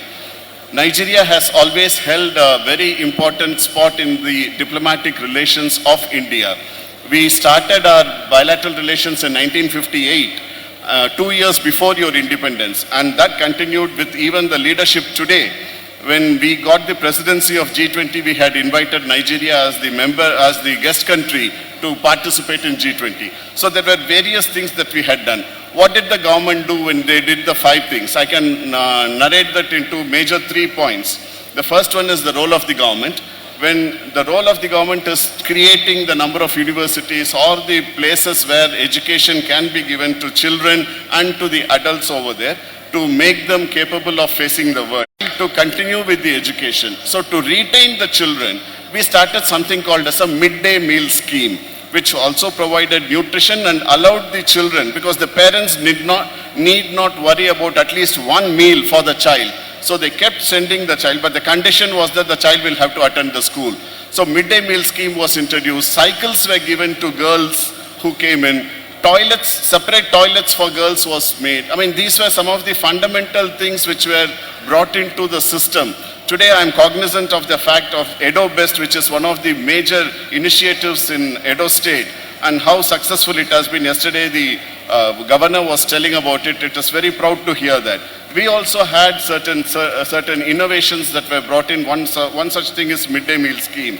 And then availability of infrastructure is always an issue. It's a question of demand and supply. So the existing schools and existing colleges were run in 2 shifts. We started doing the evening colleges to allow people to come and start studying further while they were working during the daytime. That and the distant education, and COVID has taught us with many things on online education, so adapting those things. Then comes the funding part of it. I'll just take 2 more minutes. Funding part of it is that the government will have to fund. We send about 2.9% of our GDP, which is about $112 billion annually into things, which is less, but we are still doing it. Then the corporate social responsibility is there. And then we came out with the innovation of education cess. Any person who is paying income tax, 2% additional cess was taken from him. So last year it was about $6.2 billion that was collected through education cess, which goes for a schooling system. Then we also had this concept of exchanges. After India has got a large diaspora who has done well outside. The keynote speaker spoke about it also. So we wanted them to come back and teach our own people. So we started some schemes like Gyan and Spark, in which professors who were working outside came over and taught at higher institutions for, say, 3 days, 5 days, for a compensation which was quite substantive. Then we had also the concept of JAPA. So when the brain drain was happening, today we do have something called as brain circulation. People who had gone outside have now found opportunities back in India. They come back and set up things, both education and also the industries. And then adoption of technology. All these things have impacted. How did they impact? How does education impact? I'll just reduce it to 1 second. Education brings in a major middle class. And the middle class actually demands more services and demands more things, because they see various things and they want those things for themselves and for their children. So when the middle class becomes stronger, which is only possible through education, the economy grows and the polity also comes in. The leadership part of it, the middle class will start demanding. So I would stop over here and thank you for the opportunity. Thank you very much indeed.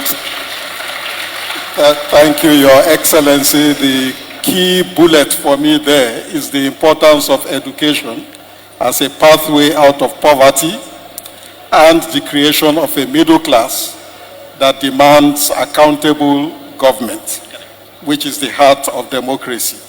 And you've told us the 5 key pillars around which India's strategy was built.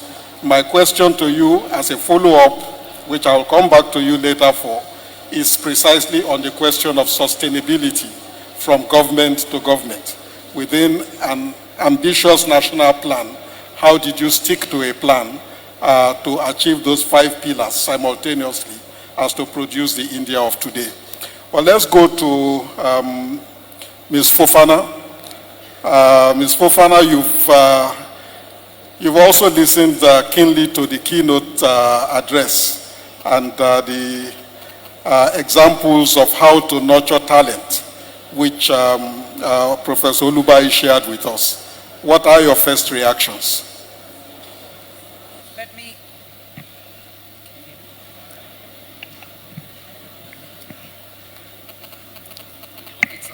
Is it on? Yeah.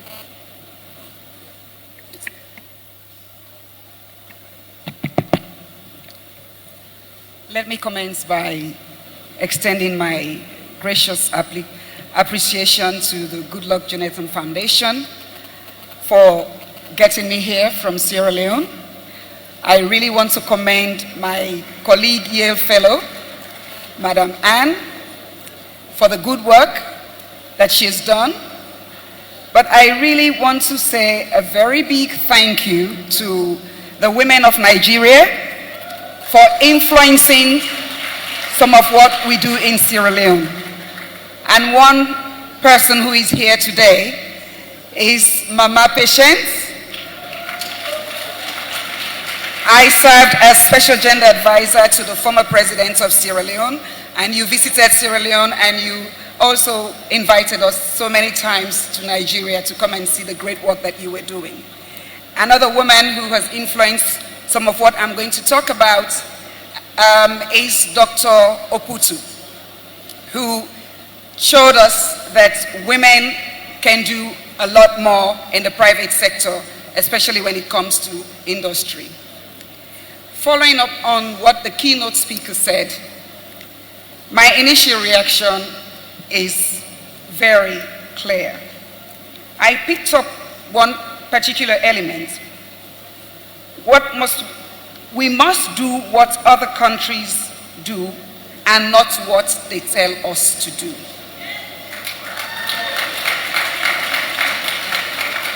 Special schools for the most gifted and most talented children. We must do what other countries do, but we should not listen. Or maybe we can hear. The face of Africa is very male.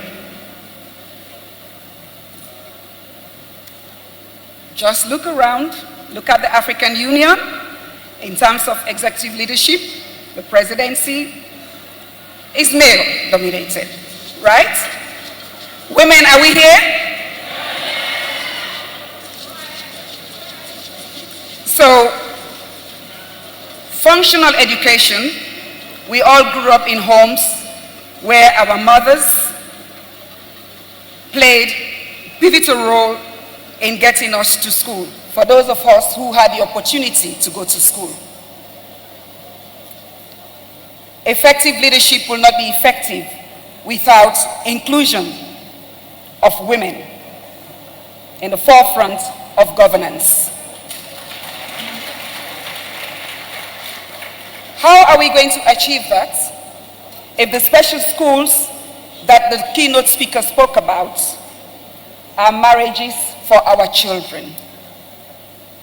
They should not be mothers, they should be in school, in those special schools, gifted schools where they can perform. If we don't do that, we will still be here 20 years later trying to map out the way forward. Africa needs women of Africa to move Africa forward.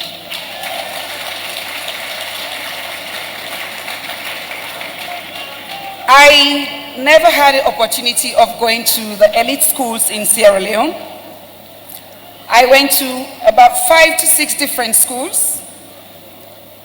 One thing my parents always wanted me to achieve was higher education, but they couldn't afford it. As the oldest girl, in fact the oldest child, my responsibility, as I was taught, and this is what functional education for me is about, it starts from the home. Respect, integrity, and self-worth. Knowing that you can do it. All we need to do is give access. When I finished high school, Frobe College, which was the anthems of Africa, And today, according to the keynote speaker, it's not even recorded, probably in the first, I don't know. I can't name where we are. But I was really looking forward to attending that particular university. I did not have the opportunity. But I went into another country where after marriage at 31, I went to university as a single mother with 2 girls because the opportunity and the structures were there. I was able to go through my foundation class, got into university, got my first degree, got my second degree, and at 35, 36, I was an educated woman. So it is possible, but we have to have the structures in place. And Africa can do this even better.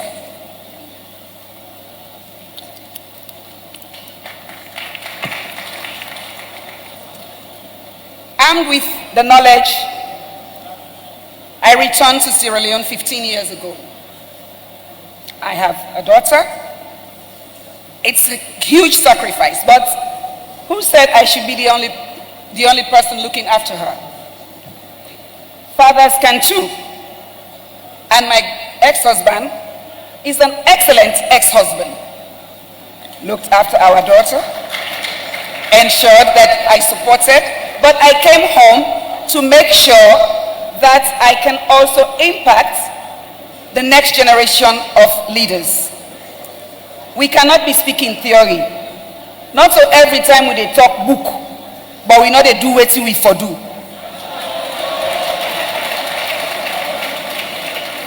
We also have to look at an education that befits our population. 70% of women in my country don't have formal or secondary education. Now we have free quality education, but it takes time. So, we should nurture the experiences that we have learned. Formal education or Western education is not the only form of education. We have our women in communities who are bank governors in their own rights, making savings and making their own way of living. Can we learn from that? How could we bring that into the formal sector and make our economies work? Thank you. Thank you very much indeed. Thank you for those reflections. Really appreciated. I think it's really pertinent that you reminded us that the greatest educator gifted to humankind are our mothers and our women. And it's important to always remind ourselves the important role that our women, our mothers play in forming us into what we become. But also that there are informal sources and processes of education which we need to find a way of tapping into in order to strengthen formal education to deliver what we expect of it. I would like to come back also to you with the follow-up questions. But let me move on to the UN. The UN represented here today by Njoya Tikum.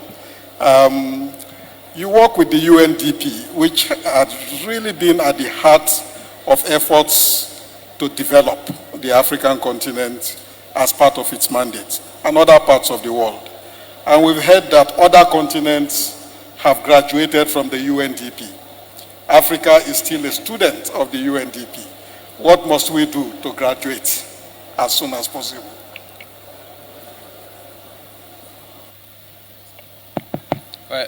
Thank you very much, Prof. Let me also rest on existing protocol in thanking His Excellency President Goodluck Jonathan for associating us, UNDP, to this very high esteem conversation. And I also want to rest on the same protocol in thanking and recognizing the excellencies in the room. I think, Prof, the question you asked is quite important. But let me maybe start off by highlighting what I think are the three areas drawn from our very eloquent keynote address which perhaps offer African an opportunity to leapfrog on this education and leadership conversation. Education, primarily, as we have been told, is an act of liberation. This is what our forefathers fought for. But an act of liberation that must start with oneself, as Amilcar Cabral mentioned. And if education is an act of liberation, what forms of liberation have happened since the continent got its independence in the 60s and late 50s, to a point where we are now able to have the kind of leadership that the continent opposes? It's true that the data given by my brother Prof seems quite bleak, but it's also true that the continent has uplifted quite a lot of its citizens since the 60s out of poverty, that the continent has educated quite a lot of its citizens since the 60s to have the kind of crowd that we have in the room now. So there has been some progress. It hasn't been entirely bleak. However, where I think we struggle is in the three areas I want to mention.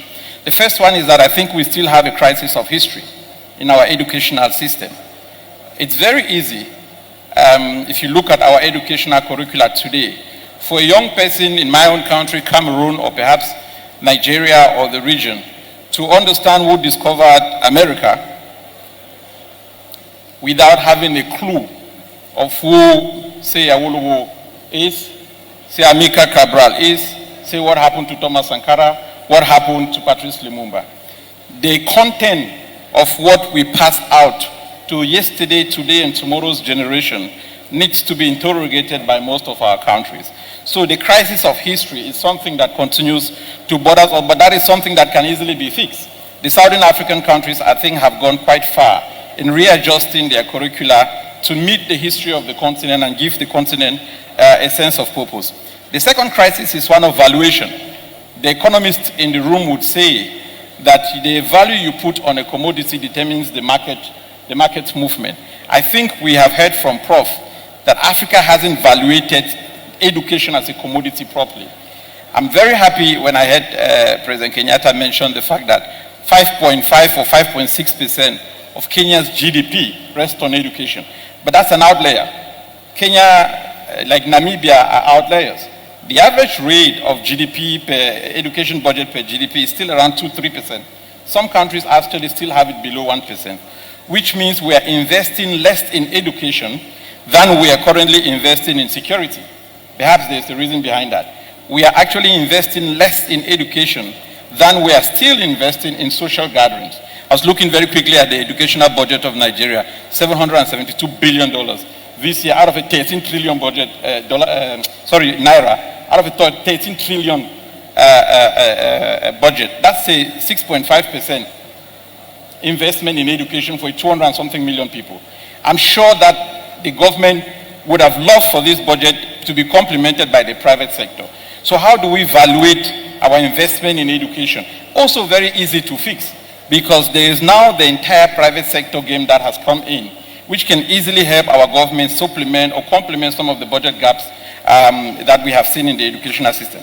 The last area which I think is important is the benchmarking. It was very good to hear Professor today. It seems to me that over the years, what we have done once we came out of independence is that we focus so much on trying to negotiate a political settlement, trying to get the right leadership, trying to build the relationship between the states and its people, but that we did not set the right benchmarking for what educational aspirations we have. We know that we want to industrialize, but who are we looking at as the examples of the kind of industrialization we would love? I think we are still making a mistake. The African country, predominantly, we are still focusing towards Europe. We are still looking at America as examples of industrializations that we must imbued. But the truth is, and we've just heard from the Indian ambassador on the data from Prof, the truth is that China, India, Korea, you name it, are leading in IT, in manufacturing, in agriculture. So why are we looking at Europe when Europe and America itself is still struggling to catch up with India and China? So it seems as though we are running behind our past instead of looking at where the future lies. And I'll end here, Prof. Technology has changed the educational landscape. We are sitting here in an innovation hub. I saw it as I came in. The Prof mentioned the fact that if you look at WIPO, African inventors are not registered. But I live in Kenya. In Kenya, a young group of Africans developed what was called M-Pesa. M-Pesa got bought over by Vodacom at one point, and it became a British invention. It was an African invention. When we had COVID, a Senegalese small group of researchers developed the very first 24 hours rapid testing system. 24 to 46 hours, it was a French invention. So we do not also have the systems in place to protect those inventors. I don't think we don't have inventors. I think we have incredible inventors. One of the biggest inventions that has happened across the world right now happened from Nigeria. Nollywood. The technology industry in Nigeria. Nigeria has helped the rest of the continent evaluate or put an economic value on its talent, on its intrinsic talent and culture in ways that had never happened. But we still haven't seen that aspect of culture, of arts and culture as a strong component of education and educating our people. So these three components, this crisis, I still think, in my opinion, Prof, if we were to reinvest in these three components, we would begin to shift. But we must not also fall into the trap that paints Africa as a continent that has failed. Because to be quite honest, again, a lot has happened across the region. We would not be sitting in this room if we didn't have educated leaders like the ones that we have here. My question is, how did we get President Uhuru? How did we get President Boni? How did we get President Goodluck Jonathan? Which master's degree did they do in presidential leadership? There is none. But they were educated by a foundation, by a system that got them ready to be a governor and perhaps to aspire to be a president. So we must also see education beyond the presidential level and appreciate the work that is done beyond that helm of the state, whether it's through devolution, whether it's through federalism, but appreciate the work that is done at every level of leadership in our countries. If we aggregate that, then we would see that Africa, though we are struggling, we still have modicums of progress that we have done since independence. Thank you very much indeed. Let me pursue you on the issue of African innovation and patents, because it's at the heart of the work of the UNDP. Is there any thinking within the UNDP for capturing innovation and invention by Africans and ensuring that they are appropriately patented? Because as you said, it may not necessarily be for want of inventions, for want of innovation, but simply not having the aptitude to have this rapidly registered. And that someday, somehow, somebody will wake up and tell you that the patent for okra soup or for moi moi is owned by a Chinese, or by an Indian, or by a British. What is the UNDP able to do in that regard? No, thank you, Prof. I think it still comes back to the conversation around education. We have a legal system that still doesn't have sufficient preparation for its students on how to do intellectual property registration abroad. We have very few African scholars and legal scholars, some of them are in the room, who are accredited to actually pursue an IP process from the start in Africa to when it is recognized by WIPO, which Prof mentioned. So we still have to come back to that base. We still have to ensure that, I mean, the Vice President of Zambia said something quite important. How is it that in Zambia, we are not able to find Zambians from the School of Engineering, from the School of Science, to help us figure out how we process the copper that is processed in Zambia? It's the same conversation. For UNDP, what we are trying to do is first work with the African Bar Association to figure out how we identify a cohort of lawyers who are already trained and try and get them certified for processes of IP and intellectual property rights. But WIPO is just one of many examples, Prof. Natural resource governance. We still bring experts to come and negotiate contract management for African countries from India. Why should we be doing that after 60 years of independence and with all the bright minds that we have in the room? Okay, thank you very much indeed. Let me move closer home and start with you, Honorable Commissioner Joan. We've heard a lot since yesterday about the giant strides which have been made in this state. You've also heard the keynote speaker saying that the game changer in all of the things that we do as Africans, beautiful as they are, must be to have a way of capturing specially talented children and nurturing them. What is Edo doing for specially talented children of the state?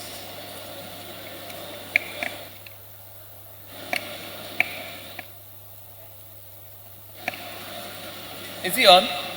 Good afternoon, everyone. As Commissioner of Education, Edo State, this has been quite an exciting day for myself and all of us in the education sector. The quality of the deliberation so far, the wonderful keynote speech, and I want to thank His Excellency President Jonathan and His Excellency Governor Obaseki for hosting this very meaningful dialogue. Per your question, what are we doing in Edo State to identify talents or to create schools for gifted students? I think we have been quite fortunate in Edo State to have the caliber of governor that we have in respect to education. Since 2018, when we started the Edo Best education reform, the governor has always told us he wants to know the best performing 100,000 students across the board. And he wants to be able to track them. He wants to know where are they going when they finish secondary school. Where are they going when they finish junior secondary? Are they going on the technical route or the academic route? And when they do proceed to tertiary, for tertiary education, where do they end up in? And in terms of projections, looking at the shortages of medical personnel, for instance, in the country, how do we prepare these best 100 performing students to fill some of those gaps? So I think for us in Edo, we've been quite intentional about all that we've done. The first thing was focusing on foundational learning and literacy. So if a child cannot read and write, they cannot be gifted, so to speak. And so we had to start by focusing on the lower 70% who were not as proficient as we would like them to be. Having done that in the last 6+ years, we have now expanded to our secondary and technical vocational schools. I think I would say at this point, at the exit of this administration, one of the things we are going to leave behind for the incoming administration is the blueprint to continuing all that we've started. We've identified some schools across Edo State. We've identified some schools across Edo State as our magna schools for sciences, for technology, for sports, athletics, and for the performing arts. So it's just, we've already started the work. It's just a matter of continuing to build on what we have started. Thank you. Thank you very much, Commissioner. Thank you. And as I said earlier, the prayer is that this will be sustained at the end of this administration into the future. Dr. Miyaki, you also heard the keynote speaker, and you are responsible for our universities, for standards, to a great degree for their funding, for their curriculum, and the like. What are the key messages that you take home from the keynote address in terms of the differentiation of our universities, especially for the purpose of ensuring that we are also able to retain some of the best talents within our system and to nurture them for nation-building purposes? Thank you very much, Your Excellencies, distinguished invited guests. First and foremost, let me thank the Goodluck Jonathan Foundation for the privilege of participating in this dialogue, and then to bring the warm felicitations of the entire Nigerian university system. Today we are 272. Nigeria has 272 universities, 61 are federal, 63 are state-owned, and 148 are privately owned. And it is on behalf of this unique constituency that I congratulate His Excellency and the foundation. This third outing is taking place, Your Excellencies, at a time when the call for the redefinition and the reimagination of the pivotal role of education is getting louder and louder by the day. What is the purpose of education? Why are we investing, or why are we not investing? But some piece of history as a Nigerian university system, the name Goodluck Jonathan, the brain behind this foundation, evokes the spirit and memories of a selfless and hugely passionate leader who during his time made a huge difference. And I'll tell you how. If there's any leader who has contributed to expanding access and equity in higher education, is President Goodluck Jonathan.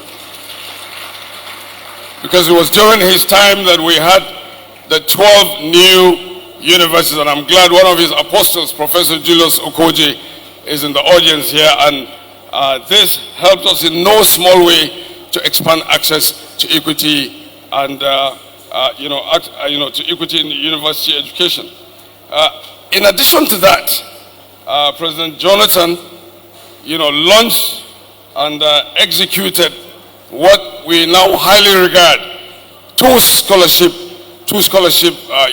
programs. One is the NYC Presidential. If you were the best in your state of deployment, you got automatic scholarship to undertake graduate studies up to PhD. But then he didn't stop there. He also, bequeathed a celebrity and exceptional class of first-class Nigerian graduates and sent them to the top 25 universities in the world. And that's the kind of legacy that we're here to celebrate, Your Excellency. I want to let you know that I'm in touch with these lives that you have touched, and I want to tell you that they are now vibrant and they're working solidly in their respective enterprises in the nooks and corners of the world today.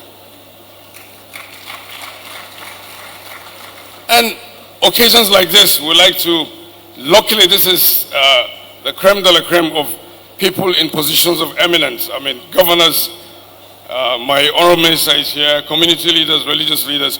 We want to use this opportunity to remind the people that matter that education is at the heart of our opportunities.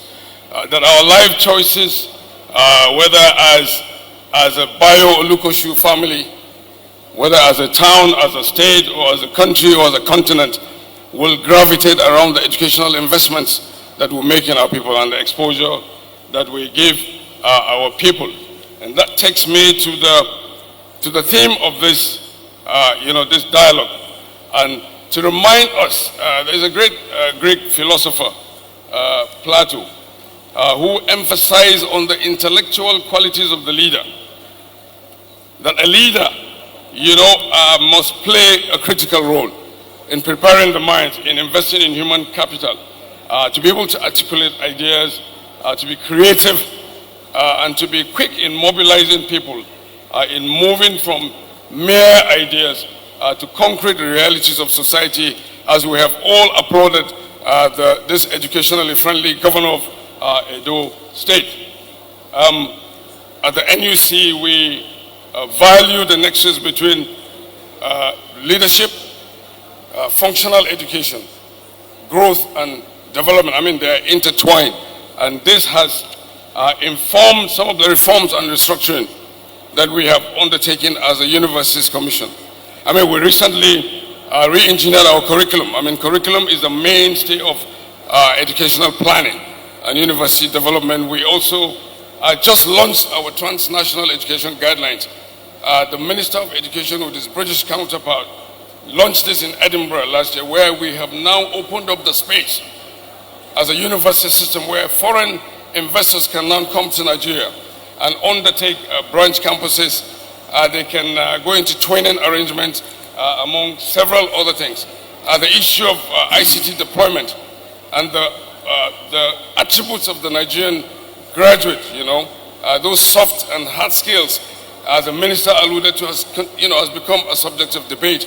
And these are some of the priorities that this government under our minister is engaging its mind and applying all the resources within the period that it has to be able to make an impact. I think I'll stop here. Thank you. Thank you very much. Thank you. Look, Dr. Meyaki, two questions. Two very pointed questions, inspired by the keynote address. What is the philosophy behind the curriculum reforms that you have been driving in our universities, in the light of what you heard from the keynote speaker? Secondly, are we more interested in creating a mass of universities, or do we have a strategy for having a segmentation within the university system that ensures that we also have our own Nigerian Oxfords, Nigerian Harvards, Nigerian Cambridges? Thank you very much.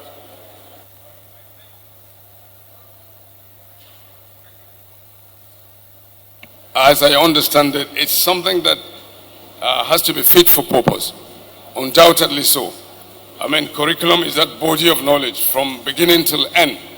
The contents, the epistemology, the delivery, that ecosystem must be fit for purpose, must be seen to be in tandem with global best practices.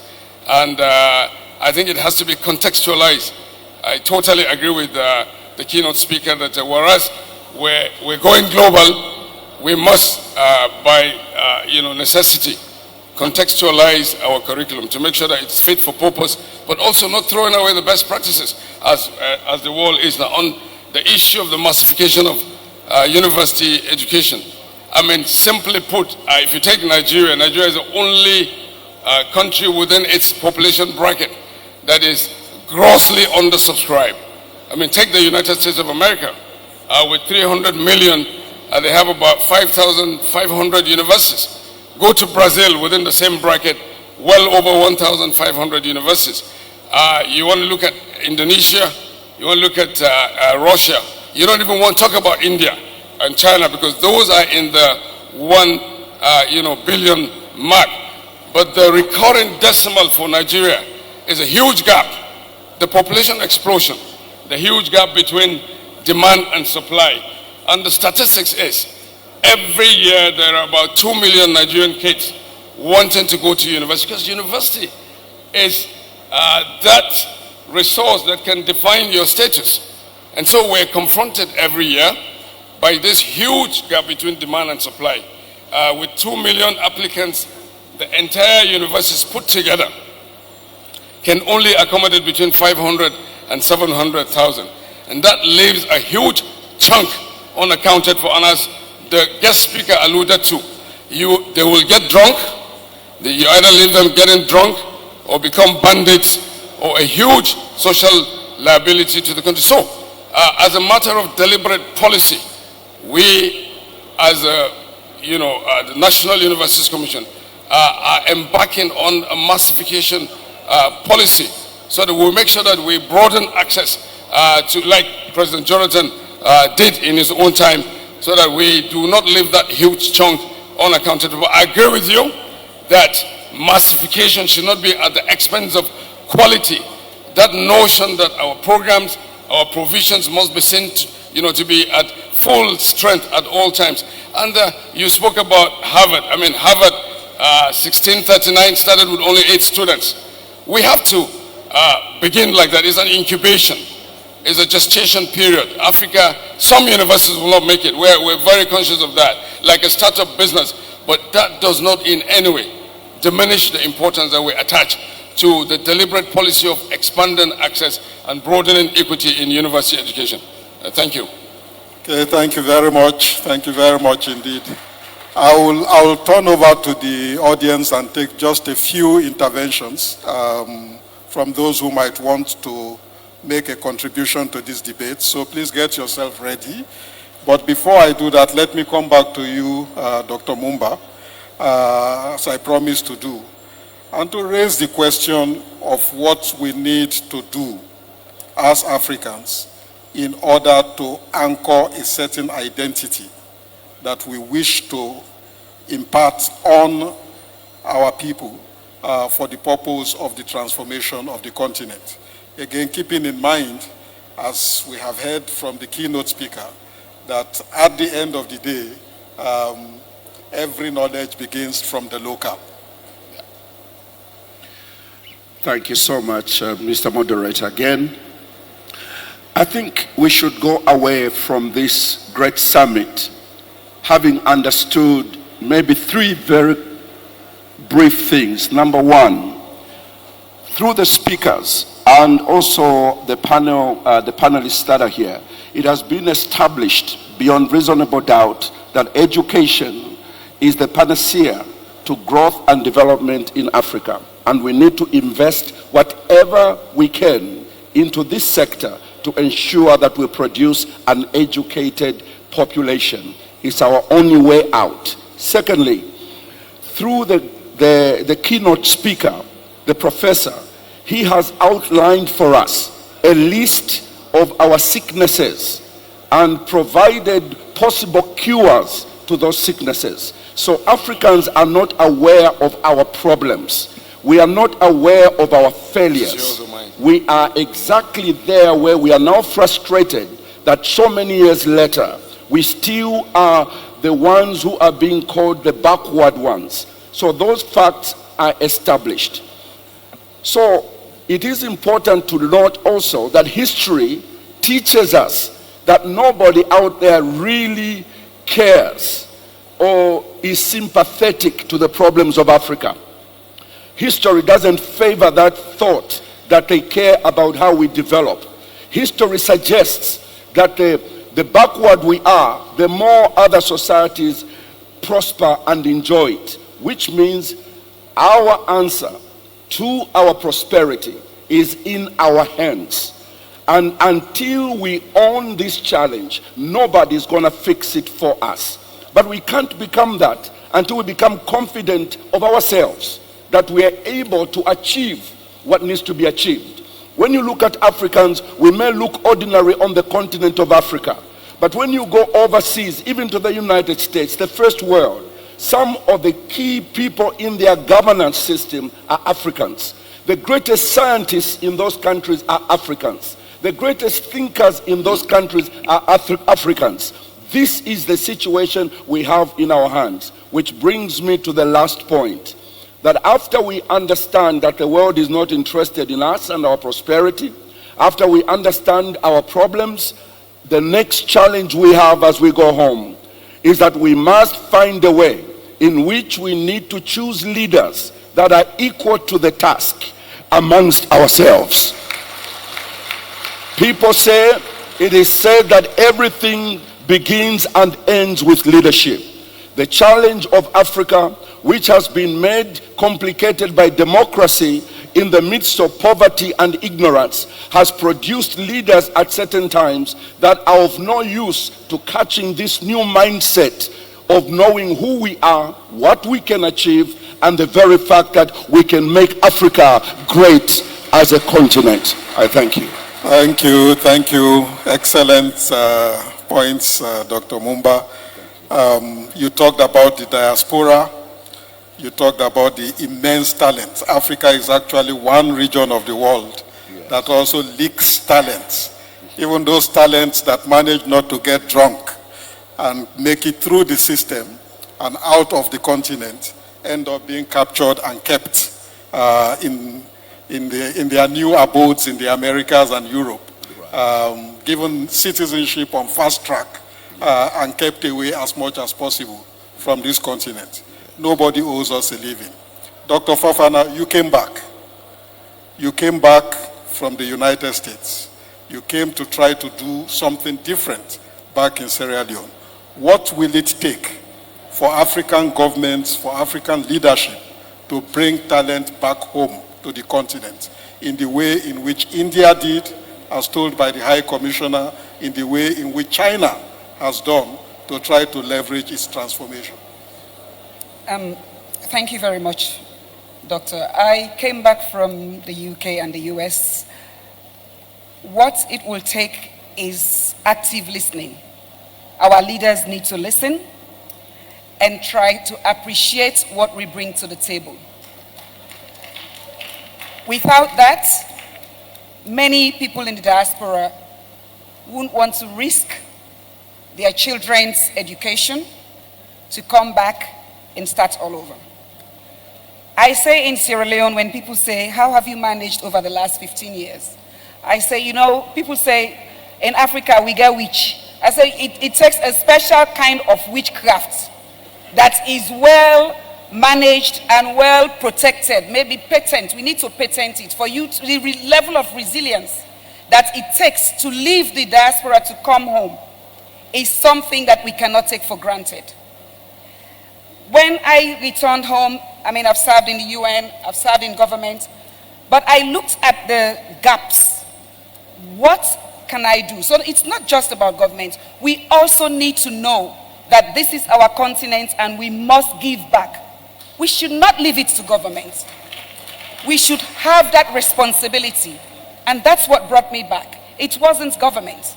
It was my decision to come home. And now, the greatest problem that I foresee, that I see, I have been a deputy leader of a political party, etc. But access to finance for women, especially our women in the informal sector, is my biggest passion right now. Government cannot do everything. So I came back, and what we did is what took me to a year formally into the informal sector. We said to the Sierra Leone Commercial Bank, we want to open our own bank. And that was inspired by the women in Kenya and Zambia. Collateral is an issue, but the women in Kenya told us that trust was a collateral. How do you go to a bank and say trust is collateral? But we wanted the bank to know that we have not been banked as women using these imported ways of banking. We don't understand it. That's what the women were saying. So we went to the Sierra Leone Commercial Bank and said, we want to profile a solution in making sure that the monies that women have in the informal sector comes into the formal sector. That way they could also have access to financial services. And we've done that for the last 2 years. The Sierra Leone Commercial Bank actually now has a women's banking unit, which is co-piloted or co-owned by us. We have the product called the Women's Banking Product approved by the Bank of Sierra Leone on the terms that the women brought. We don't want loans for 1 year. We want loans for 6 months based on our business cycle. So 3 months, 4 months, and single digits only. Our typical interest rate is 25% in Sierra Leone. So we have loans, we're giving loans to women, they are saving from 5%, 7%, and 9%. And the bank didn't believe us.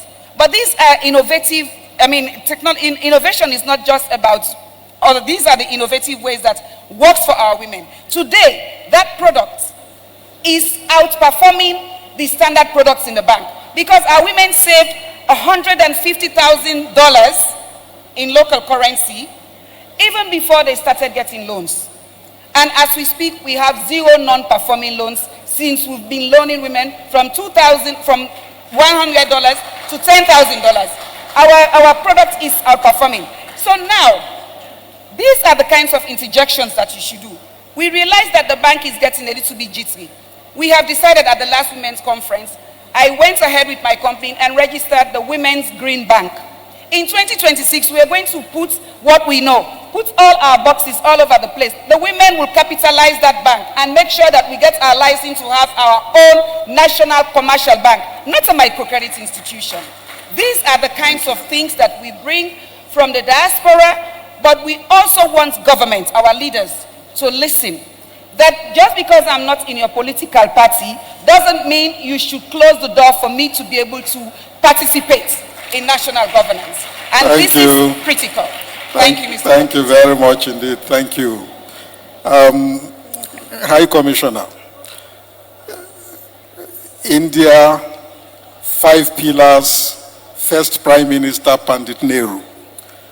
Those 5 pillars were pursued even after Pandit Nehru left the scene. Indira Gandhi came, Rajiv Gandhi came, Modi came, various other short-term prime ministers came. What was the secret of continuity? What was it in the Indian system that ensured policy continuity in spite of the fact that the initiators of the 5 pillars had left the scene many years earlier. Panchsheel was indeed, Panchsheel means the 5 pillars. Panch means 5, Sheel is the pillars. So 5 pillars is something which was initiated as part of the diplomatic efforts and the outreach of India. India always considered the whole world as one family, Vasudeva Kudumbakam they called it. But that has also been transformed into the internal governance. I would say that there are 3 major issues for sustainability, sustainable action. Should I? There are 3 major things for sustainability.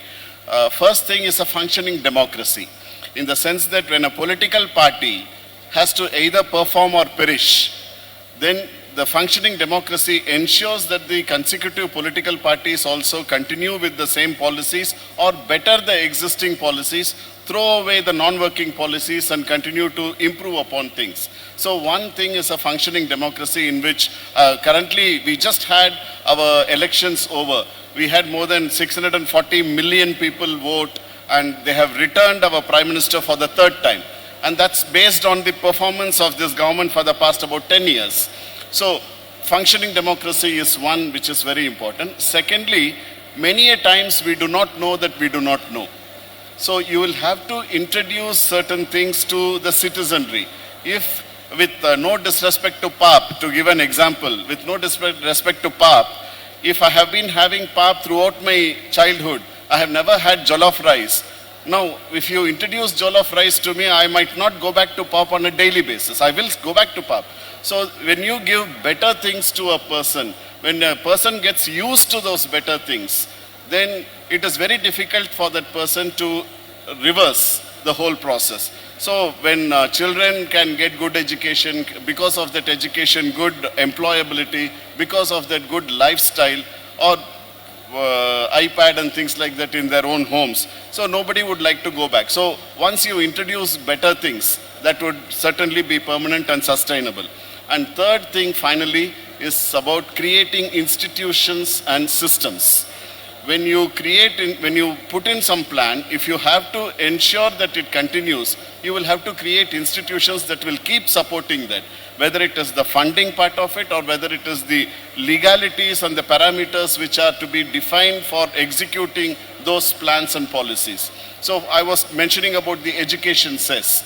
The 2% education cess, which brings in about $6 billion every year, certainly supports the educational system in a big way, apart from the GDP contribution also, budgetary contribution also. So these are the 3 major things I would say. Thank you very much indeed. Let me turn to the audience and I would begin with His Excellency President.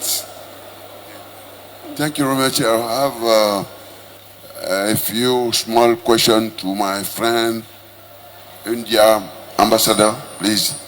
Just I would like to know, is education mandatory and free in your constitution in India? Do you understand? I can't hear it clearly. Is education mandatory and free in your constitution? The second question, does the state subsidize education, primary, secondary area and so on? Or are school canteens organized? Or are teachers trained? What about the control bodies? Thank you. Thank you very much. That's for the High Commissioner. Warehouse it. Let me take a few more from the audience. Professor Julius Okoji, former Executive Secretary of the NUC, who was also involved in midwifing the Special Presidential Scholarship Scheme during the Jonathan years. Okay. Professor Okoji. Yeah, thank you very much. Your Excellencies, ladies and gentlemen, to President Jonathan, I'm just Professor Julius. That's the only way he knows me. There are certain things we didn't disclose about his purposeful, firm, and strict leadership, and was very fair too. Can't hear that. I was in my office one day, and they were going to select pro-chancellors of universities and chancellors. And then I was asked to show up there. When I got there, the president was asking me, what are the rules? How do you select? We have to lay down the ground rules. Ordinarily, you just hear that you have appointed councils and chairmen. The same thing happened in the choice of our scholarship students. There was no candidate from Bayelsa, where the president is from. There was no candidate selected from Kaduna, where the vice president was from. There was no candidate from Ebonyi, where Panacea was from. In fact, the people who reported to didn't have candidates at all. And nobody queried it because the man at the top was firm, fair, and clever.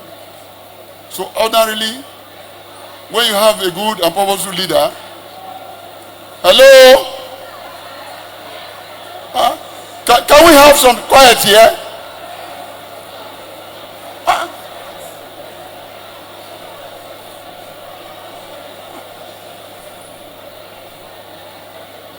Let me continue. I think they are looking for food.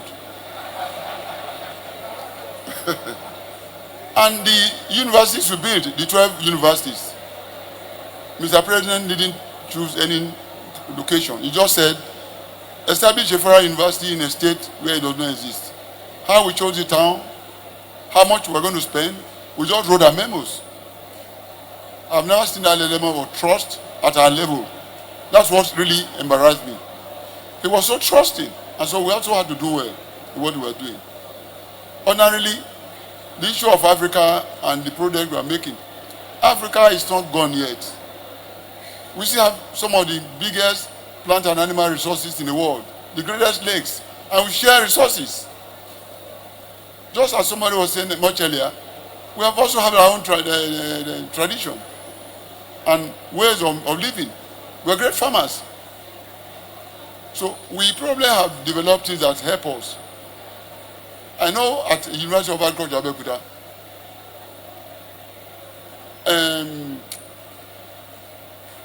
I would say Nigeria is the greatest producer of gari in the world, to the extent that it was admitted in the strategic grain reserve during the Liberian War. Till date,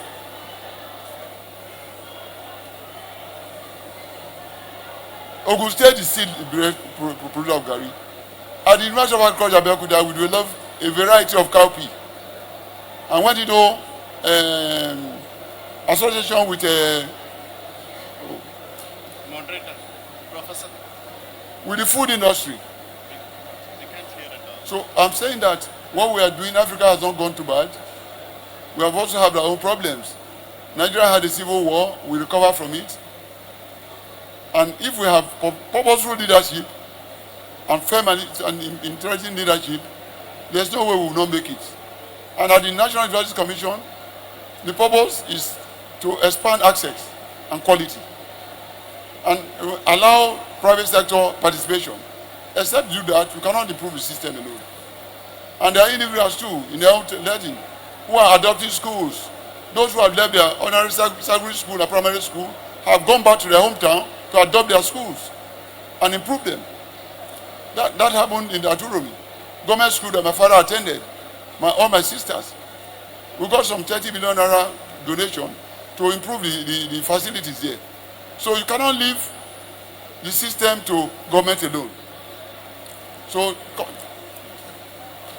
I think that is what I have to contribute. Thank you very much. Thank you very much. I'm sorry the noise at the back is making it no longer pleasant to continue this dialogue. And we'll have to close the general participation at this point. But let me allow the High Commissioner to say a few words in response to the question from President Boniai, and then we'll wrap it up. Yeah. Okay, I'll also, maybe High Commissioner, please hold on. Let me call Her Excellency, First Lady Patience Jonathan.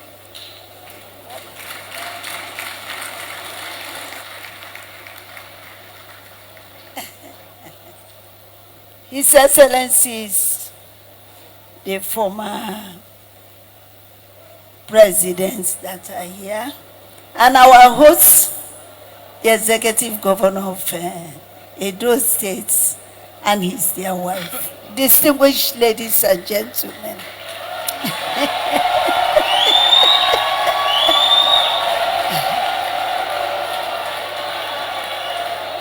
I just have a suggestion to make, especially when I had the key speaker that spoke, and my dear sister from Sierra that also spoke about talented children, and also he spoke about it. So I feel that I have little thing to contribute to that talented children.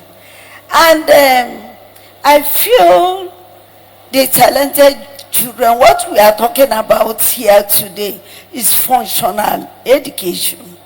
And these talented children are from the rich and also from the poor, from the local governments down to the federal government, from the villages. But when they are choosing these talented children, are they choosing them from the villages? Also, trying to touch the poor ones, not choosing only the rich ones.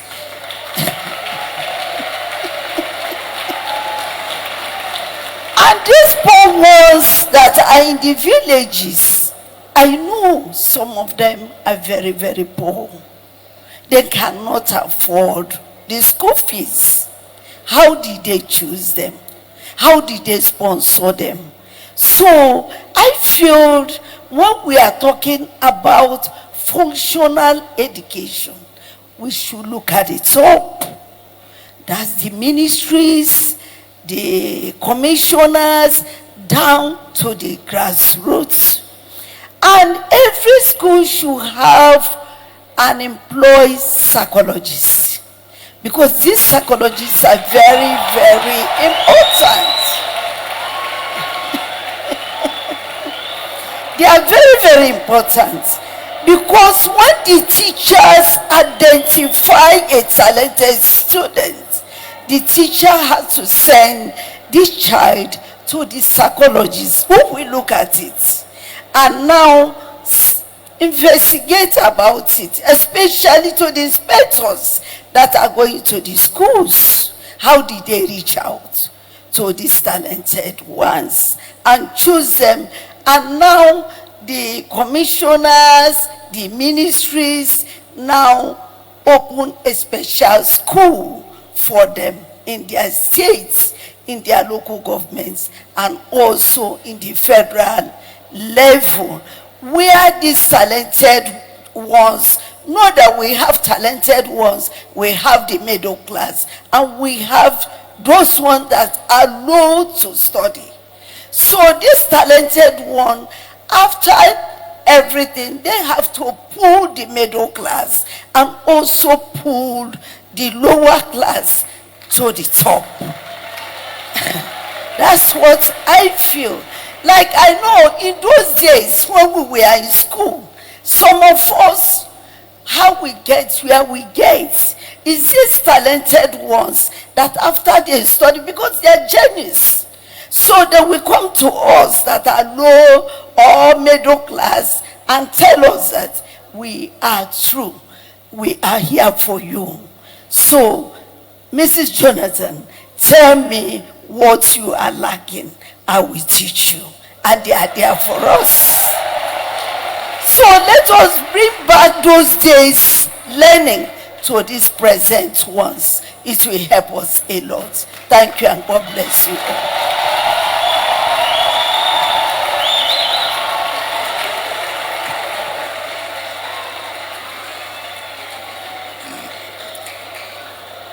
Thank you very much.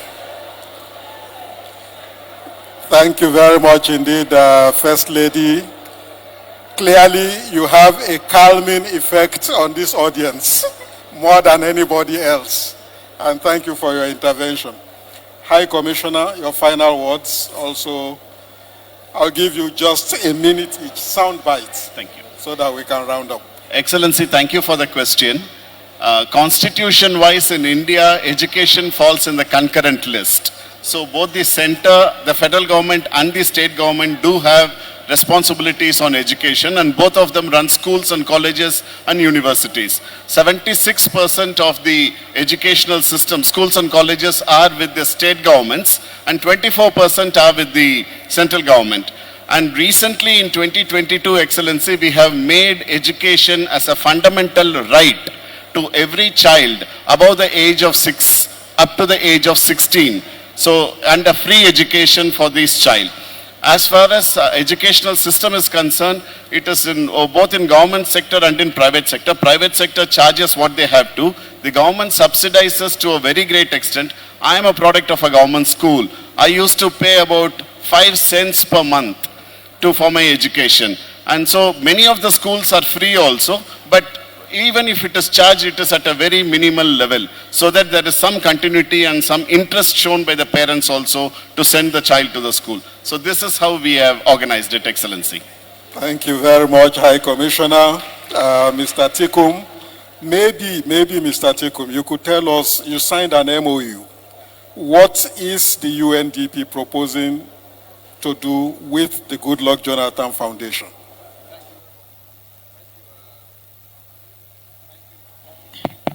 Thank you very much, Professor. I think, as you can see, we have in the room 3 former heads of state.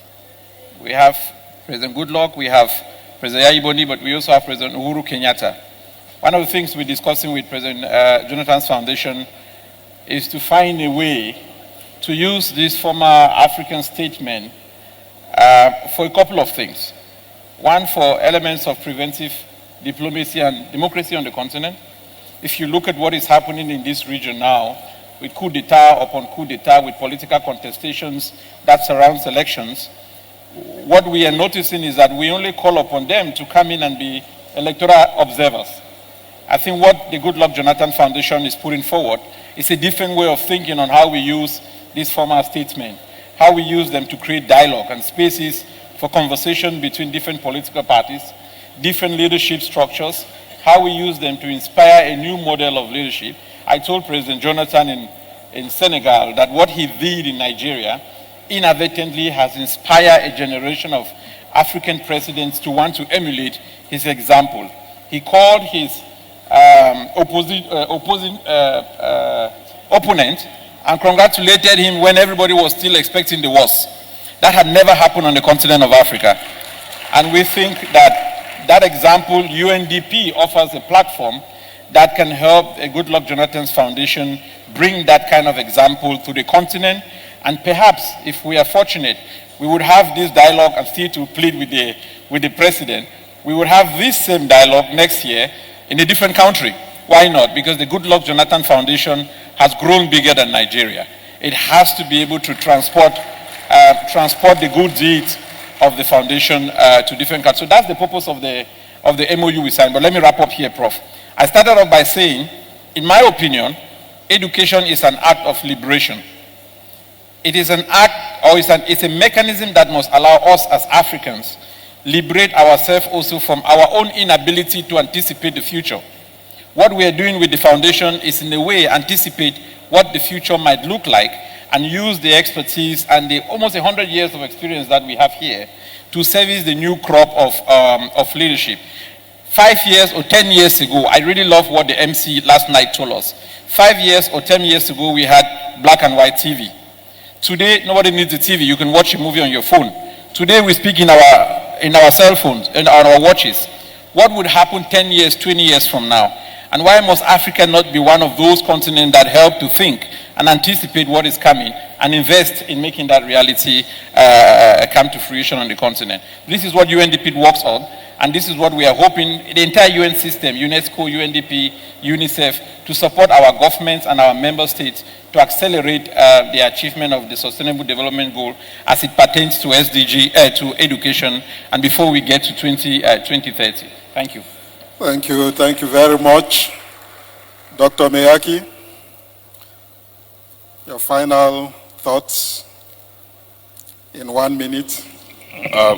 Thank you very much. I think the sentiments have all been canvassed here today. The need for us to raise the bar for Africa.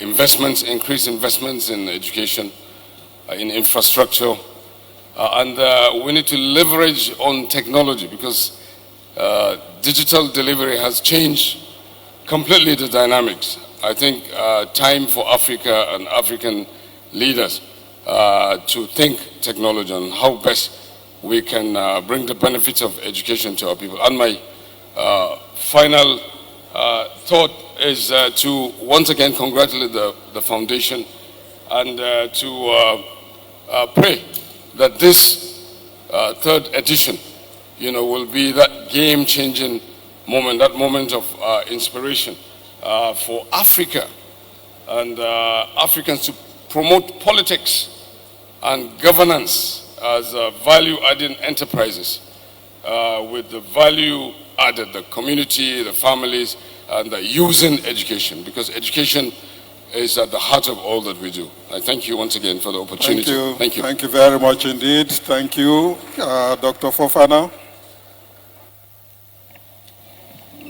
My final words are that the African continent should be intentional about educating women and girls, especially girls, that the African continent, our leaders, should give us space, be inclusive, trust us, women are trustworthy, together we can work and make this continent the best continent on earth. But you cannot do it without us, so think about it. Thank you very much, Dr. Viawe. Functional education is key. And for me, I think we have to go beyond. We've had this really wonderful and enriching dialogue. The next steps now is what are the actions we need to take. And we are fortunate in Edo State that we have Edo Best. We have just started that whole systems change. And we hope to continue to build on that and sustain that. I was actually quite happy to hear the Honorable Minister of Education, Federal Minister of Education, talk about what he is doing now under the framework of DOTS to bring back quality education to Nigeria. We cannot say it enough, and I think I'm probably the only commissioner of education on this panel, and I want to use this opportunity to say that the current indexes are not to our favor. We have the highest out of school children rates in the world. We have the highest number of children who can't read and write well at the age of 10. So learning poverty in Africa is quite high. So we can't just come and talk. We must think about what are those best practices that we can borrow from. Edo is doing something. Kenya has done something. Rwanda is doing something. So we can certainly borrow from other countries. We can learn from what we are doing in the continent. It's not about going to Finland or going to the UK. Those tend to be jamborees. Let us learn from home. And what Governor Obaseki has taught us in Edo State is that it's not about the money. It's about having a clear vision, having a plan, and having the commitment and the political will to say that education is important. Education is not about politics. Education is about the future of Africa. Thank you very much. Thank you very much. And Dr. Mumba. Thank you so much. There is always bad leadership and good leadership. Let me close by thanking the leadership that has put this event together. I think that what our leaders before us did for us is to create an infrastructure within which we can develop education and other aspects.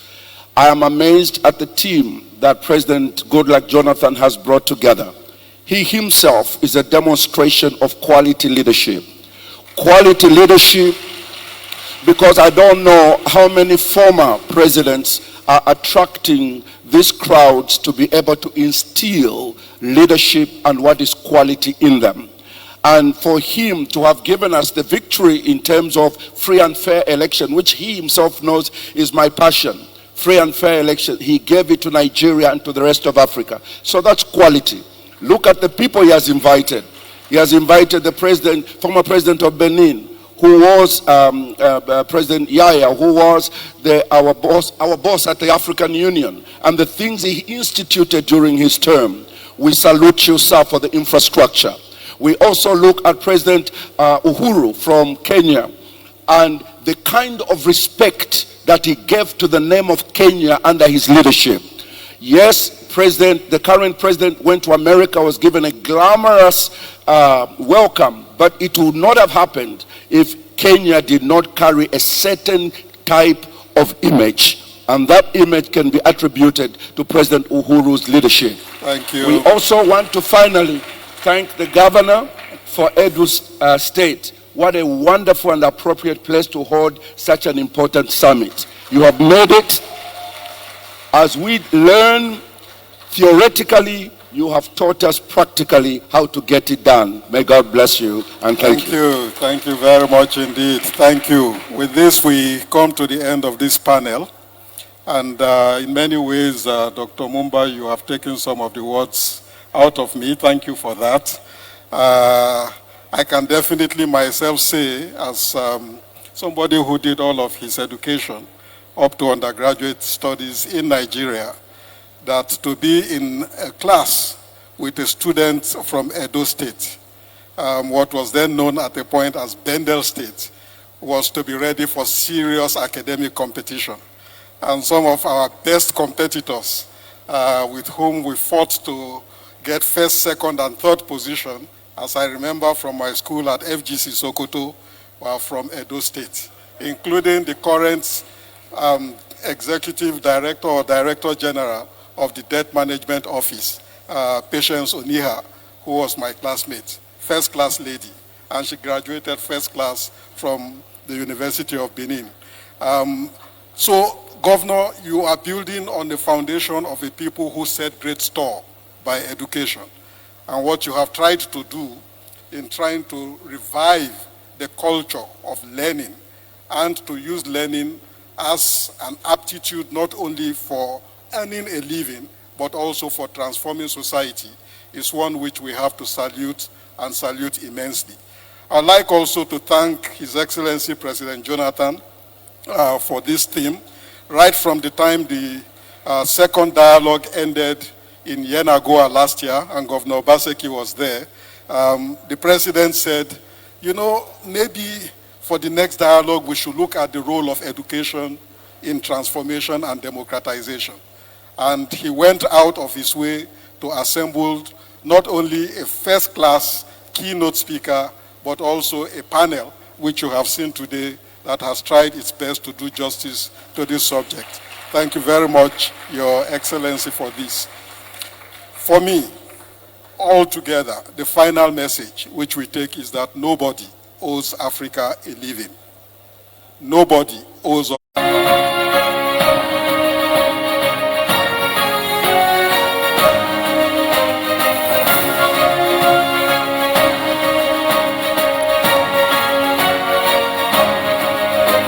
Distinguished ladies and gentlemen, you agree with me that the moderator and panelists have done justice to the theme of the 2024 Goodluck Jonathan Foundation Democracy Day Dialogue.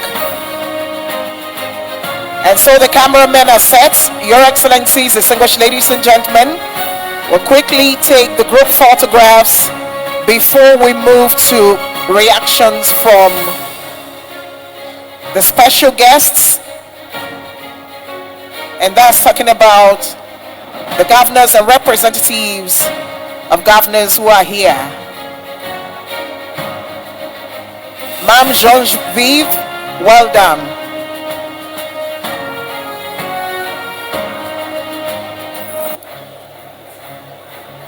All right, cameramen, are you good to go?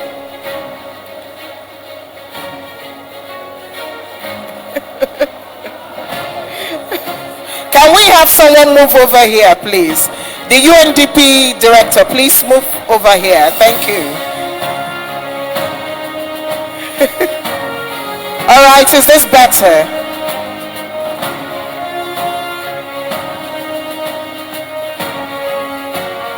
Thank you very much. Thank you. You may go back to your seats. Thank you. And as they go, I would like to recognize Her Excellency Professor Mrs. Ngozi Mma Odu, the DSSRS, Deputy Governor of Rivers State. You're welcome, Professor Ma'am.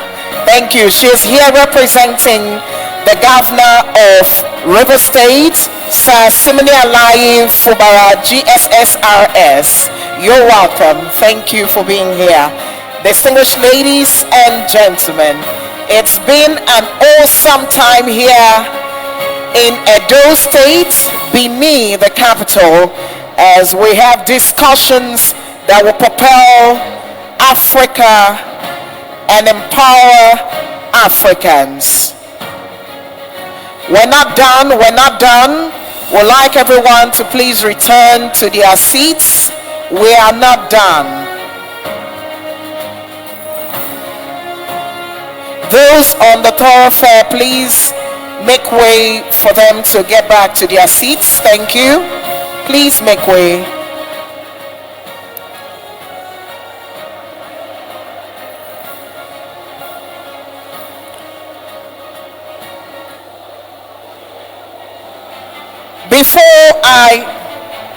Distinguished ladies and gentlemen, can we have quiet in the hall? Thank you. Thank you. Before I invite our next speaker to speak for just a couple of minutes, Her Excellency, the wife of the former president of Nigeria, made a statement, and she was talking about the gifted kids. And if you remember, our keynote speaker also said something about the gifted children. 18 years ago, in the year 2006, when the former president was governor of Bayelsa State, His Excellency Dr. Goodluck Jonathan picked 100 children. We called them the gifted children. These children were picked from the hinterlands, from the communities, and they were tested and discovered to be geniuses. And what did His Excellency do? He sent them to the best schools. As we speak, most of those children are doing very well in different countries and even in Nigeria. As they have graduated, they were sponsored for secondary to tertiary level. Those 100 kids are now shining stars. So while we're talking about the gifted children now, he saw the vision 18 years ago. Please put your hands together for His Excellency again. And so may I at this point, with all sense of humility and joy, welcome to the microphone His Excellency, Distinguished Senator Lawrence Erujapo, PhD, Deputy Governor of Bayelsa State. The man gifted with skills, oratorial skills, and of course a hard worker. He was two-term commissioner for works in Bayelsa State, and so many infrastructural projects to improve the aesthetics of Bayelsa State was carried out during his tenure. Please, a round of applause again for him. Thank you very much. Thank you very much.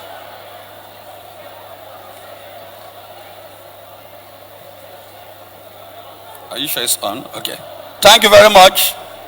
Your Excellency, the President Goodluck Jonathan, GCFR, GCON. Like I reminded yesterday, our step senior brother, the Governor of Edo State, His Excellency Godwin, Obaseki, and his beautiful and prolific wife, the former President of Benin Republic, the former President of Kenya. Sorry, I forgot to call my mother. I'm very sorry. I went straight. My mother, Dr. Dame Fakai Patience Jonathan, wife of the former president of Nigeria, Mama Peace of Africa. The former vice president of the Federal Republic of Nigeria, the former vice president of the Republic of Zambia, my colleagues, deputy governors, speakers, the honorable minister, please, for want of time and for the purposes of stretching our patience beyond reasonable doubts, even though we have our mother patients in the house, I wish to sit by the existing protocol because a lot of people have stand on the existing protocol. And I think that the protocol is getting suffocated because of the heavy weights on the protocol. First of all, I want to thank Mr. President for giving me the opportunity to represent my governor. As you are aware, I'm representing His Excellency Senator Doye Diri, who is unavoidably absent. You may recall that currently Africa is also meeting in the Caribbean to talk about development in Africa. And that is a place he ought to be, and is there to see how he can bring investment to Bayelsa State. And so I'm representing him. And as you know very well, a pounded yam prepared by a child is always full of seeds. So this speech may not be as smooth as the speech that will be delivered by the governor, but I think you can manage and swallow it by picking up and picking out the seeds. You know, it's difficult to have your stomach full when you are eating from the bottom pot. We are eating from the bottom pot because everything about this dialogue has been exhausted. But I just have a little bit of issues here. First, I embrace most of the discussions. Secondly, I kiss most of the discussions, but I refuse to marry some aspect of the discussions. Because, one, in 1960, when Nigeria gained independence, we had 2 universities. And those 2 universities were universities of quality. And so the question now is that, are we doing quantity education or we are doing quality education? We must need to know and remind ourselves that while quantity occupies a space, quality edifies a space. By 1970, we had 6 universities. By 1980, we had 9 universities. By 1999, we had 15 universities. Today, we have 272. What has that huge difference made? That should be the interrogation.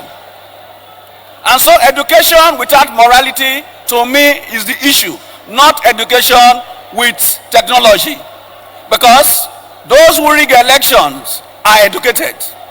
Those who do Yahoo are educated. Those who rob are educated. So for me, for us in Africa, it's education without morality. That is the issue. Our certificates that are issued by the university, and thank God we have some vice chancellors here. The certificate says you have been found worthy in learning and in character. If over 3,000 or 300,000 Nigerians over the years have graduated and have been found wanting in learning and in character, why are we still having character deficiency that is affecting leadership and now affecting progress and development, which this dialogue seeks to address? Because that is the nexus. So the education has not mated with the morality it's supposed to go. So character without education, education without character is no education. And so I will suggest that our universities should now focus on character. I associate with the issue of talented schools, but I don't think if talented schools are talented without character, we'll still get to where we are. President Goodluck Jonathan has brought us here because he has a character. Governor Obaseki has brought us here because he has character. Uhuru Kenyatta is here because he has character. Boni Yayi is here because he has character. And so these characters should be what we should imbibe, not necessarily the education. We should also imbibe character in Africa. I believe with that, there will be a constitutional marriage between education, effective leadership, and development and progress in Africa. It's on that note, I want to thank you on behalf of His Excellency, the Governor of Bayelsa State, and the good and bipolar Bayelsa State. Thank you and God bless you. Can we put our hands together for His Excellency? May I, at this point, appeal that the goodwill messages from our deputy governors, you kindly please stand on existing protocol and walk within 2 minutes each, please. And next, I'd like to respectfully invite the Deputy Governor of Bauchi State, His Excellency Mohammed Awa Jatau. Ladies and gentlemen, your hands together for His Excellency as he comes to give his goodwill message. We will appreciate some quiet and decorum at the back, please. Thank you very much indeed.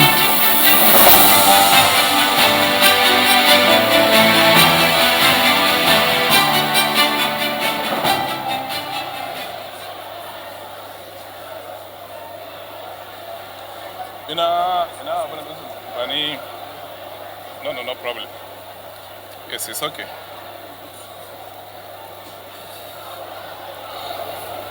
Yes, thank you very much. Your Excellency, the founder and chairman of Goodluck Jonathan Foundation, and our mommy, Your Excellency, the Executive Governor of Edo State and his amiable wife, distinguished visiting President and Vice Presidents here present, distinguished colleagues, Deputy Governors, may I also consider all other protocol already established by the MC and the subsequent speakers established for the purpose of time. I am here to represent His Excellency Bala Abdul Qadir Mohammed, the Governor of Bauchi State, who is your son, Your Excellency. I have listened with rapt attention the presentations of all the speakers today, and I am really confused to tell you that I was hypnotized by the way and manner the education is being impacted into me. I begin to wonder and ponder, what is the problem with you and I as Africans? I once heard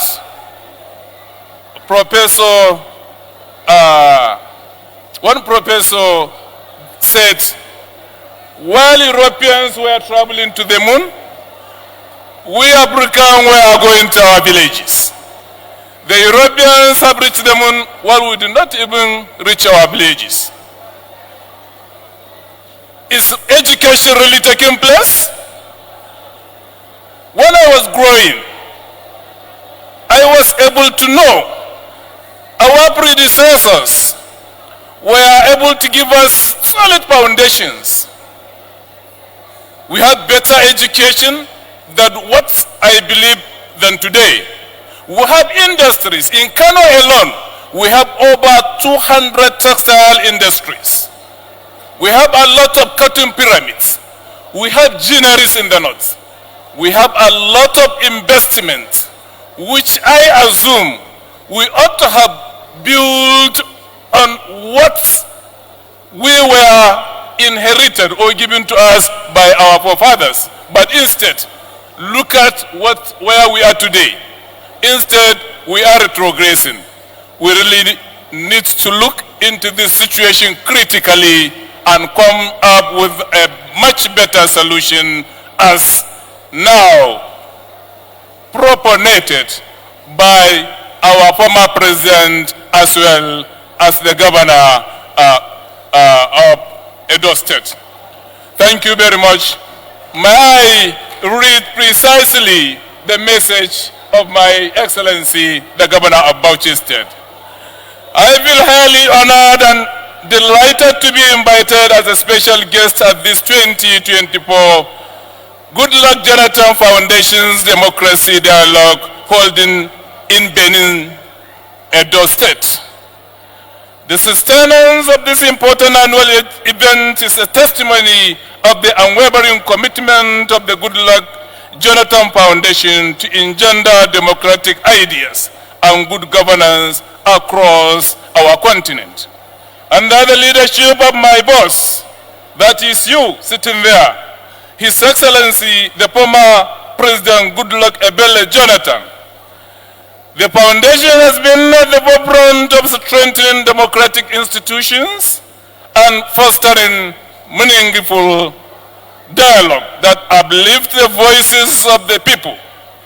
Your unwavering commitment to these noble causes has been an inspiration to us all, and it is a testament to your enduring legacy as a statesman and champion of democracy, not only in Nigeria, but in Africa as a whole.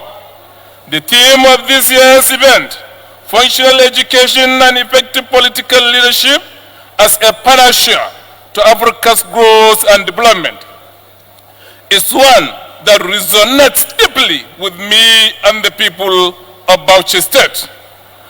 As the State Governor of Bauchi, I have witnessed firsthand the transformative power of education and effective leadership in driving sustainable development.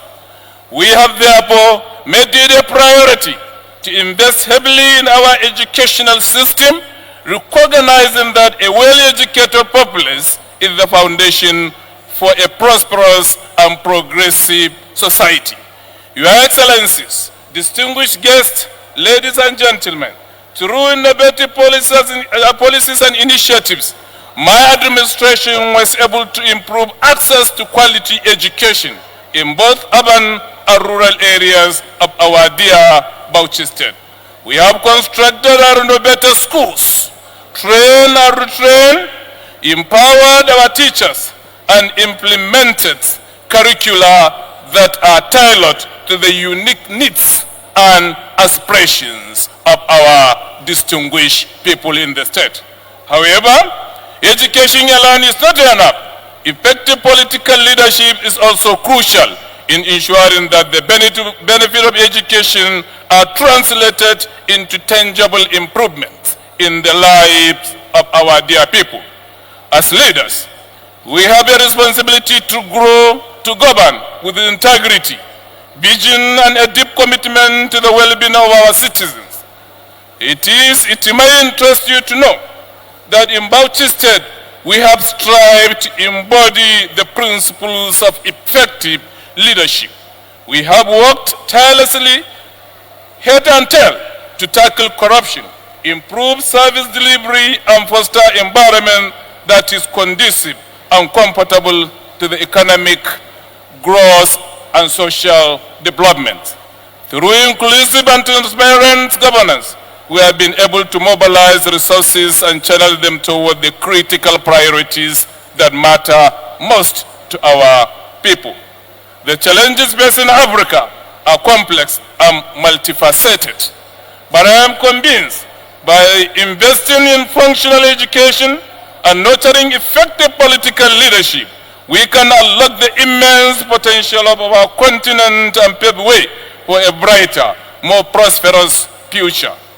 This is the vision that the Goodluck Jonathan Foundation has championed, and it is a vision that I wholeheartedly support. Together, we must continue to build on the progress we have made and work towards the realization of a truly inclusive, equitable, and sustainable Africa. Finally, I wish to express our sincere gratitude and appreciation to His Excellency Dr. Goodluck Jonathan for giving me the opportunity to grace this auspicious occasion. It is my sincere hope that we will continue to engage, collaborate, work towards the common goal of transforming the continent through the power of education and effective leadership. I also want us to really look into one very fundamental and important situation. Why are we Africans, whenever we are singled out and equate with our contemporaries anywhere in the world, we excel. Why do we succeed in any profession wherever we are singled out and get equated with our contemporaries? And why, when we are brought together as Africans, we fail? Thank you. God bless you all. Thank you, Your Excellency, the Deputy Governor Bauchi. May I respectfully at this point invite for the Goodwill message from Elder Sharif Oborewori, the Executive Governor of Delta States, speaking to His Excellency, the Deputy Governor of Delta States, Sir Monday Oyeme. Can you please appreciate with a round of applause?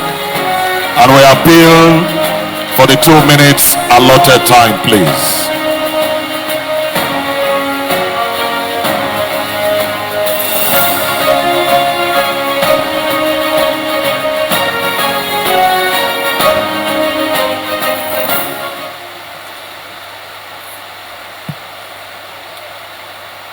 Your Excellency, the former President of the Federal Republic of Nigeria, President Goodluck Jonathan, and our mommy, Mama Peace.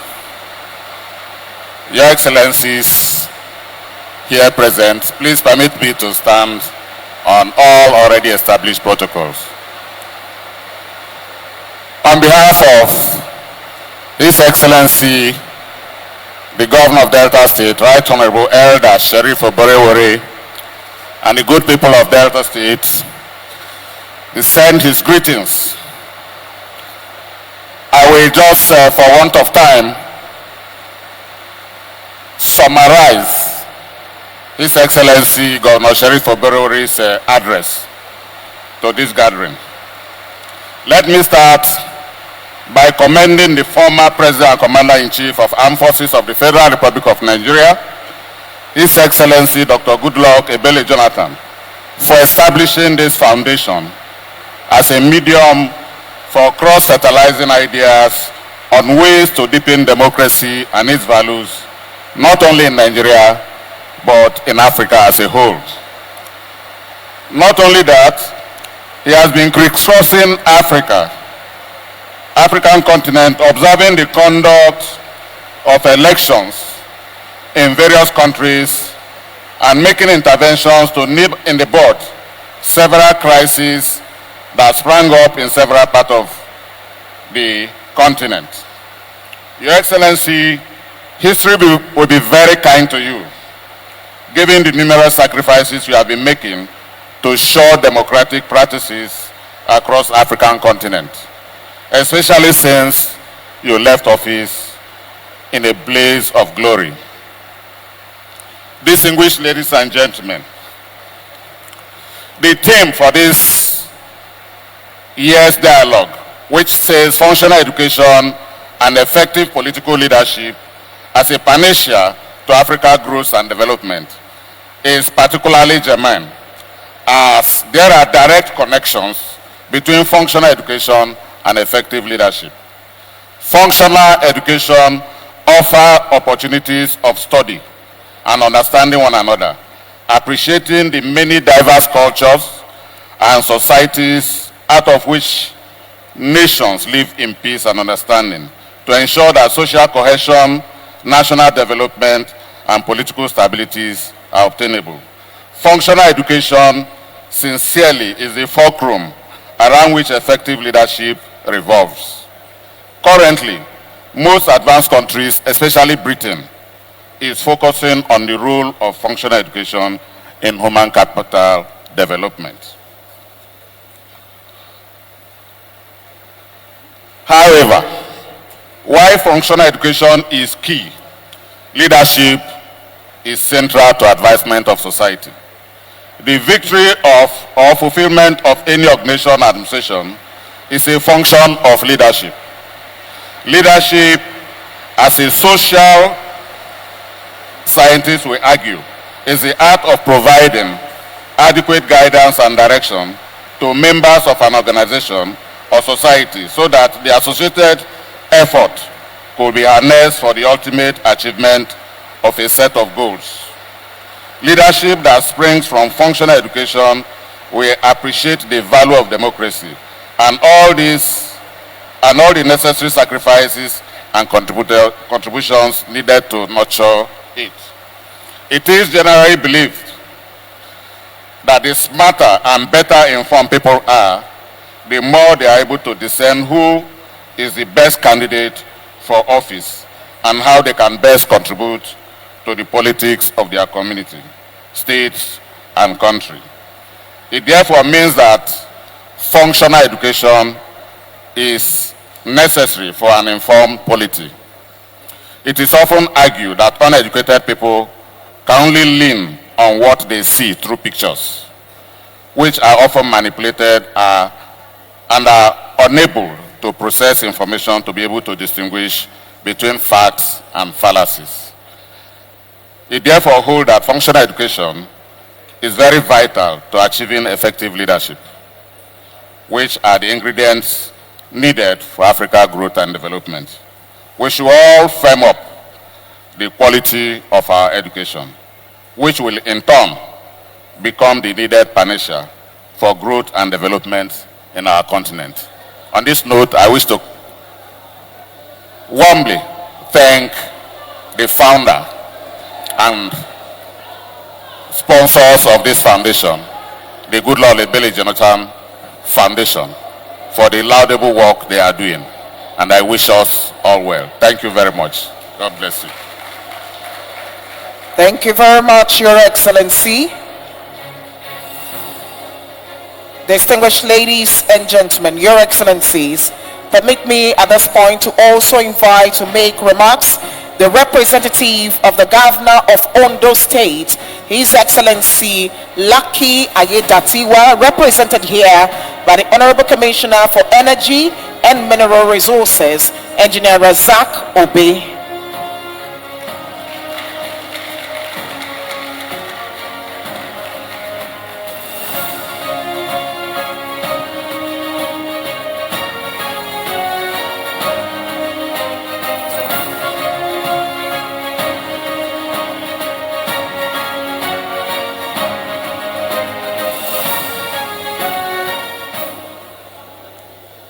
Your Excellencies, I want to respect the advice of the Masters of Ceremonies that we should compress the time at this event, but not without recognizing our former President, President Goodluck Jonathan, and our Governor Obaseki.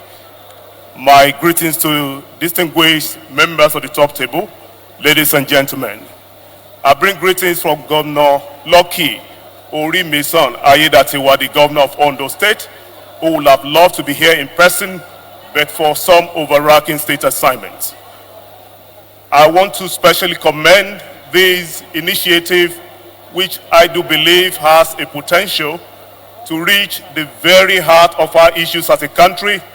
Many years ago, a former president of America said that our progress as a nation can be no swifter than our progress in education, and that the human mind is a fundamental resource. That's JF Kennedy.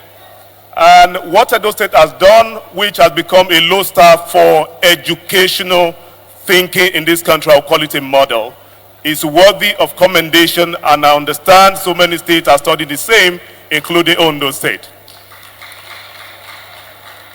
I listen with rapt attention to the rhapsody of the keynote speaker, Professor Olubayi, and I summarize his paradigms into two key concepts: that we should put the eggheads into the same room and create a special model to work for them.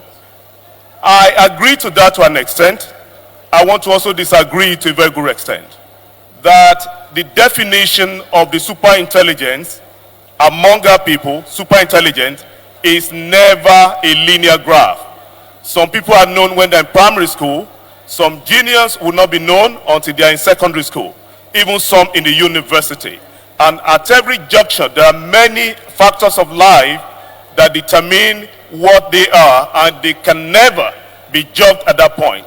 So the recommendation I want to put forth is that we should create schools where competition to gain admission we actually select those people who are of best minds, and as they progress, if you want to move to a higher level, you have to work hard from the level you are. With that, children of the poor and the children of the rich will be able to commingle and will be the nation that will work.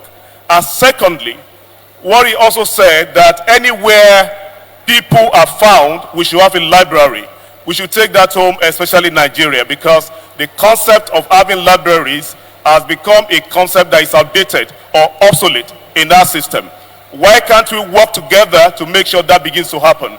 And finally, I want to enjoin the Goodluck Jonathan Foundation, not just to live here today, but to syndicate with state governors to actually begin the implementation.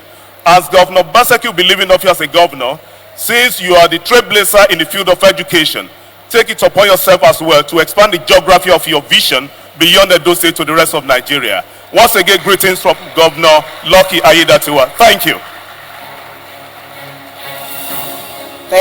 Thank you so much, sir.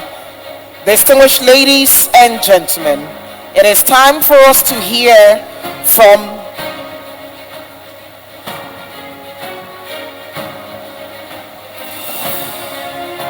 the founder and convener of this Democracy Day Dialogue 2024. He taught us a couple of years ago the power of a phone call that can preserve the peace, unity, and development of a country. He taught us that by one action, we can put the nation before ourselves. He taught us that we should think what we can do for our country and not what the country can do for us. Distinguished ladies and gentlemen, with a warm applause, receive to the microphone the former president of the Federal Republic of Nigeria, His Excellency Dr. Goodluck Jonathan GCON,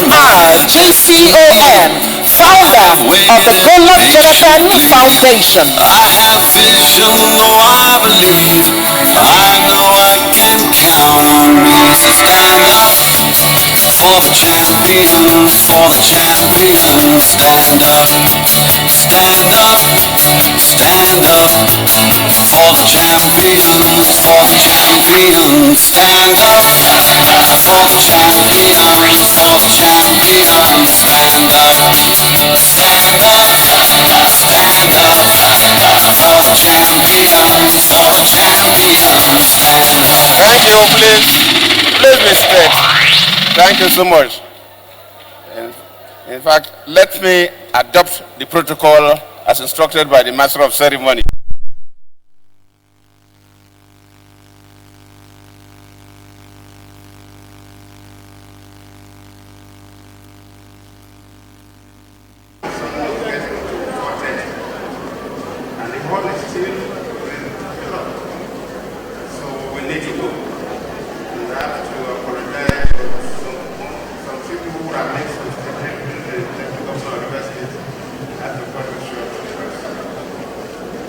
Let me thank the governor of Edo State for accepting to host us in Benin City. He attended last year's dialogue in Yenagoa, and when he listened to the discussion, he said that no, Edo State should also host you. And it made it possible for us to gather here. And since we came in, the governor, the wife, and the government, including the traditional leadership, headed by the Oba of Benin, they received us warmly, have been taking good care of us. So let me sincerely thank you for making this happen. And for this to coincide with the State Education Week. And the Commissioner for Education represented the state very well. Thank you so much. Let me thank my good friends, President Kayanta and Yai. I have to thank you on behalf of the Goodluck Jonathan Foundation and on behalf of Edo State for accepting to come and grace this occasion. and also to share your wealth of experience on the subject that we discussed. Thank you so much. I have to thank the Vice President of Zambia for coming as a discussant, and my Vice President, Sambo. Thank you. We appreciate. Because of time, I don't want to over-elaborate my appreciation. And let me thank the Honorable Minister for Education. Thank you for coming. We wrote a letter to you because of the nature of the topic, but it was not really in a program to come. And when we met yesterday in the State House, you said, okay, Mr. President, I will come. Thank you so much. All the people who spoke, the discussants, and the moderator, let me not waste much time by going through your names. I have to thank you for the sharing of knowledge. We've listened to you very attentively. The High Commissioner, thank you so much. When we met and I said, look, we have this program and we want to have an idea about how Indians, what happens that Indians are leading in technology now. Indians may be leading even in artificial intelligence. Can you get somebody to come and share your experience with us and say, I'm coming myself? And you came and we listened to you. I have to thank all of you. I would not want to make a speech because there is no time, but I only request the Honorable Minister of Education, the keynote speaker. Let me thank the keynote speaker. I almost forgot Professor Olubai. I think you listened to him, and I was quite pleased that you didn't even want him to stop. I am the Chancellor of Cavendish University, Uganda, and he is the Pro-Chancellor and Chairman of Council of Cavendish University, Uganda. And one of the convocation ceremonies during the dinner, myself and Mike Ogadomi, who also accompanied me there, we had to share ideas about how Africa can change, how can we move like other nations. And he shared his own perspective, and I was so interested. And I said, look, one of these days, the Goodluck Jonathan Foundation will bring this as one of the key discussion points and bring you to share your experience with others. I haven't listened to you. I'm quite pleased. You separated the education into two. Everybody is doing one, which everybody must do one. But we say that if we continue to do only that one, we will not move our society to the direction we want to. And you feel that we should also look at the two. And you give a lot of examples. So Honorable Minister of Education will get the paper from Professor Olubai. We'll get the full 45 minutes paper, not the one summarized. And I'll plead with you that one of these years, one of the next National Council on Education, that you meet with the commissioners of education across the country, with the heads of education parastatals. You people should discuss that paper. I didn't want us to just listen to him, ask questions, and walk away. Share to the commissioners and the heads of educational parastatals, and you people should take 1 or 2 hours and discuss that paper. I'm saying so because I totally agree with him. Maybe I may be thinking wrongly. And let me use myself as an example. The moderator mentioned what I did as a governor of Bayelsa State. I was there for just about 1.5 years, not quite 1.5 years, 1 year, 5 months, some weeks. Then when I went to the center as the president, what I did. When I was the governor of Bayelsa State, I felt that I must make sure that all the primary schools and secondary schools get to the level where they can offer qualitative education to every Bayelsans. I cannot compromise with that. And I also look at the quality of the teachers teaching at the primary school level, and I felt that some of them would need to review. And we decided to build a school we call Teacher Retraining Institute, not to award certificates. But if you are to be a teacher in the Bayelsa system, in our primary school system, you must go through that. Even if you come in with a PhD, with a master's degree, with a bachelor degree, NC, or TC2, or whatever, you must go through that school. First, we'll assess you for 3 months. And if you pass, then you can go. If you fail, you go for 1 full year. We will not sack you because you have already been employed by the government. But then we must make sure that we prepare you to give out something. You cannot give out what you don't have. Just like Prof. Ulbe said that somebody who doesn't know mathematics is to teach mathematics at the primary school level. You must know what you are teaching. And we also said that we have to, that's the issue of gifted and talented children that the master of ceremony mentioned. Even in Nigeria, you know, most of you remember, Obaseki remember, there used to be gifted children's schools, talented children's schools. Somehow along the line, either for politics or probably the way we manage, all those systems collapse. In the northern part of Nigeria, science schools are very common. Science schools are supposed to be specialized schools for the brainy people, for those who can get at least 90% in mathematics and above. But I don't know the condition for admission. So it's not new to Nigeria. So I also said I was going to start a similar thing in Bayelsa State.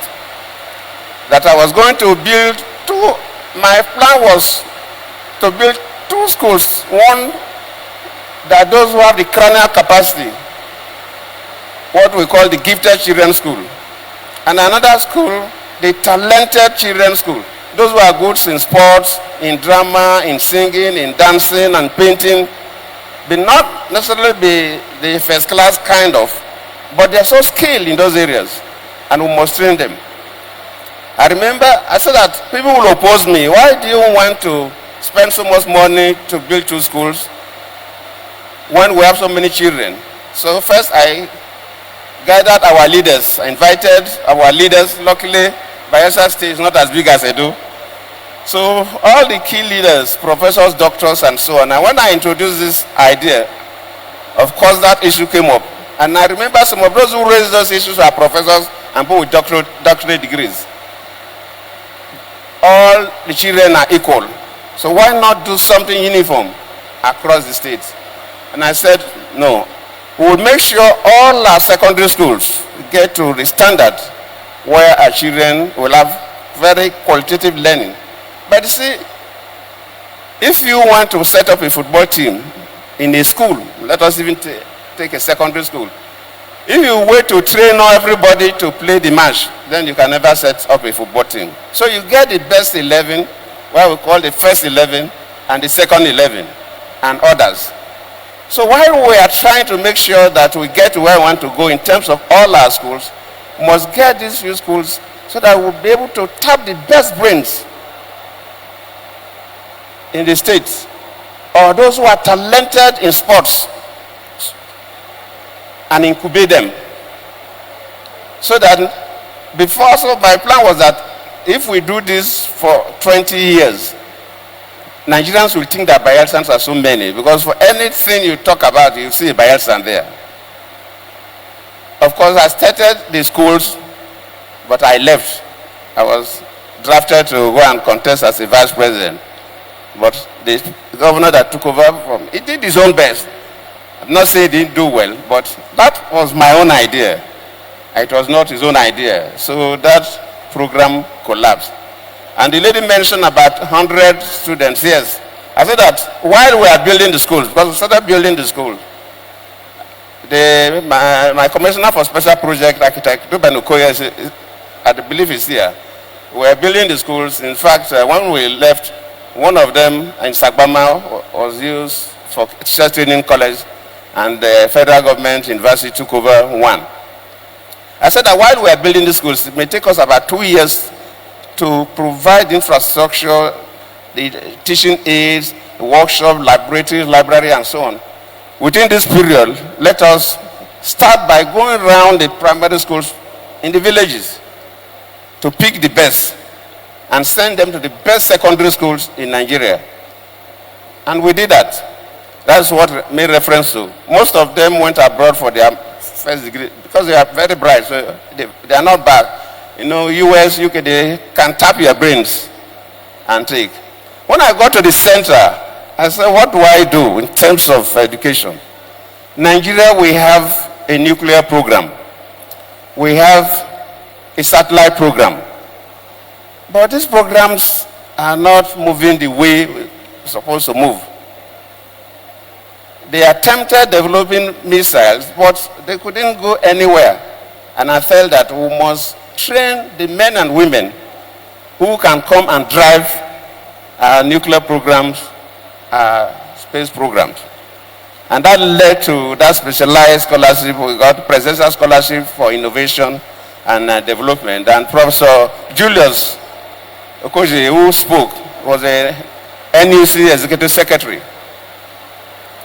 And why he said that the first set, nobody from Bayelsa State got, nobody from Kaduna, nobody from Ebonyi, was that the entry was that first and foremost, you must make a first class in any university. There was no entrance given that you must pass this entrance. No, first, you must get a first class, not second class upper, in the STEM areas. So those who got first class in these areas were now examined properly. And from there, we picked the number and we said that we had to send them to the 25 best universities in the world. And we wanted to run that program. And I said that if we run that program for maybe 10 years, we'll get the competent scientists that can come and drive these processes. And that is what Okoze made reference to, and the NUC, Acting Secretary General of the NUC also made reference to. So I believe that we can move forward. We may not get those kind of schools in every community, because those, what Professor Prof described as genetic accidents, those people are few. They are not too many. If you get those kind of schools in every community, you may not even have the resources to fund them. And you may not even have the students to fill up. But I believe every state can review this properly and see what we can do. How do we tap our best brains and encourage them? I remember when we were to send the 100 people out to the best secondary school in Nigeria. Of course, Bayelsa State was a new school. No private school in Bayelsa State that met all the criteria. Even in River State then, which is well developed, as at that time, no private school in River State met up our standard. It's only schools in Abuja, Lagos, Ibadan, then Bell School in Ogun State. Because we wanted the best and we invested, and some of them, almost all of them, have done exceptionally very well. So states may not necessarily do the same thing. And I know some states have special schools. I think when Governor Dixon took over, he also established a special school in Bayelsa State, though I don't know the criteria for admitting. But if there is a special secondary school, then it must be used for a purpose. And states can do that. But then these things could be modified. I remember for the universities, Julius mentioned that I established 12 universities. Actually, we established 12 conventional universities. We decided to make sure that every state that does not have a federal government-owned university will put a federal government-owned university. And there were 12 states within the 5 years that I was the president when we took over that had no federal government-owned universities, and we established those 12 universities. But in addition to those 12 universities, we established the Maritime University in Delta State. We also established a medical university in Benue State. If you add that, it's actually 14. They will make sure that the police college in Kano also should award degrees like NDA. So if a young man after school start and go to the police college, by the time you are leaving, you're either a lawyer or engineer or an economist or an accountant or whatever. So by the time you retire from the police, you have something that you can live on. So if you also add that, it's almost like 15 degree awarding institution, because we believe that just like the Assistant Executive Secretary, Acting Executive Secretary said, we really need space in our universities for the teeming population of Nigerians. We want everybody to be well educated, but while making sure that everybody gets the education we want to, let us also see if the second option from Oluwa's people could also work. Let us see if we can select those people who are described as genetic accidents and incubate them and see what role they can play in terms of moving us forward, especially these days of artificial intelligence. So I have to thank all of you for being here the whole day, from 10 till 4:30 going to 5 p.m. And people are still here. So on behalf of Governor Obaseki and the government of Edo State, on behalf of the Goodluck Jonathan Foundation, I thank all of you and thank all the speakers. And we hope that when we call you again, you also come. I thank you all. And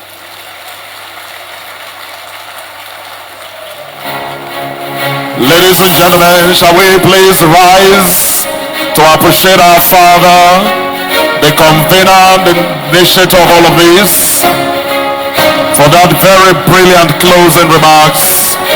His Excellency Dr. Goodluck Jonathan. Can you make some noise?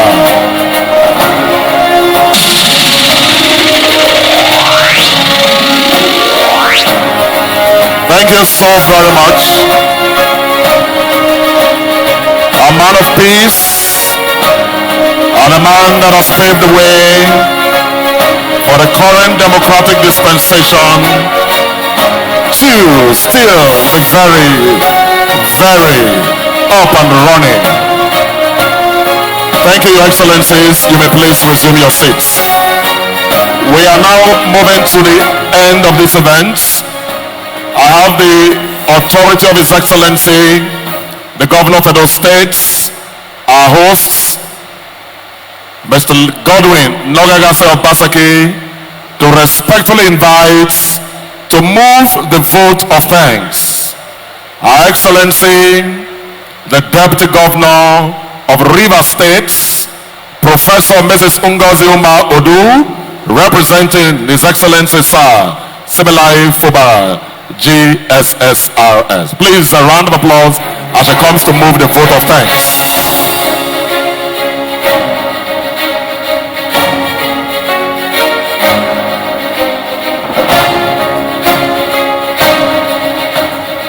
Your attention, please. And after the vote of thanks, the national anthem and the Edo anthem, and that will be it for now. Your Excellency, the former President of the Federal Republic of Nigeria, Dr. Goodluck Jonathan, and his lovely wife, Auntie Patience. Please permit me, for want of time, to recognize just the Governor, Executive Governor of Edo State, my brother, Obaseki, and his lovely wife. Every other person is highly recognized this occasion. Distinguished ladies and gentlemen, time is of essence. Therefore, I would not take up much of our time. My job is very simple. But before I say that, let me just say a word. A wonderful and a great son of Africa, Nelson Mandela, had said while he was alive and as a president that the greatest weapon we have is education. That with education we can rule the world. And what has happened today is that the Ebele Jonathan Foundation has given us food for thought. It has made us to begin to think outside the box. It has made us, so instead of thinking one part, to think on the two parts. And I believe that this will be a wake-up call for all of us in Nigeria. And therefore, on that note, I want to say thank you. I want to say thank you to our want to say that he's my brother, His Excellency Goodluck Jonathan, for conceiving the idea of a foundation of this magnitude. When I got in here and I saw Trans-African Conference, people came from all over Africa to be here to honor him and also to honor all of us, to let us realize that in unity, we can do things differently and exquisitely. I therefore want to thank everybody who have come from far and near to be here today, and to say, like one of our speakers said, that let's not just live here on talk show. Let's live here and begin to take into considerations issues that have been raised, things that can make us think differently, so we can push not only Nigeria, but the African continent to another level. I thank all of you. I thank you for the honor of asking me to speak. Thank you. Distinguished ladies and gentlemen, a better round of applause for the second female Deputy Governor of Rivers State. In the history of the state, this is the second time a woman will be occupying the office of Deputy Governor. Please, a round of applause again for Her Excellency, Professor Mrs. Ngozi Mma Odu, DSSRS, Deputy Governor of Rivers State. She is here representing His Excellency Sir Simini Alayi Fubara, GSSRS. Please put your hands together for her. Wonderful vote of thanks to bring this event to a close. With that, ladies and gentlemen, we come to the end. Shall we please rise for the national anthem of the Federal Republic of Nigeria? And it will be followed by the Edo anthem, bettered by Excellency, our very prolific First Lady. And remember, we are taking just one stanza and a verse because of time. When you hear beautiful Edo, your right hand goes like this. Remember to visit Igum before you leave Benin City. The national anthem, DJ. Nigeria, we hail thee, our home dear native land. No tribe and tongue may differ, in brotherhood we stand. Nigerians all and proud to serve our sovereign motherland. Our flag shall be a symbol that truth and justice reign. It is our battle honor, and this we count as gain. To hand unto our children a manor without stain. O God of all creation, grant this our one request. Help us to build a nation where no man is oppressed, and so with peace and plenty Nigeria may be blessed. The Edo anthem. The ancient city is calling, all arise, sons and daughters of the land. The king of the city is marching, stand up high to the pride of the land. The founding fathers of labor, and our time to serve is now. The glory of the new Edo nation will forever be our pride. Beautiful Edo, glorious Edo, you're the heartbeat of Nigeria. Beautiful Edo, glorious Edo, stars are singing over you. You're the land people dream to be. Can you put your hands together for yourself and have a wonderful time? Thank you so much. Please allow their excellencies to take their exit first. Please, their excellencies to take their exit first. Enjoy the city. Thank you. And get a bronze before you leave. Congratulations to the excellencies.